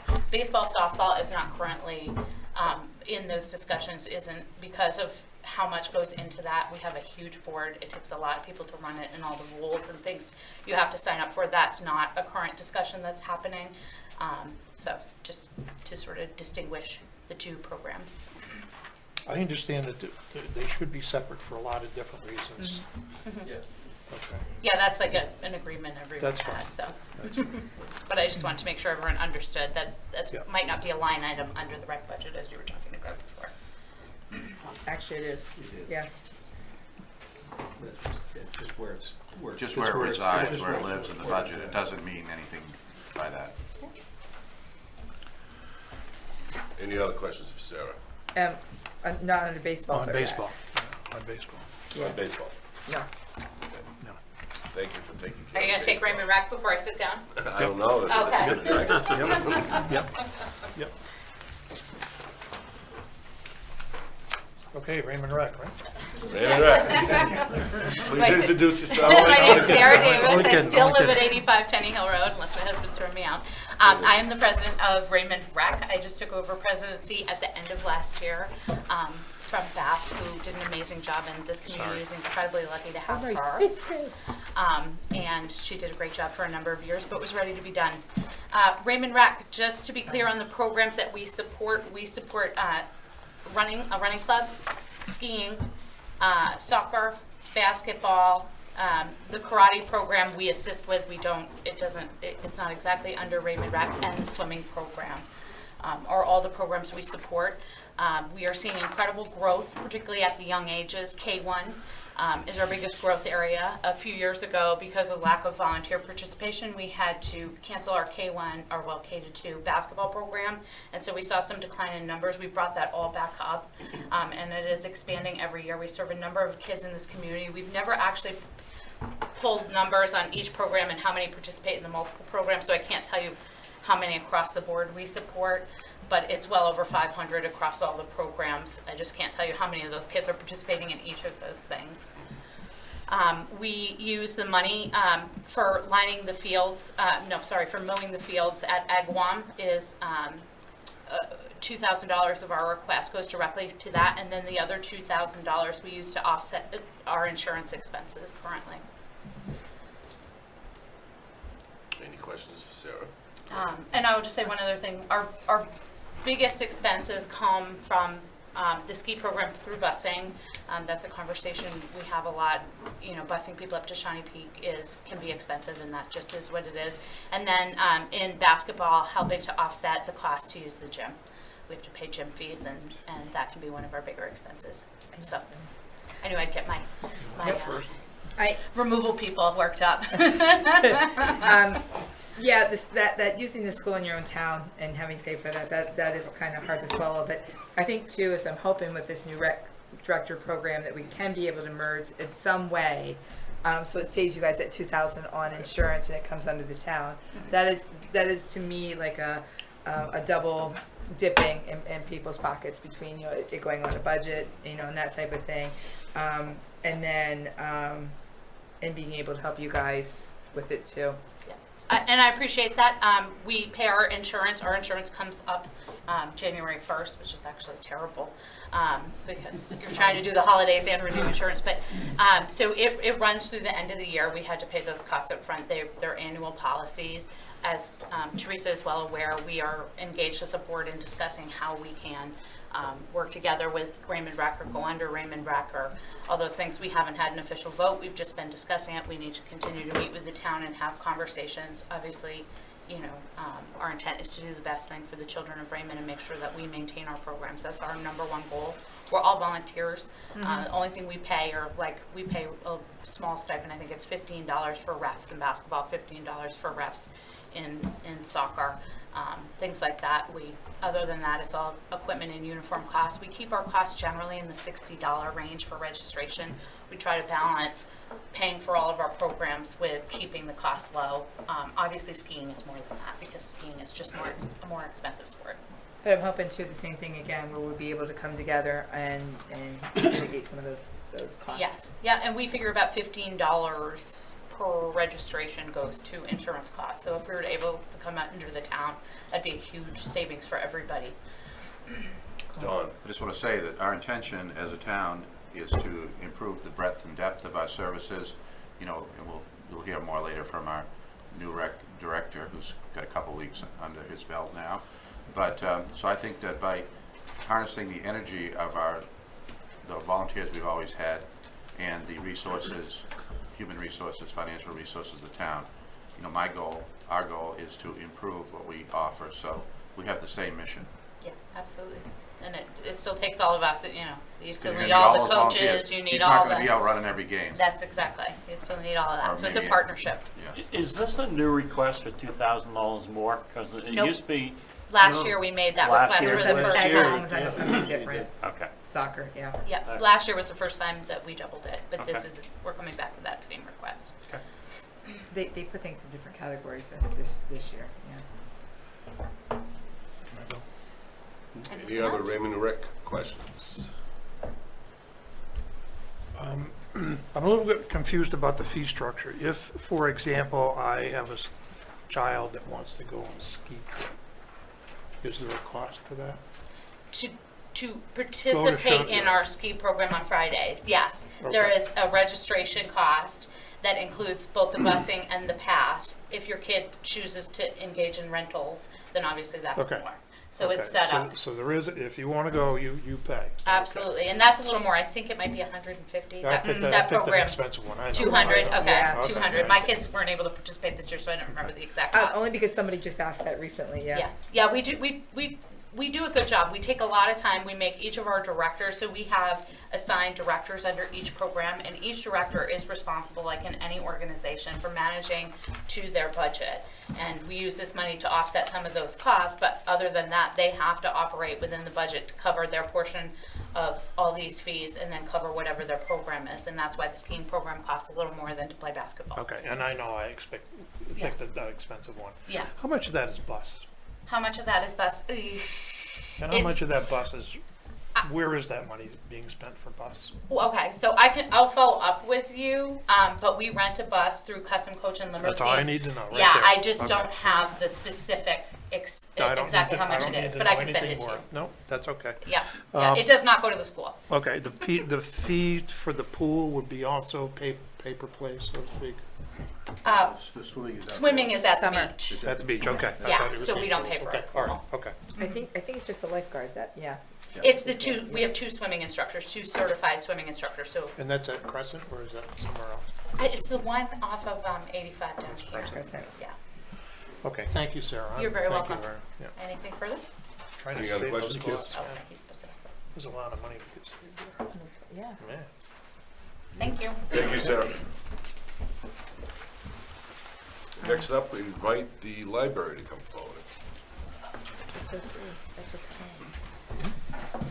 counting. Good evening. I'm Paul Cullinan, Spiller Hill Road in Raymond. I'm the treasurer of the Raymond Village Library's Board of Trustees. And I welcome this opportunity to talk about our budget and with all of you. Tonight with me is Lee Walker, another trustee, and the library's director, Alice E. Griffin. Let me begin by expressing the RVL's board's appreciation for the support we've received from the town over the past several years. That steady support has been crucial to our growing imprint on the Raymond community and is greatly appreciated. Another aspect of the support you've given us is by appointing Teresa Sadek as your representative. She jumped in with both feet and has given us new ideas and a different perspective that have been very helpful. The library as a whole has been experiencing a good year this year. Each of our fundraisers has exceeded its budgeted target.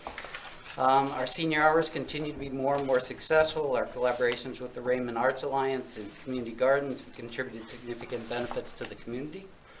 Our children's and adult programming has attracted thousands of participants in the last year. We continue to issue new library cards to dozens of residents. In order to build on these successes, we proposed a budget of $117,603, which is virtually identical to the one we proposed last year.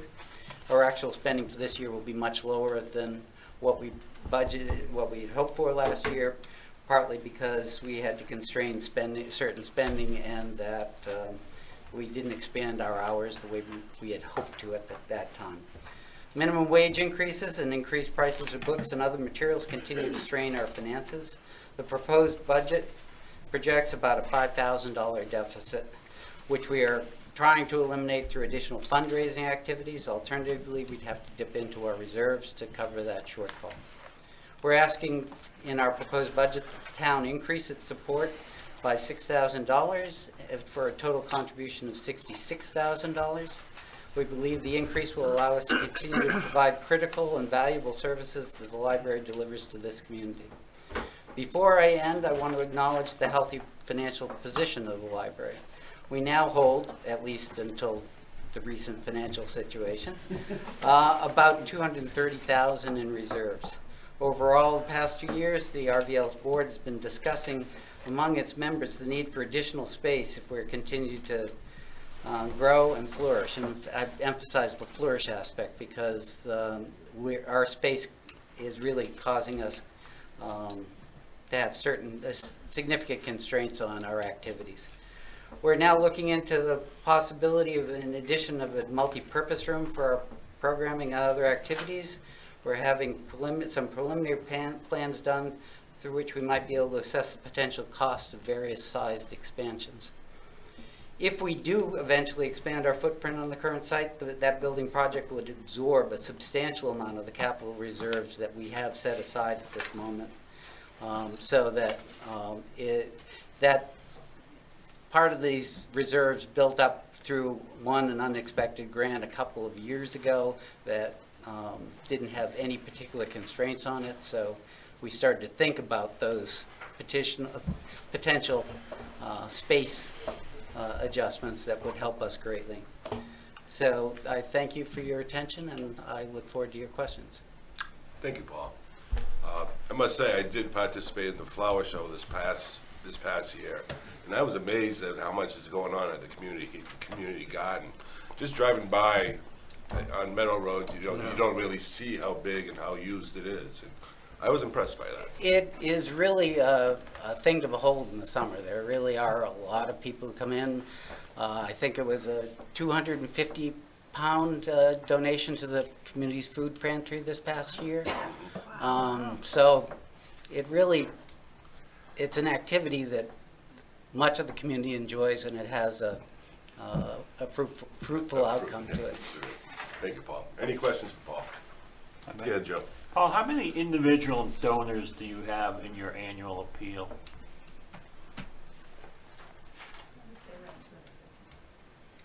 The guess is, or the approximation right now would be 250. We can get you a specific number if you'd like. And what makes you so optimistic that you're going to get a 15% increase in your appeal? We did very well last year. We reached 35,000 in last year's appeal. We sought a much bigger increase this year, in part because we had foresaw a larger potential hole in our budget, so we pushed the limit where it was obviously very optimistic. We didn't budget for that increase that we sent the appeal out for. When we sent the appeal note out this year, we requested that people donate such that we could reach $43,000. That was a real push. We haven't gotten there. But this year we did a much more extensive background on mailing lists and work to get a more up-to-date and more complete list of potential donors. So we would hope that we would do a little better than we've done so far, but you know, we're still open to contributions.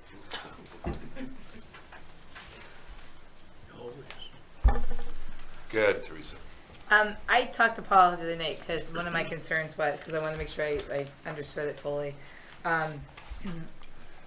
With their reserves, if they go and build this this addition on, I'm really concerned that it's going to take up their reserves and they're not going to have anywhere else to dip into if they need money. So like the rec program and like the baseball program, I would love to be able to see us come together, you know, with a space that we could all use for a community where their fundraising can go towards the products instead of the space and stuff like that. So which is my great time to put in a plug for, we're going to do the Festival of Trees this year as a fundraiser down at Camp Hines on Plains Road. This was one of those ideas that I mentioned. Yeah, and we're going to work with the crafters and the PTO. So everybody's going to be in like the one big building to benefit. So if anybody wants to do a tree, call the library or whatever, but it's one of the things we're hoping that it's something new this year. And that's one of the things I brought up, that, you know, maybe some new fundraisers for their money to be able to bring in some more community support. But I am concerned about the reserves being used for that addition, but that's something that they've got to decide to what to do. Well, let me just, part of it is that some of these programs are really quite integral to the library's mission. The children's activities are wonderful. They've been very successful, but they're also quite boisterous hours. And it makes the rest of the library less inviting to other demographic groups. So in many of those activities, we have to spend some time, or I say we, the staff, spend some time moving these bookcases around so that the space is there for the activity.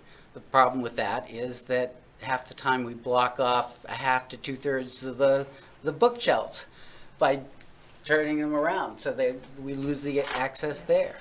We have to constrain our participation in some of these activities, and we've had several of them that have long waiting lists, hoping that somebody will drop out, and we can't accommodate that.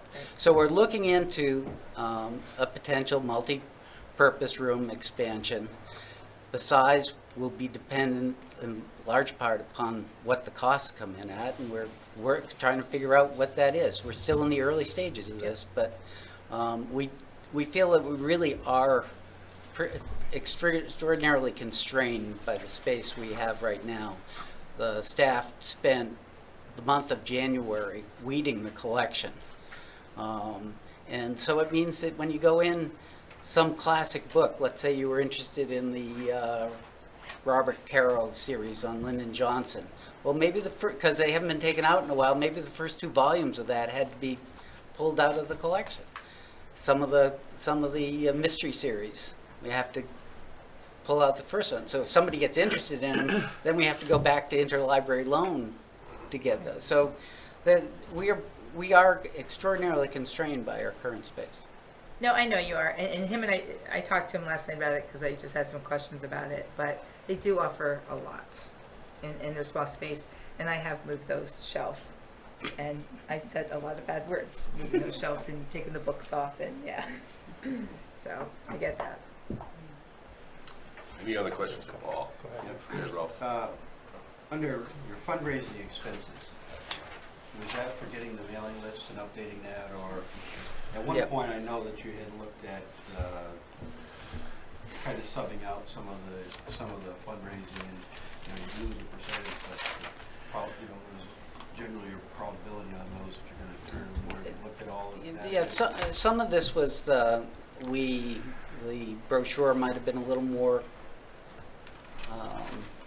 involved this year than it has been in the past. I mean, we tried to invest a little money at the front end to hope we'd catch somebody's attention to be maybe either contribute or to be a little more generous this year than they had been in the past. But that's a note that our fundraising, that is one of the only areas I think in our budget where we went over our budget in terms of expenditures. And did you see, are you seeing some payback from that as far, in the fundraiser, in the appeal you're doing this year, you're saying you're... Right now, we are almost... completing that, Right now, we are almost at where we were last year. And we're going to send out another email appeal to try to bolster that in the coming weeks. So. I mean, where I always have the concern is, if you do the expansion, now that's a sunken cost. Yeah. If you don't have anything that's going to back it up as far as additional revenue that's going to come in to help offset that, all you've done is created more empty space, and that's not what your goal is. Your goal is to try and have something as a library and whatnot, and part and parcel of that is trying to pick up in the number of donating units that you have and things like that. If someone, if you have 250 people and they all just add $5, that's not going to get you a whole lot further down the road. It's going to get you further down the road if you go from 250 to 500. Yep, no, but we are looking at this, and we are looking again as to analyzing new donors versus the those who have been donating for years, and whether their patterns have changed any, and try to figure out some way to do that. Yes, if we do a building expansion, our utility costs will go up a little bit. I don't think we necessarily would need to change staffing, because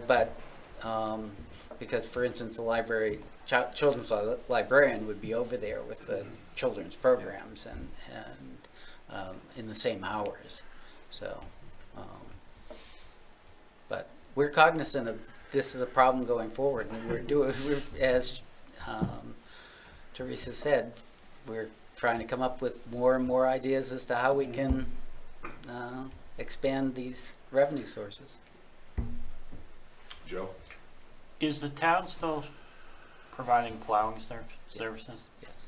So, where do you list that? You don't list it under your revenue or in-kind contributions anywhere. That's a good point. I'm not sure.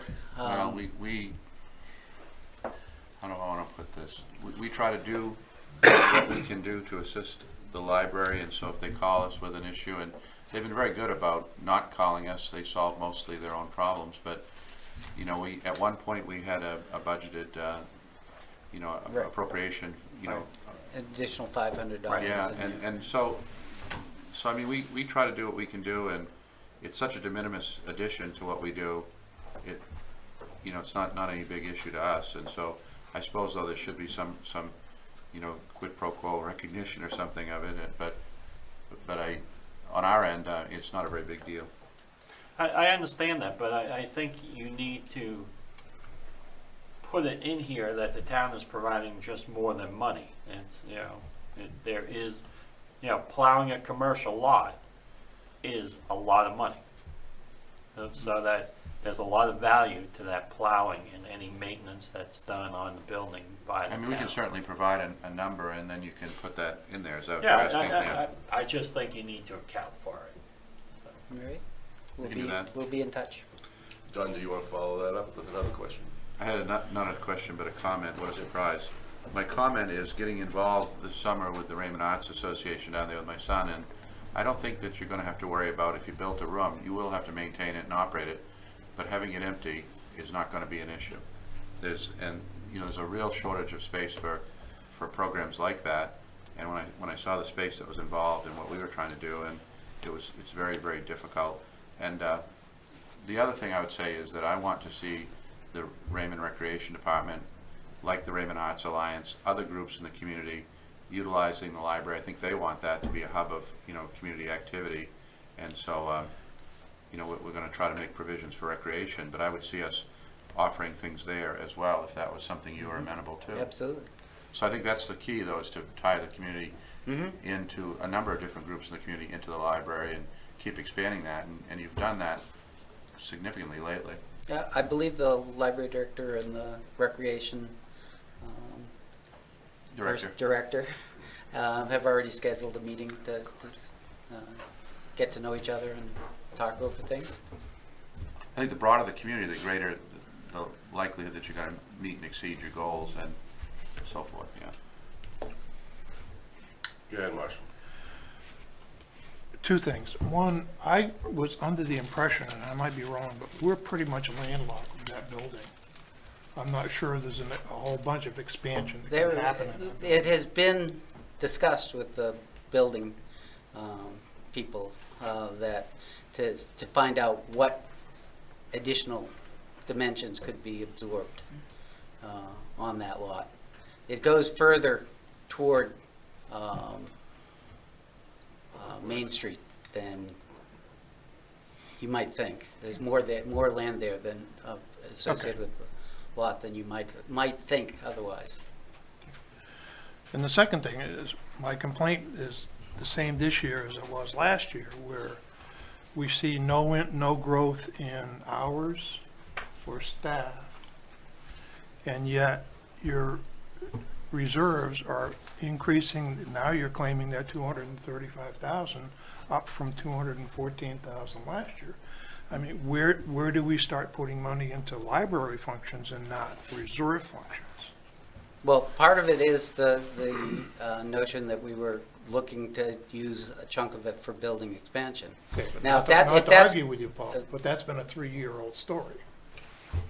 Where is the growth in the actual day-to-day operations of the library coming for personnel and hours and things like that? Where is that coming from? Where's it going to Where is your come? plan for that? We'll get back to it. I mean, it sort of is one of these things where, in fact, you wouldn't believe how productive Oh, I the have no doubt. folks that we have are down there. Highly qualified staff, I have no doubt, but that's not the point I'm trying to make. The point seems to be you continue to reserve and reserve and reserve, and you're not building up your core services. Okay. Thank you. Any other questions for Paul? Thank you, Paul. I invite you all to come down and stop by. I'm sure we've got a book in the collection that would greatly benefit you. Your personal enjoyment. Thanks, Paul. Yep.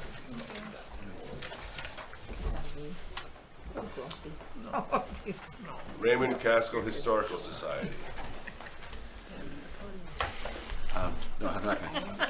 I guess I've agreed to do the best that I can with this. You may have heard there's an election today, and so it's a very small outfit, and apparently the people who would be representing the Historical Society are working the polls in Casco. Frank McDermott is still in Arizona, so and so it's a very, very, very small group. So, you know, we'll do the best, Kathy and I, that we can to answer any questions or to get any additional information that you might need. Of course, you're all aware of the catastrophic fire and the loss of their materials. They built or rebuilt a replica schoolhouse. They're seeking, you know, donations of new or additional materials and funds to replenish the collection. They lost over $100,000. You know, it's a great facility. I've visited it many times, and interesting collection. And so I'd encourage people to go see it. But if you look at the size of their budget overall and the dependence they have on the town appropriation, that tells a great deal of the story. They are trying to build an endowment for the future so that it can be, you know, more self-sustaining, or hopefully one day self-sustaining. And pardon me. Why don't you go ahead? Instead of whispering in my ear. Oh, well. You threw off my momentum. Sorry. Part of the insurance proceeds are gonna sit there and wait until items come up for sale to help replenish their collection, because they lost so much stuff in the Right. fire, so. But anyhow, so you know, for preserving our cultural and historic artifacts and working interlocally with our town in Casco, it's, in my view, a small investment, and you know, they do a very good job curating and preserving these things, and so that's what it's all about. And I think future generations will appreciate the fact that we did that, and that these things exist and continue to exist moving forward. So on behalf of the Historical Society, I'm hoping that, you know, something that we can support. For the matter of record, the $1,800. request amount is $1,800. $1,800, yeah. Okay, thank you, Bob. Do you have any questions for the Historical Is that Society? the same as last year? Correct. It is, yeah. I know they had an expense. He did mention that they had to repaint their mural. You may have noticed their mural on the side of the building, and that cost them some money in addition to they've had some extraordinary things happen, but that was something he mentioned to me. But if there's any questions or any additional information, we will get it. Okay. Thank you.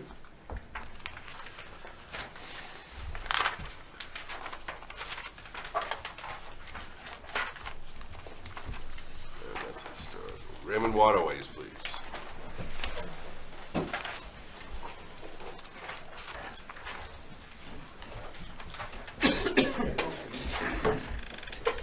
Neil Jensen, 315 Meadow Road, president of Raymond Waterways. And I'm Locke McDonald. I live on Cobb Road in Raymond. I'm on the board. Little bit of information for the courtesy boat inspections that we do. We start that up on Memorial Weekend, and we inspect all the way through to Labor Day weekend. Mostly it's Thursday, Friday, and Saturday. And Sunday, and the holidays, the Mondays of, usually it's Memorial Day, usually it's something around the 4th of July, and usually it's something around Labor Day weekend. We do that at the 4 public boat launches that are available as long as we have the personnel to cover.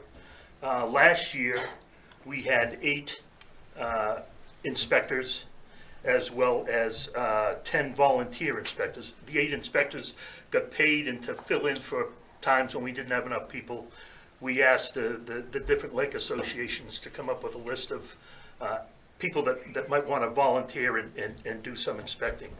So we trained all those people about how to inspect the boats and what to look for, and then we go through that. We also had an intern last year who was very, very helpful in terms of not only scheduling, but filling in spots where people weren't around to inspect, and also did some other things, some counting and worked in a couple of other places for us, but we don't expect to do that again next year. We hope to have a supervisor, as well as probably someplace between 8 and 10 inspectors to work the weekends. Last year, there were 1,328 hours of inspection time. There were 4,121 boats inspected, and there were 11 plants that we identified and pulled off of boats. None of those plants were invasive. You're all probably pretty aware of the issues that most of the lakes around us have. As a matter of fact, we have some issues in Sebago Lake that are being cleaned up with milfoil, but what this group is trying to do is to keep any of that from coming in from different lakes. Having worked at a couple of the shifts myself, I found it very encouraging that most of the people that come down to the lake with a boat to put it in are aware of what it is we do. They're aware of why it is we are doing it, and they usually are very, very helpful. The tough part is getting the non-motorized vehicles and trying to track them down, inspect. People that come down to the boat launches and pull the kayaks off there are fine, but it's tough to follow the people around the lake that just have their own place and put it in. Okay? So thank you in the past for your support, and we look for that to continue. Any questions? How was your milfoil efforts last year? Do you have any facts on that? Thank you, Neil. I've been looking forward to this day for a long time. Let me start with the definition. Most of you are probably familiar with it. When we talk about the milfoil, we use the term maintenance condition, which means that the last time we went to a particular area, either we couldn't find any milfoil there, or we found some, but we removed it. So when we left, it was clean. But we know that we have to keep going back, because I can tell you that the first time through, we never get all of the roots and seeds and everything out of the muck. And most of these places are exposed to the open lake. So the floating fragments that come in from other towns, we'll pick on them, can drift in or be brought in on boats and settle in close to shore and grow in shallow water. So I've been actively involved with Raymond Waterways for maybe 10 or 12 years. And for that time, we've been working on 7 areas of milfoil, mostly in Sebago Lake, also in Panther Run or Jordan River, whichever you want to call it.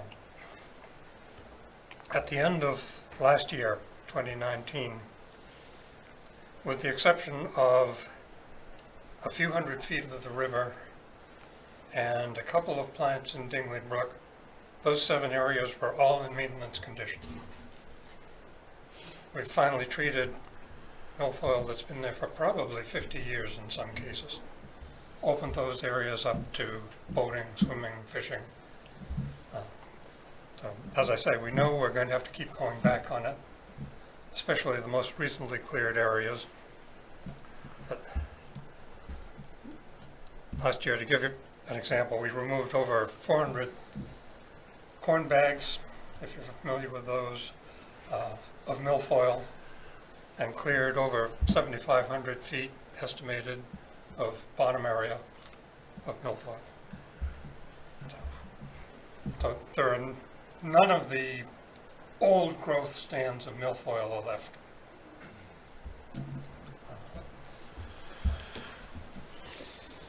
So this year, as I say, we know we have to go back this year and go over those areas, particularly the most recently cleared ones. And we should have plenty of work to do. Should have a good crew to do it this year. I just want to bring this up, just looking forward beyond 2020, as we go into 2021 and beyond. If we don't have an explosive growth of milfoil or one of the other invasive plants, we may reach a point where it just is not practical for us to support a dive crew for the summer. And at that point, it may be more cost effective for the town to contract with a milfoil service like Cliff Cabral's New England Milfoil, one of those. But you don't have to worry about that for this year. I just want to give you a heads up that it may be coming in a year or two. The point where I can't hire a dive crew for the summer and then tell them they have 3 weeks of work and that's it. I can't support all of that equipment for that much work. So it may make sense to shift to a different approach there. Going back to 2019, we consulted with 7 waterfront properties, the owners of 7 waterfront properties who were concerned either about suspicious plants or about erosion on their property that was taking soil into the water and potentially polluting the lakes with phosphorus. And we took water quality samples from Panther Pond because of their concern about the state of phosphorus in Panther Pond. They don't have the special equipment to take deep phosphorus samples. We do. And we also provided someone to take Secchi drift samples, water quality readings in Raymond Pond to keep the flow of historical data intact for that pond, now that they don't have an active lake association of their own. Along with Locke's business, that's what we've been up to. Questions? Thank you, Neil. Your request this year is for $16,000. Yes, it is. Are there any questions for Neil?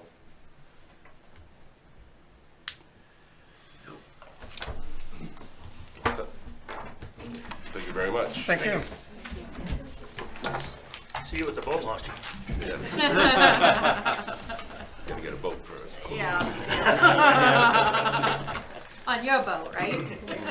Come on down. Next up, the Hawthorne Community Association.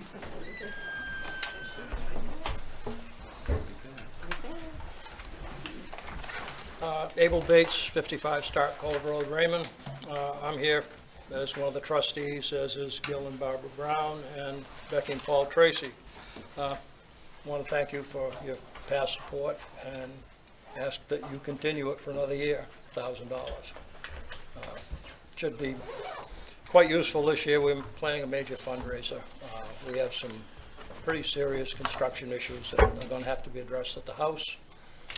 We are currently applying right now for 2 grants, and we have a number of other grants that we're considering applying for, and a lot of those grants are matching funds grants.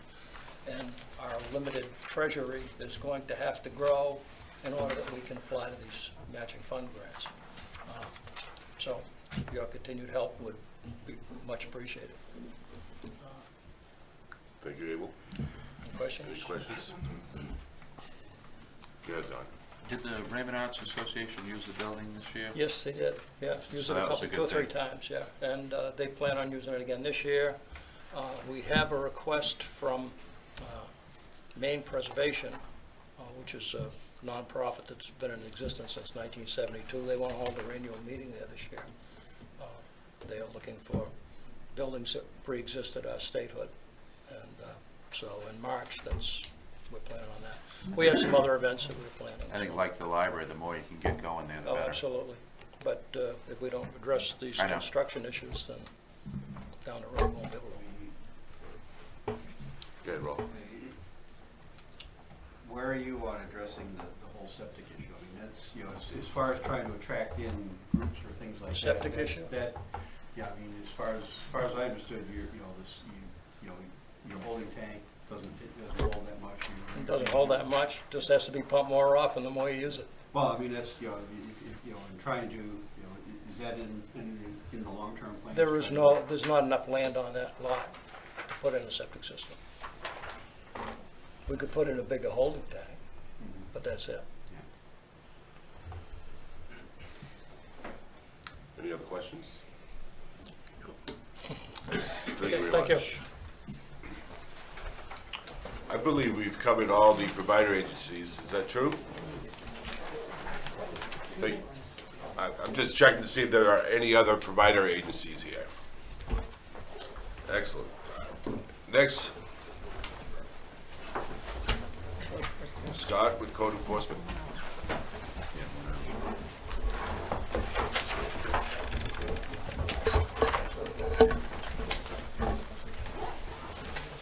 Hi, Scott DeVard, Code Enforcement Officer for the Town of Raymond. I live in Bridgeton, Maine on Kilgore Road. There is a change in there that we were looking to hire a part-time person as we've looked at some of the complaints that we've had and see where we could improve. We had contemplated whether bringing Mary up would get rid of some of those complaints. We decided, looking back through what we were getting, that it was better to hire a part-time who could help Mary and I. That was one of the issues that we seemed to wanted to improve in. So this would be somebody who does administration work and also field work. Yep. Ideally, we'd like to find somebody that would be interested or has current certifications. They would only work 2 days a week. We had contemplated Friday and Wednesday. Mary is gone at 2 o'clock on Fridays.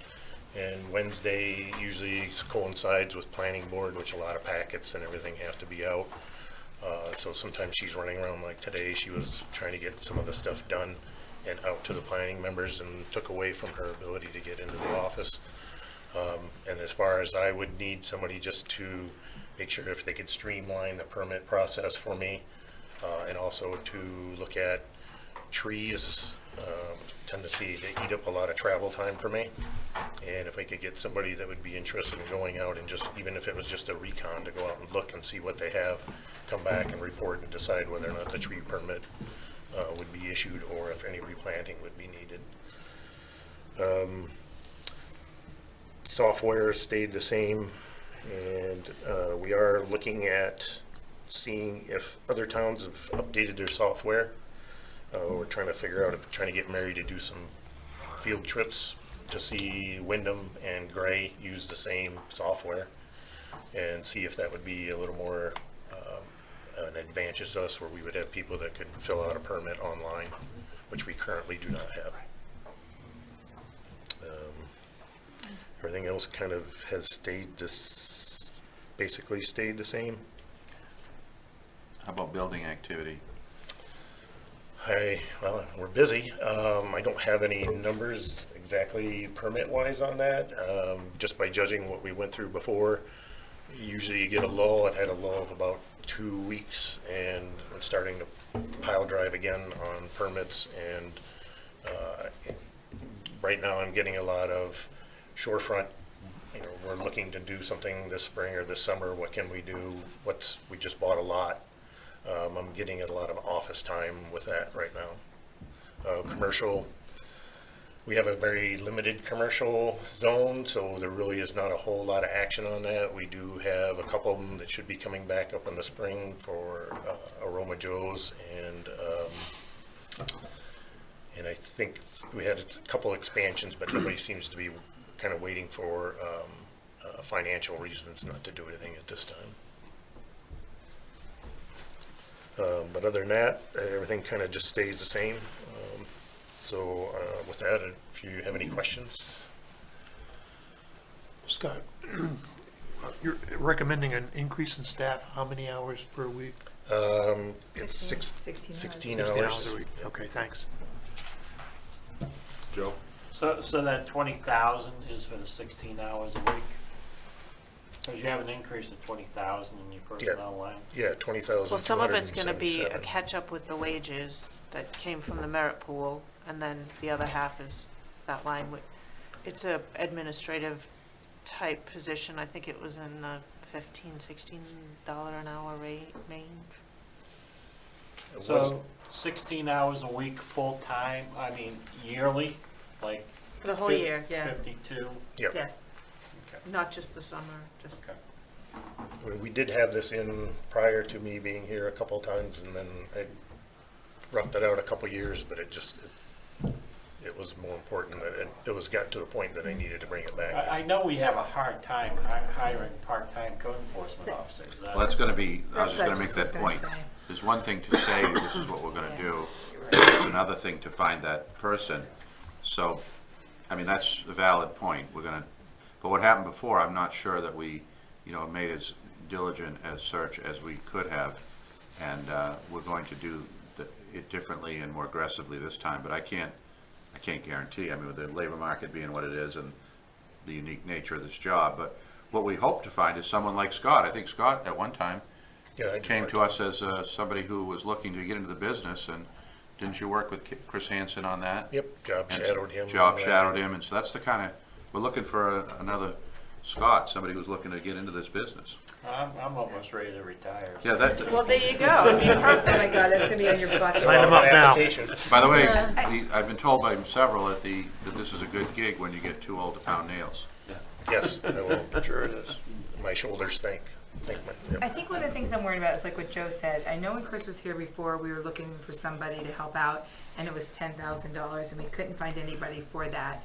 So to me, I guess I would ask for more hours and possibly more money, because the way it is growing and the way right now, and this is just me thinking this, is Wyndham, I think people are going to start pushing away from Wyndham because Wyndham is just getting inundated right now with it.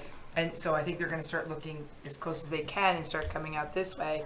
but I think you might be undercutting what you're looking for here, and I guess I would ask to maybe look at that number again, because I think we've tried it a couple times and it didn't work at those numbers. People don't want just those low numbers. I think they're going to be looking for a little bit more. That's what I've seen in the past that we've tried to find. Prior to, though, the application was just for assistant code enforcement officer only. So I don't know if we might be able to find somebody who's like has been a secretary or administration for another town, is in retirement, sometimes they're certified in a couple of areas. Yep.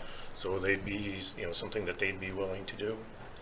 I know Casco just hired somebody, but it wasn't full-time, but she was a part-timer in Harrison.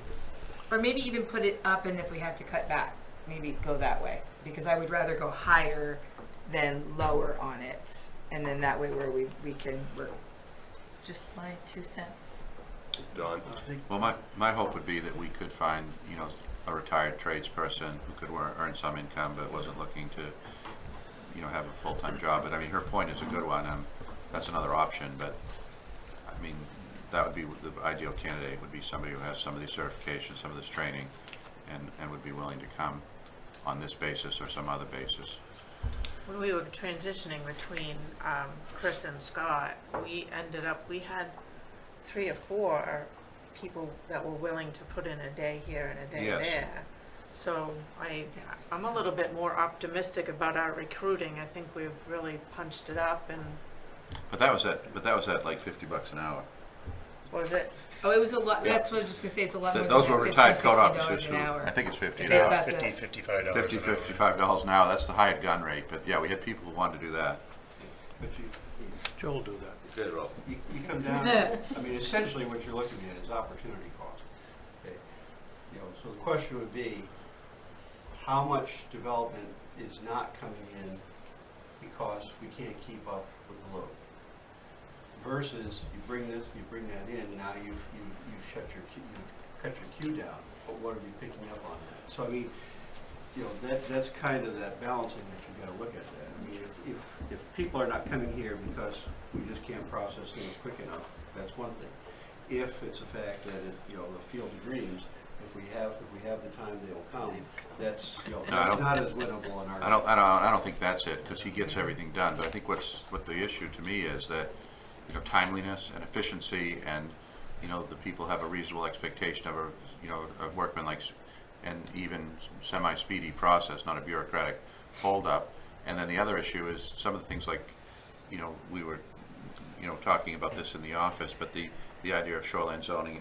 I know her joke is anyone can tell a dead tree in the shoreline zone. I don't know if that's true. I'm not sure I could, but so he's got to go out and he's processing these higher level things. But there are people who care about, well, I got a dead tree that's going to fall on my house. You got to come see it, and so you have to do that. So I think there are environmental and regulatory and legal things that need to be done, and those want to be done quickly too. So there's lots of things pulling at him, but I don't think anything's getting undone. We're not missing any development. Is that right? Just kind of the way I look at that too is at some point you have some sort of an offset too, because if you built up your capacity and you're now attracting that, and you've got some additional income that's going to come in and new permits and things like that. So I mean, the two tend to work together there. But where I was trying to get a gauge is, are we getting a lot of complaints because things are not getting done in a timely manner? So that You don't want to get those. No, I know you don't, but I mean, it gets to the point of what's the timeline on when do you need to have something in place too. Well, I mean, there's nothing set in stone, but I mean, the rule of thumb is you try to get it out as, basically, I mean, the contractors out there will talk. They know how other towns are. If they're slower, they have a tendency, some of them will kind of back off a little bit, not too much, because if they're going to build, they're going to build no matter what the delay is.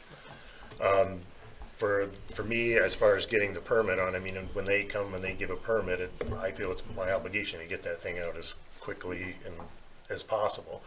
And sometimes in the summertime, we're hitting 3 weeks, which can, they get a little angry. Then you run into the issue where they have some subcontractors lined up, and now they've got to push all that back. And the way market is out right now, if they can't keep who they have, it leads to more delays. So in the end, I mean, we're kind of we're trying to make them a good company as well as working for the town. Joe? Just understand, Mary is gonna continue working her hours, and this person just fills in when she's not there.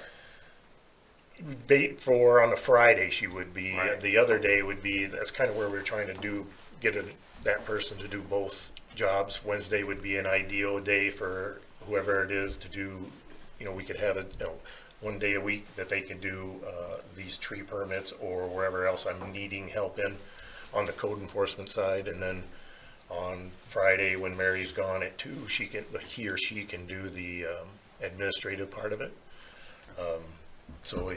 Yeah, I mean, it may be interesting. I kind of agree with Rolf on this, though. You bring someone in, you hire them, and then all of a sudden things dry up, and then you go, sorry, we don't need you anymore, or... I don't see it drying up. I don't see it even, I really I don't know. At least I would hope not, and we figure out something else. Yeah, with the way things are pushing right now. I'm But- gonna build a place. There you go. Yeah. Well, it all Sam's depends gonna too. go I mean, yes, we have a couple subdivisions that they haven't started. They've done rough cutting. One of them is, we had them put off paving. So they've laid off on the building permits. Right now, I mean, if you look at what's out there for sale in Raymond, a lot of real estate agents will tell you there's not a lot out there that we offer. But again, yes, you cannot look in a crystal ball and say, we're gonna be busy for the next 3 years. That is true. I mean, have we seen a huge uptick on permits? Because Not a it hasn't huge been- upticks. Yeah, like, what, 20 permits a year?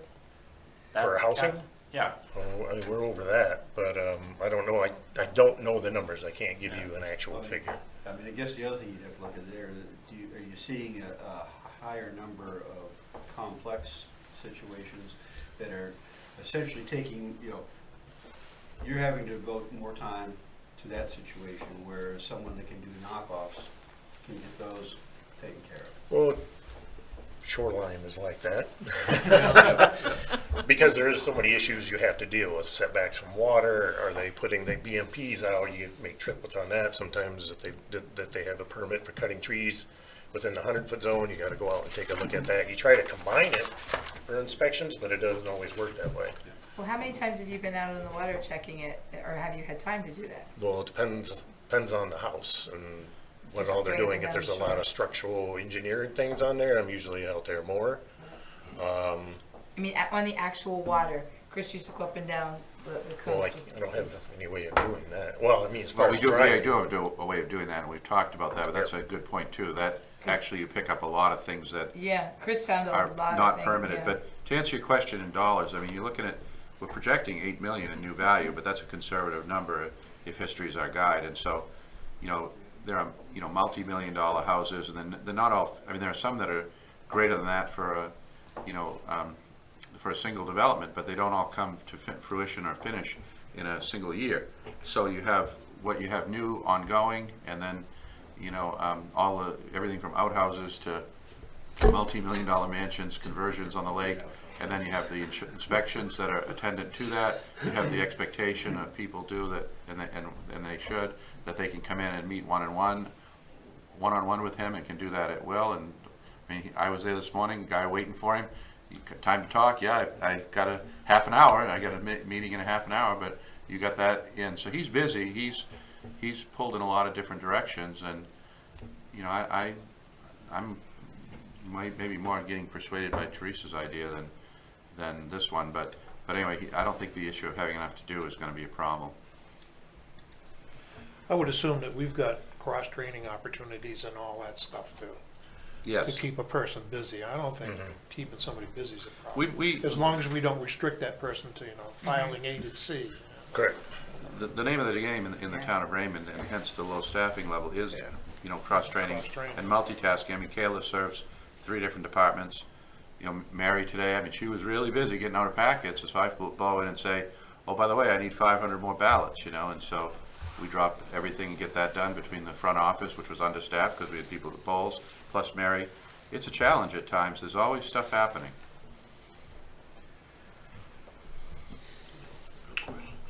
Any questions? Good. Thank you, Scott. Thank you.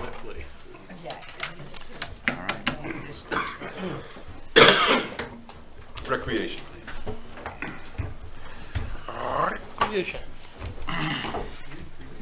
Joseph Crocker. I do live in Wyndham. Thank you guys for having me. This is my third week here, so I don't know how much help I can be on the budget side, but I have been asked to kind of present my background, my credentials, and talk a little bit about going forward with recreation. So I do have 10 plus years of experience in recreation. Went to St. Joseph's College, graduated, exercise science degree, came right in and got pretty much a internship into as a program aide. Worked my way up to there. Decided that I needed more business skills. I got my master's in business administration and sports and recreation at New England College, and then got my certification in Parks and Rec professional through the National Recreation Parks Association, which is the national governance of Parks and Rec. I also sit on the Maine Recreation and Parks Association board as treasurer there. That houses about 270 rec professionals with conference training, other type of different educational sessions, everything like that. So that's a little bit about my background. Going forward, the last couple of weeks has really been gathering information, a lot of community outreach with different organizations, volunteer groups, some people popping in, saying hello and meeting them. Also, the other priority is Hasseltop, making sure that is staffed, creating a operations manual, staffing, organizational chart, really kind of going in and making sure this beautiful 30-acre park is up and running. So those have been the two main priorities the last couple of weeks. Also, we're looking at recreation software that can help with efficiencies, reservations, future program registrations, and a lot of data collection that we could present for hopefully future capital improvement projects, other type of projects that might be pushed through. So. Figured out yet. And significant improvement in cash management. Who did that? Correct, yes. Online payments, no more cash handling, as much cash handling as before. So yes, that's all I have. Thank you, Joseph. Yes, thank you. Welcome to Raymond. Thank you very much. Hang on a minute, hang on. Yeah. Okay, sorry. You can't go back to Wyndham yet. Right. What is your personnel count? Just you? Yes. Is that the 60,000? Yes. Well, under salaries, we're showing 87,000. Okay, that must be combination with Tasseltop. It is. That's, you get Tassel- 27 at Tasseltop and 60. Yeah. Yes. So by way of background, Tasseltop, of course, as you know, is governed by and managed by an independent board of directors, now be absorbed as a department of the town under the rec department. So, whereas in the past, the board of directors would do the, recruitment and hiring, retention of the employees, that sort of thing, management employees directly. That's something we're gonna do, he's gonna do, I'm gonna do. So that 27,000 is to hire someone to run the place in the summer? That's all the people. Staff.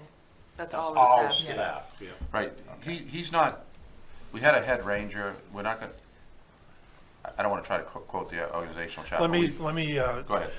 the staffing, when I built the budget for Tasseltop this year, I included in staffing a maintenance person, two at the gate, and 2 or 3 at the snack shack, because those people are very, okay. So, I think we need one more person down there as kind of a beach monitor, trash pickup, fight stopping, that kind of person, okay? So, I could do that with my 16 hours sure. as CEO. There you go. There you go. You're gonna get them. keep the ducks out of the water, that kind of, we need somebody to do that kind of stuff. So we were looking at it, I think 6 people. These people don't start until like May 31st anyway, so it's a very short, I think it was 13 or 14 week budget we built in for that, okay? The income stream from Tasseltop is sufficient to offset this. Okay, and hopefully I was vague and yet pinpointed at the same time. You did good. Something else that we've been working on too down there is Mill Street, as we all know, has been sinking back. So we have a great big playground unit that we have bought, and we bought a small one down there. So we are looking at utilizing what we have down at Tasseltop to put a playground down there with some picnic tables with their trails. Owens is doing some the work on it right now to do it up, and we're filling Joe in as we go. But what happens is that the state wants that land utilized more. The good thing is we're working with the State of Land and Parks and Rec, Doug Beck and David Rodriguez. And Joe knows Doug Beck really well, and they have grants, big grants, that they have matching grants. So he's going to be working and doing that. Yes, he also sits on the board. For work that's done down there. So you're gonna move the playground from Mill Street to Tasseltop? No, what happened is they have a big unit down there on Mill Street now, and it just needs a couple part pieces. The swing set needs to be redone because it's technically out of date. I'm gonna say that. The back one was tore down, the small one back there, because it was just not any good. We bought a big one and a small one with the $35,000 that we budgeted before. The small one they put there, but that back corner where we were gonna put that other big one, the ground just isn't stable for it. So we're gonna put that at Tasseltop, is what we're gonna do. So Owens is finding a good place to put that, set that up, try to keep the rustic look of Tasseltop and entice people to go to Tasseltop more for the parks. They're gonna keep the gate closed during the off hours, but people can get to it to snowshoe, ride their bikes, walk on the trails. That's what the state wants us to do. But there's no parking down there, is there? I think one of the plans, Joe, was to back the fence off 75 to 100 feet into the park, which would allow for some limited parking, and that would be on Tasseltop land at that point in time and not Phyllis's land. But it's also something we have to look at because we don't want people just parking down there and not having supervision either. So it's all been kind of in the works. And when the Tasseltop board dissolved, they were all aware of everything that was going on, and we've been working with them and working together. It's been Marshall and I and Nathan and Dawn and Joe's now in on it. So we're going to try and keep. So now the town has control of Tasseltop, Correct. not this board. That's Yes. right. And we had a staff meeting today, and I mean, this is still under development just this morning in this room, but the direction that we're heading in now, we're going to speak with Rolf about this, would be to have a discussion with the Board of Selectmen about working to develop a comprehensive plan for the facility. And a big part of that will be the ability to get significant state administered federal monies for recreational improvements. But we don't want to, at all costs, to erode the rustic quality of the park. But the state had a concern that we were underutilizing it and maybe not utilizing it in a way that directly benefited our own residents enough. So my recommendation is going to be that we look at a comprehensive plan, and that would be something that wouldn't be done, exclusively by staff or engineers. I would hope that it would involve, citizens and a long-range, view, and it isn't going to happen tomorrow. Do Raymond residents still get a discount to go to Tasseltop? I'm going to answer that one only because the state leases that land to us. Right. That's not our land. And they said one of the conditions of that is we do have to offer our town people a lower rate. Right. So that is another thing that we're working on too, as far as what the rates are and stuff like that. So it was good to have them come in to give us some background on it, to let us know what we are doing wrong, and they are really great with letting us fix what we've done wrong. You know what I mean? So it's all fixable. And it's good, but I think it's moving in a really, really good direction. Right, and it's another good place for Raymond to go to and I'm just have. not sure how many Raymond residents actually use. Well, that's the thing. Every weekend. Really? Every single weekend. But there isn't a I resident. think it's great. Right. fee. Right. Right now, it's all the same. But that's It the is, thing, and we that's what wanna, they're we looking. wanna improve its, Yes, that's what we have to do is change that. That's a so. you know, great- But visibility. it was supposed to be discounted for Raymond residents. Yeah. When that was bought. Yes, not bought, it's leased, yeah. Right. Yeah, And and yeah. the fee schedule will have a discounted rate for residents. And that's one of the things that they said has to change, Right. and they said that they'll change it if we. But for this coming year, you know, look for it to be, you know, very similar to what it's been in the past as we move in a potential new direction. The major difference is going to be a different management plan, including, you know, I think a greatly improved cash management system, computerization, and, you know, have a recreation professional who has, you know, deep ties with the agencies in the state of Maine, so we can get some feedback that way. And so it's going to be a baby step process, but I think it's going to be a really great thing for the town, and I'm really excited about it. It's huge. We're utilizing land that is just, it's prime land. It really is. You know, so Owens has come in and looked at. Underutilizing land. Yeah, Underutilized. we are, but no, we're gonna utilize it, is what And it is, yes. we have a 100-year deal. We've gone through the first 25. A few years ago, I signed the second 25, and so we've got a commitment there. The state's good to work with, too. It's been 25 years. Yeah. No wonder I need to retire. So you only can semi-retire. You already have your next jobs lined up. You can be a part. Any other rec questions? Great. Welcome. Thank you. Welcome. Thank you for having me. Thank you. Look forward to meeting you guys. Thank you, Joe. Thanks, Joe. Technology, please. And save the best. Kevin Woodbury, 20 Egypt Road. Operating budget staying the same. We've got some costs going up gradually. Software never stays the same year by year. You know, they want to get a little more out of you, so, especially on the security software. But we didn't need an increase this year. The thing we like, that we're working on to get towards our goal is, that, like we talked about last year with the initial installment, was the fiber optic network backbone to run from the sand and salt building all the way down to the public safety building, and to pick up all the municipal buildings all the way along. We have another $50,000 this year, and then one more year we should be able to complete that.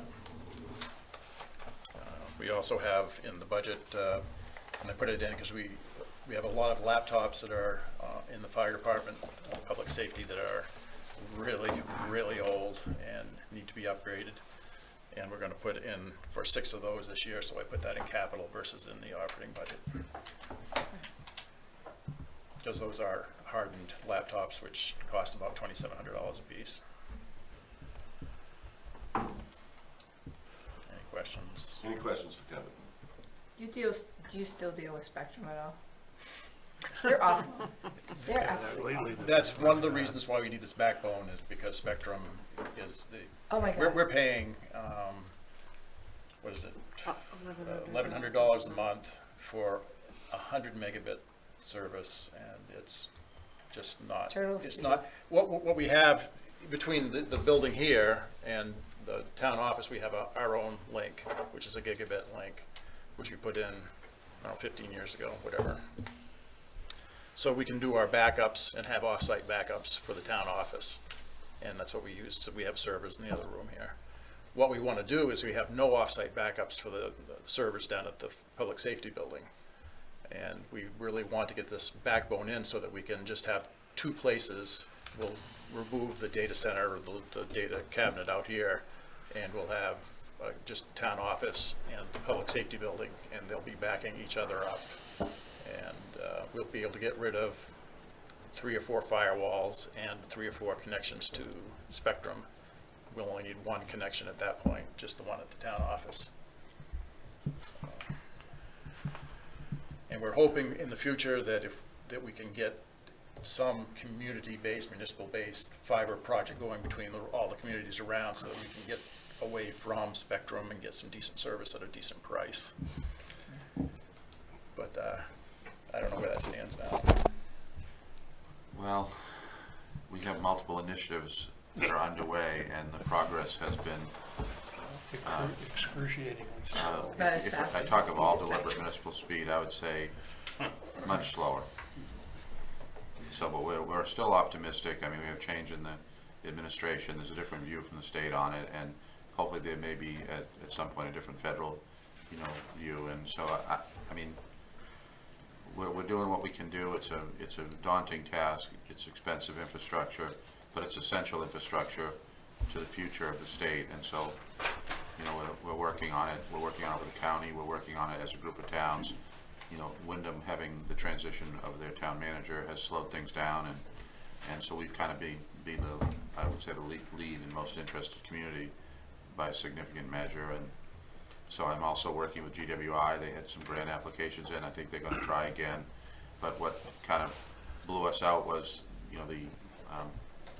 what the CDBG would call the LMI factor. We have, we're not an impoverished town, and so that counts against us. But we're working the levers of opportunity as best we can, and it's difficult for us. It's difficult for everybody. So. When I moved here in 1994, one of the reasons we came here is because at that point Time Warner offered the highest speed networks in the state. I mean, we were one of the few in the country, with like the 3 in the country that had that service. Right. And but it stayed that way. Nothing's improved. But I found out why that was. I was saying that at a meeting at GWI, and the CEO of GWI said, well, that's of course because the then CEO of Time Warner had a place on the lake in Raymond. Does Time Warner used to pay a fee in Yes. town? Does Spectrum pay a fee? Yes, they do. They do. Yeah, and that is a great question, which I'll give you the Reader's Digest version, and that is that the agreement we have with Time Warner, like every other town around here, expired. Spectrum, now Charter, that expired years and years ago, and we're not optimistic or very optimistic that we can negotiate a better deal.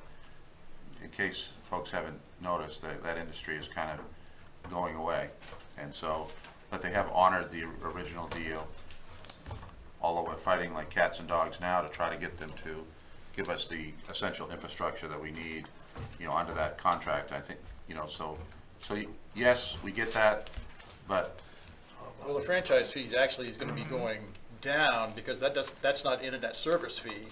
That's just cable TV service fees, Right. and people are going Switching. away from cable TV service. but we still get it under the contract, what we agreed to originally, and that's why renegotiating with a dying industry may not be the best.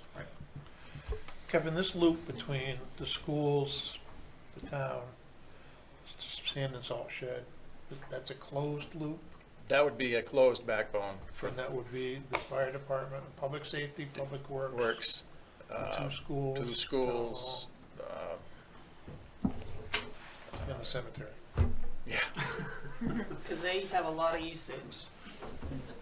I get the point. I mean, anything that's on that route, any municipal, And now we're just looking for somebody to connect to. well, yeah, and the basic connection, and it's part of the thing, we also, and then we may go with, for a backup, I do this in my business, I back up to Verizon, so when Spectrum goes down, I automatically connect Yep. to Verizon. But I was just curious. they're putting up, a bunch of satellites. SpaceX is in orbit. I don't know if you've seen that, and they're going to have internet service available there. We may be able to use that for our backup, which would be better than, because the Verizon service here isn't that great.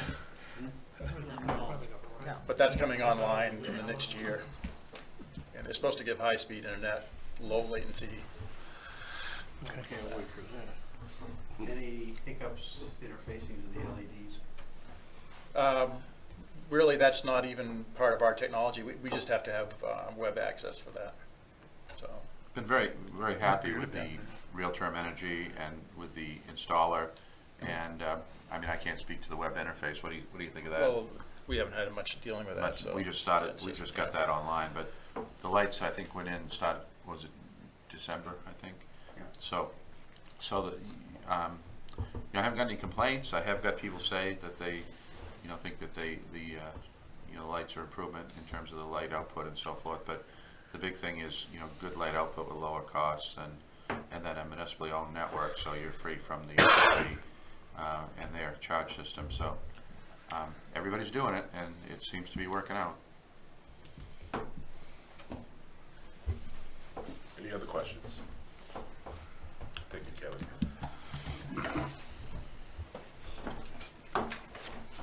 Animal control. My audience has dwindled. You got a TV on you, so. No. Play to the cameras.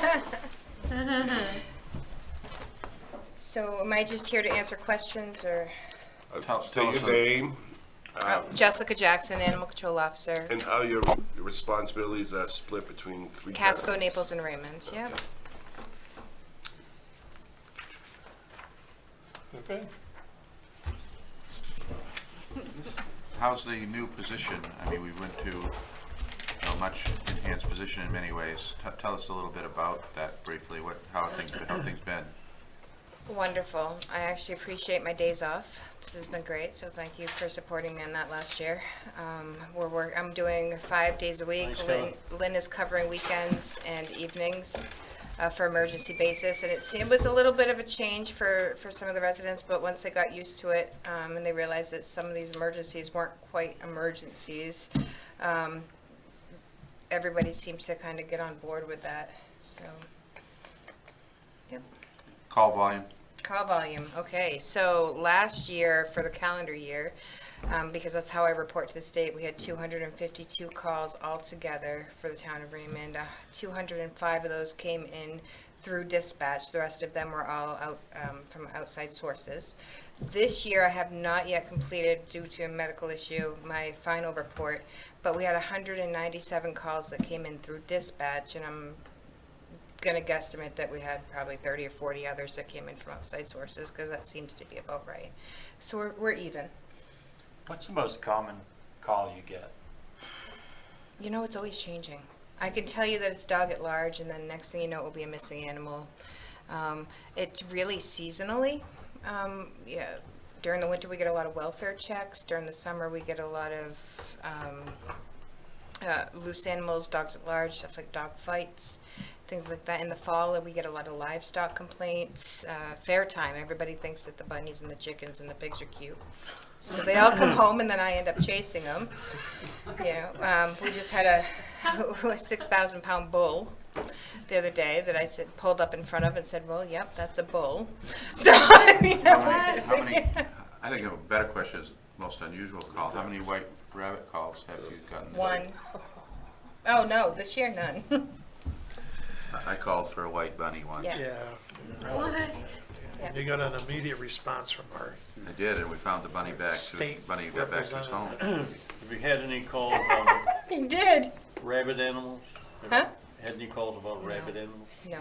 Nope. So last year we had 2 dogs that had attacked 1 raccoon that did turn out to be rabid, and those dogs were quarantined, and nothing came of that. We haven't had any issues in any of the towns actually with rabid animals in contact with domesticated. We're really quick to get on that though. We've had a couple issues with hunters running dogs that are not vaccinated, and I take that very seriously too. And the last time that happened, I put the dogs under a 4-month quarantine because the animal wasn't able to be tested for rabies. So the word gets out that I'm a bully when it comes to rabies prevention, but it's working. Good. Yep. Many coyotes? Many coyotes around? Oh, typical, our pack numbers have stabilized from what I can tell, so, which is good, because the hunting, of course, increases them. Me too. And Yeah. we have a purpose-built vehicle now, which is still holding up, and so that has a aluminum, or I think it's aluminum clad interior, or Yes. Yep. and it has an electric pneumatic door, so that she can open it and get the animals in and out efficiently and have protection from them, and it's very well marked, so you may well have seen it. Yes. And so it's well marked. I And use, And yeah. it's an initiative between the 3 towns that we share. So I use the automatic door a lot, actually, and what I'll do is I'll kind of climb in. It's fun. It's hilarious. We'll get these Cujo Beethoven dogs that everybody thinks are cute, but they know me. They just do. So they want nothing to do with me. And I'll pull up and they're going nuts, and I'll pop open the side door from the front compartment where I'm totally closed off from them. I can throw a couple treats out the window and a couple in the back through the cage, and they'll hop in the back, and all I have to worry about is somehow securing them so somebody can shut the door. And then off we go. And we got them. Yeah, it's neat. It can be quite comical. So. I think we want cameras. Yeah, right? The vehicle itself is supplied by the town. It's a retired state police canine unit, and why it has that door is that the officer, if he's down and under attack, can release the dog. That's So not what. that's not where I'm going with Yeah, I was this, just but telling you why it has that equipment on it, but yeah. So then why do we also like to have see mileage that. in here? Yeah. That's the part-time person's mileage. Yeah. So the part-time person is not using the regular vehicle? Correct. Right. But they're only driving 23 miles a week? Is that what's allotted? That's. They're if I- only. If I take that and I look at it, you get $800 in there. If you take the Right. IRS rate, that's $23. So she's- That's $23, 23 miles a week. Mr. Wilson? Yep. So she's only supposed to go out for emergency circumstances. She's allotted 13 hours a week for that. But like I said, most of these things are actually delayed and held over till the following day for me. So we offer them a response of a phone call, tell them what they can do in the meantime, and then the following day I'll go handle, whatever business needs to be handled. Because even for like bite reports and stuff like that, unless it's an immediate, attack or something, I would go out for that even. But I can't contact to verify rabies information or anything like that until the businesses are open that following day. So unless it's a health concern, somebody's actually being attacked or an animal is injured, we don't go out. Deputy assists, of course, if we're called out by another agency, fire department, sheriff's department, then we'll attend. How much have you had to use the sheriff? How much have you had to use the sheriff to back you up? Oh, I back them up. Well.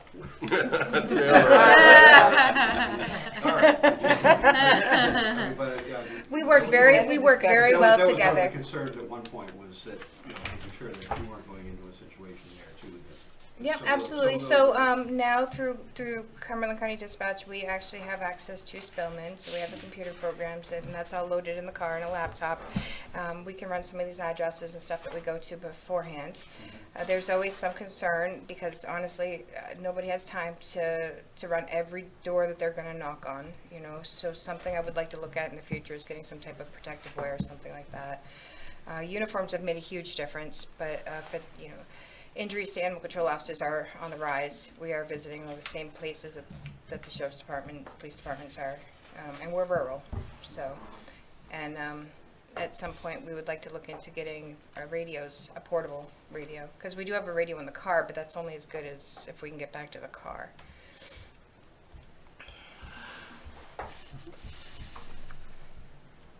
Any other questions? I would just make one final comment, and that is, this has gone from something that I used to get significant complaints and citizen upset over to 0 complaints. This department. So you must I be stopped complaining dramatically.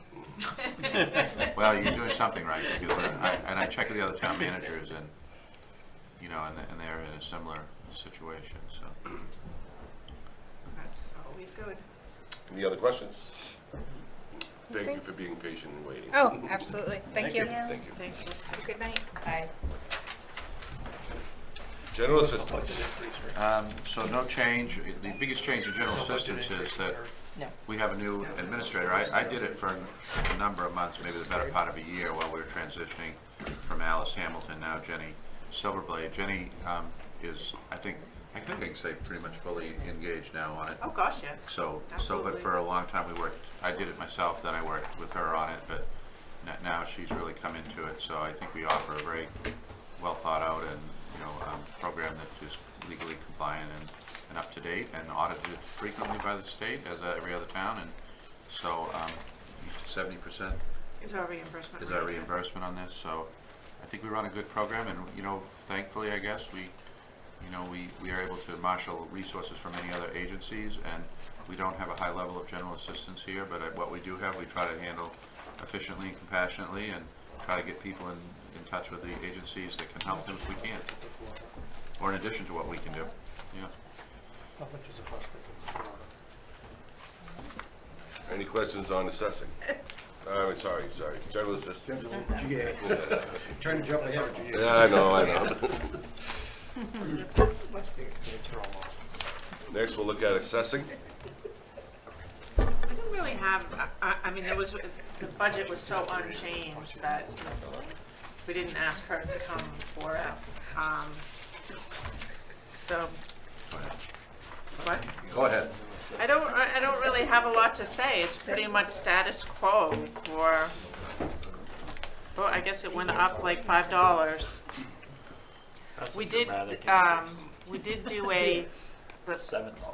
the software update was completed in 2000, for the fiscal year 2019, where you can see that we actually spent 23,000 and now we're back down to our normal $9 grand-ish. I think one thing that helps Kurt and helps contain costs is that he has a great assistant, Kayla. Kayla's now, has been for some time now a CMA. She passed her state certification. So she is available and can answer a lot of routine questions, even more than routine questions sometimes for citizens. So although Kurt's a day a week, and then much more frequently, during the time when he's picking up value and assessing properties, having Kayla and Kurt together is a good team. Once again, a place where you get a lot of complaints, we get 0 complaints.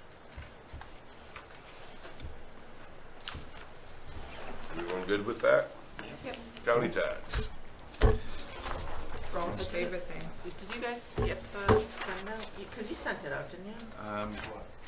Did I This send year's- that? I don't know if I did or I didn't. The county tax, I think I Yeah, probably you did. I did. I printed it. You okay? Yeah, so maybe Rolf wants to give this presentation. Yeah. Well, I noticed that they're not here to present anything. I didn't ask them. Secret I didn't ask them retired. to. But, I mean, essentially, it's going down a little bit, but that does not mean that the county tax is going down. It just means that our rate of growth was a little slower this year than some of the other towns. I mean, even, they're still increasing, their overall budget's increasing 4.53%. We're going from 788,000 down to 784,000. But the only reason that we're going down is because our total valuation did not increase as quickly as some other towns. So it's still the same issues as it always has been. It's just that you have to get vested. They get what they want. Vested or no vested? You pay it. Here's my opinion. Yeah, it is what it is. Yep, there's Any other questions on tax? County tax. Insurance, page 26. 26.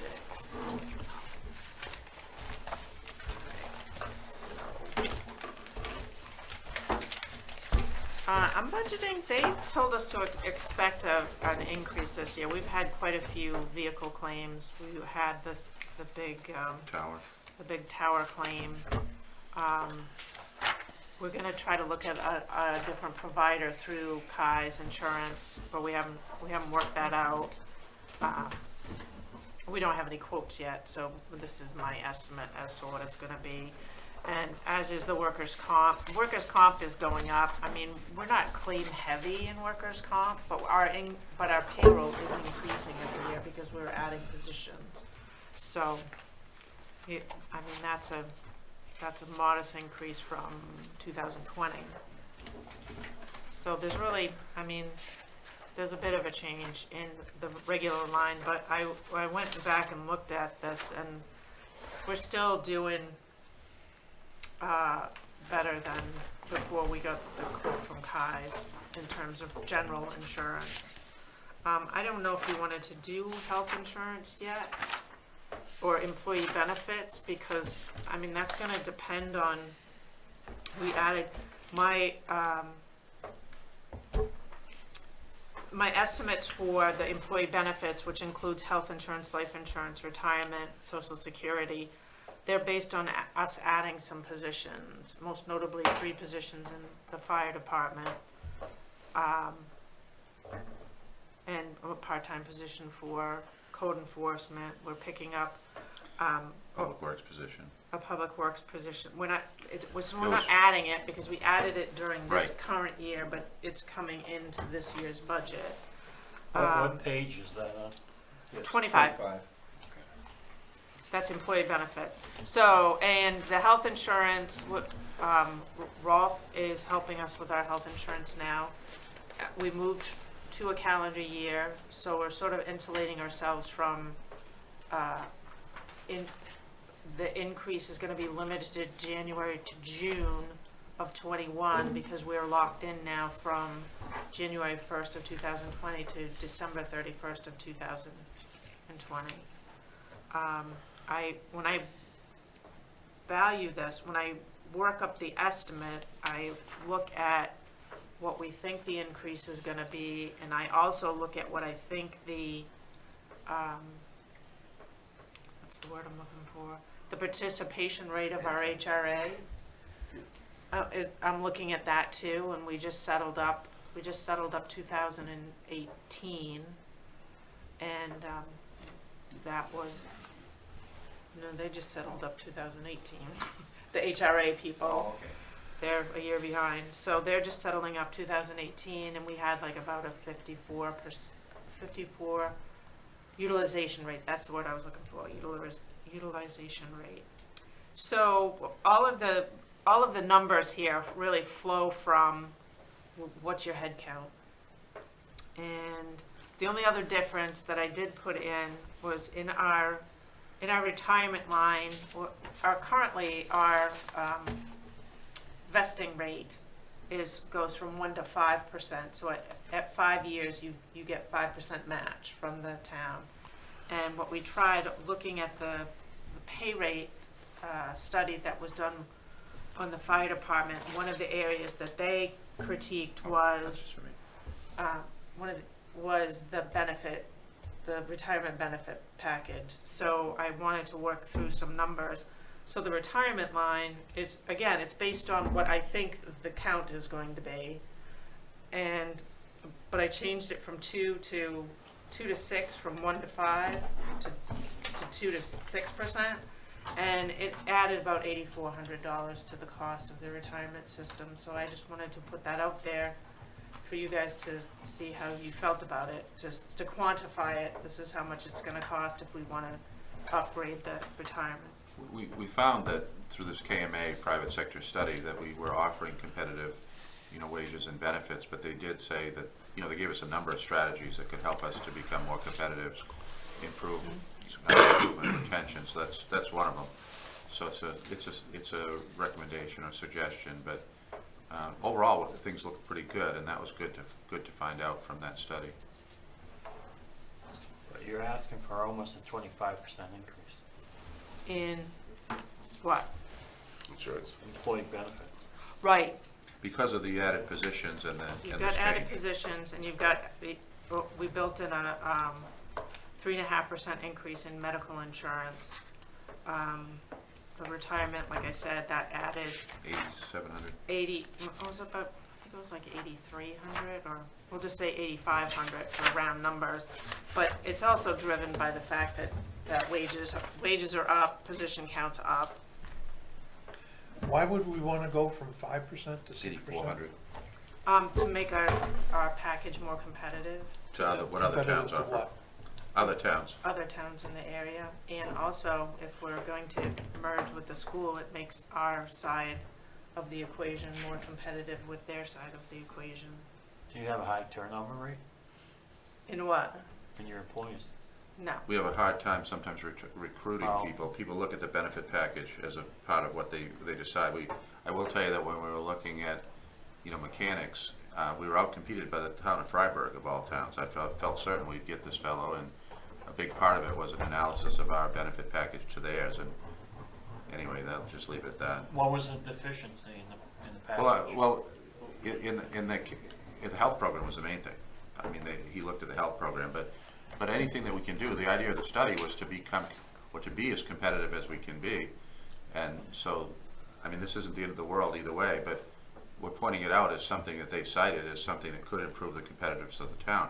If you think it's fine the way it is, that's okay too. but it's, we're trying to follow the private sector study that's giving us strategies to help us to be more competitive and to compete.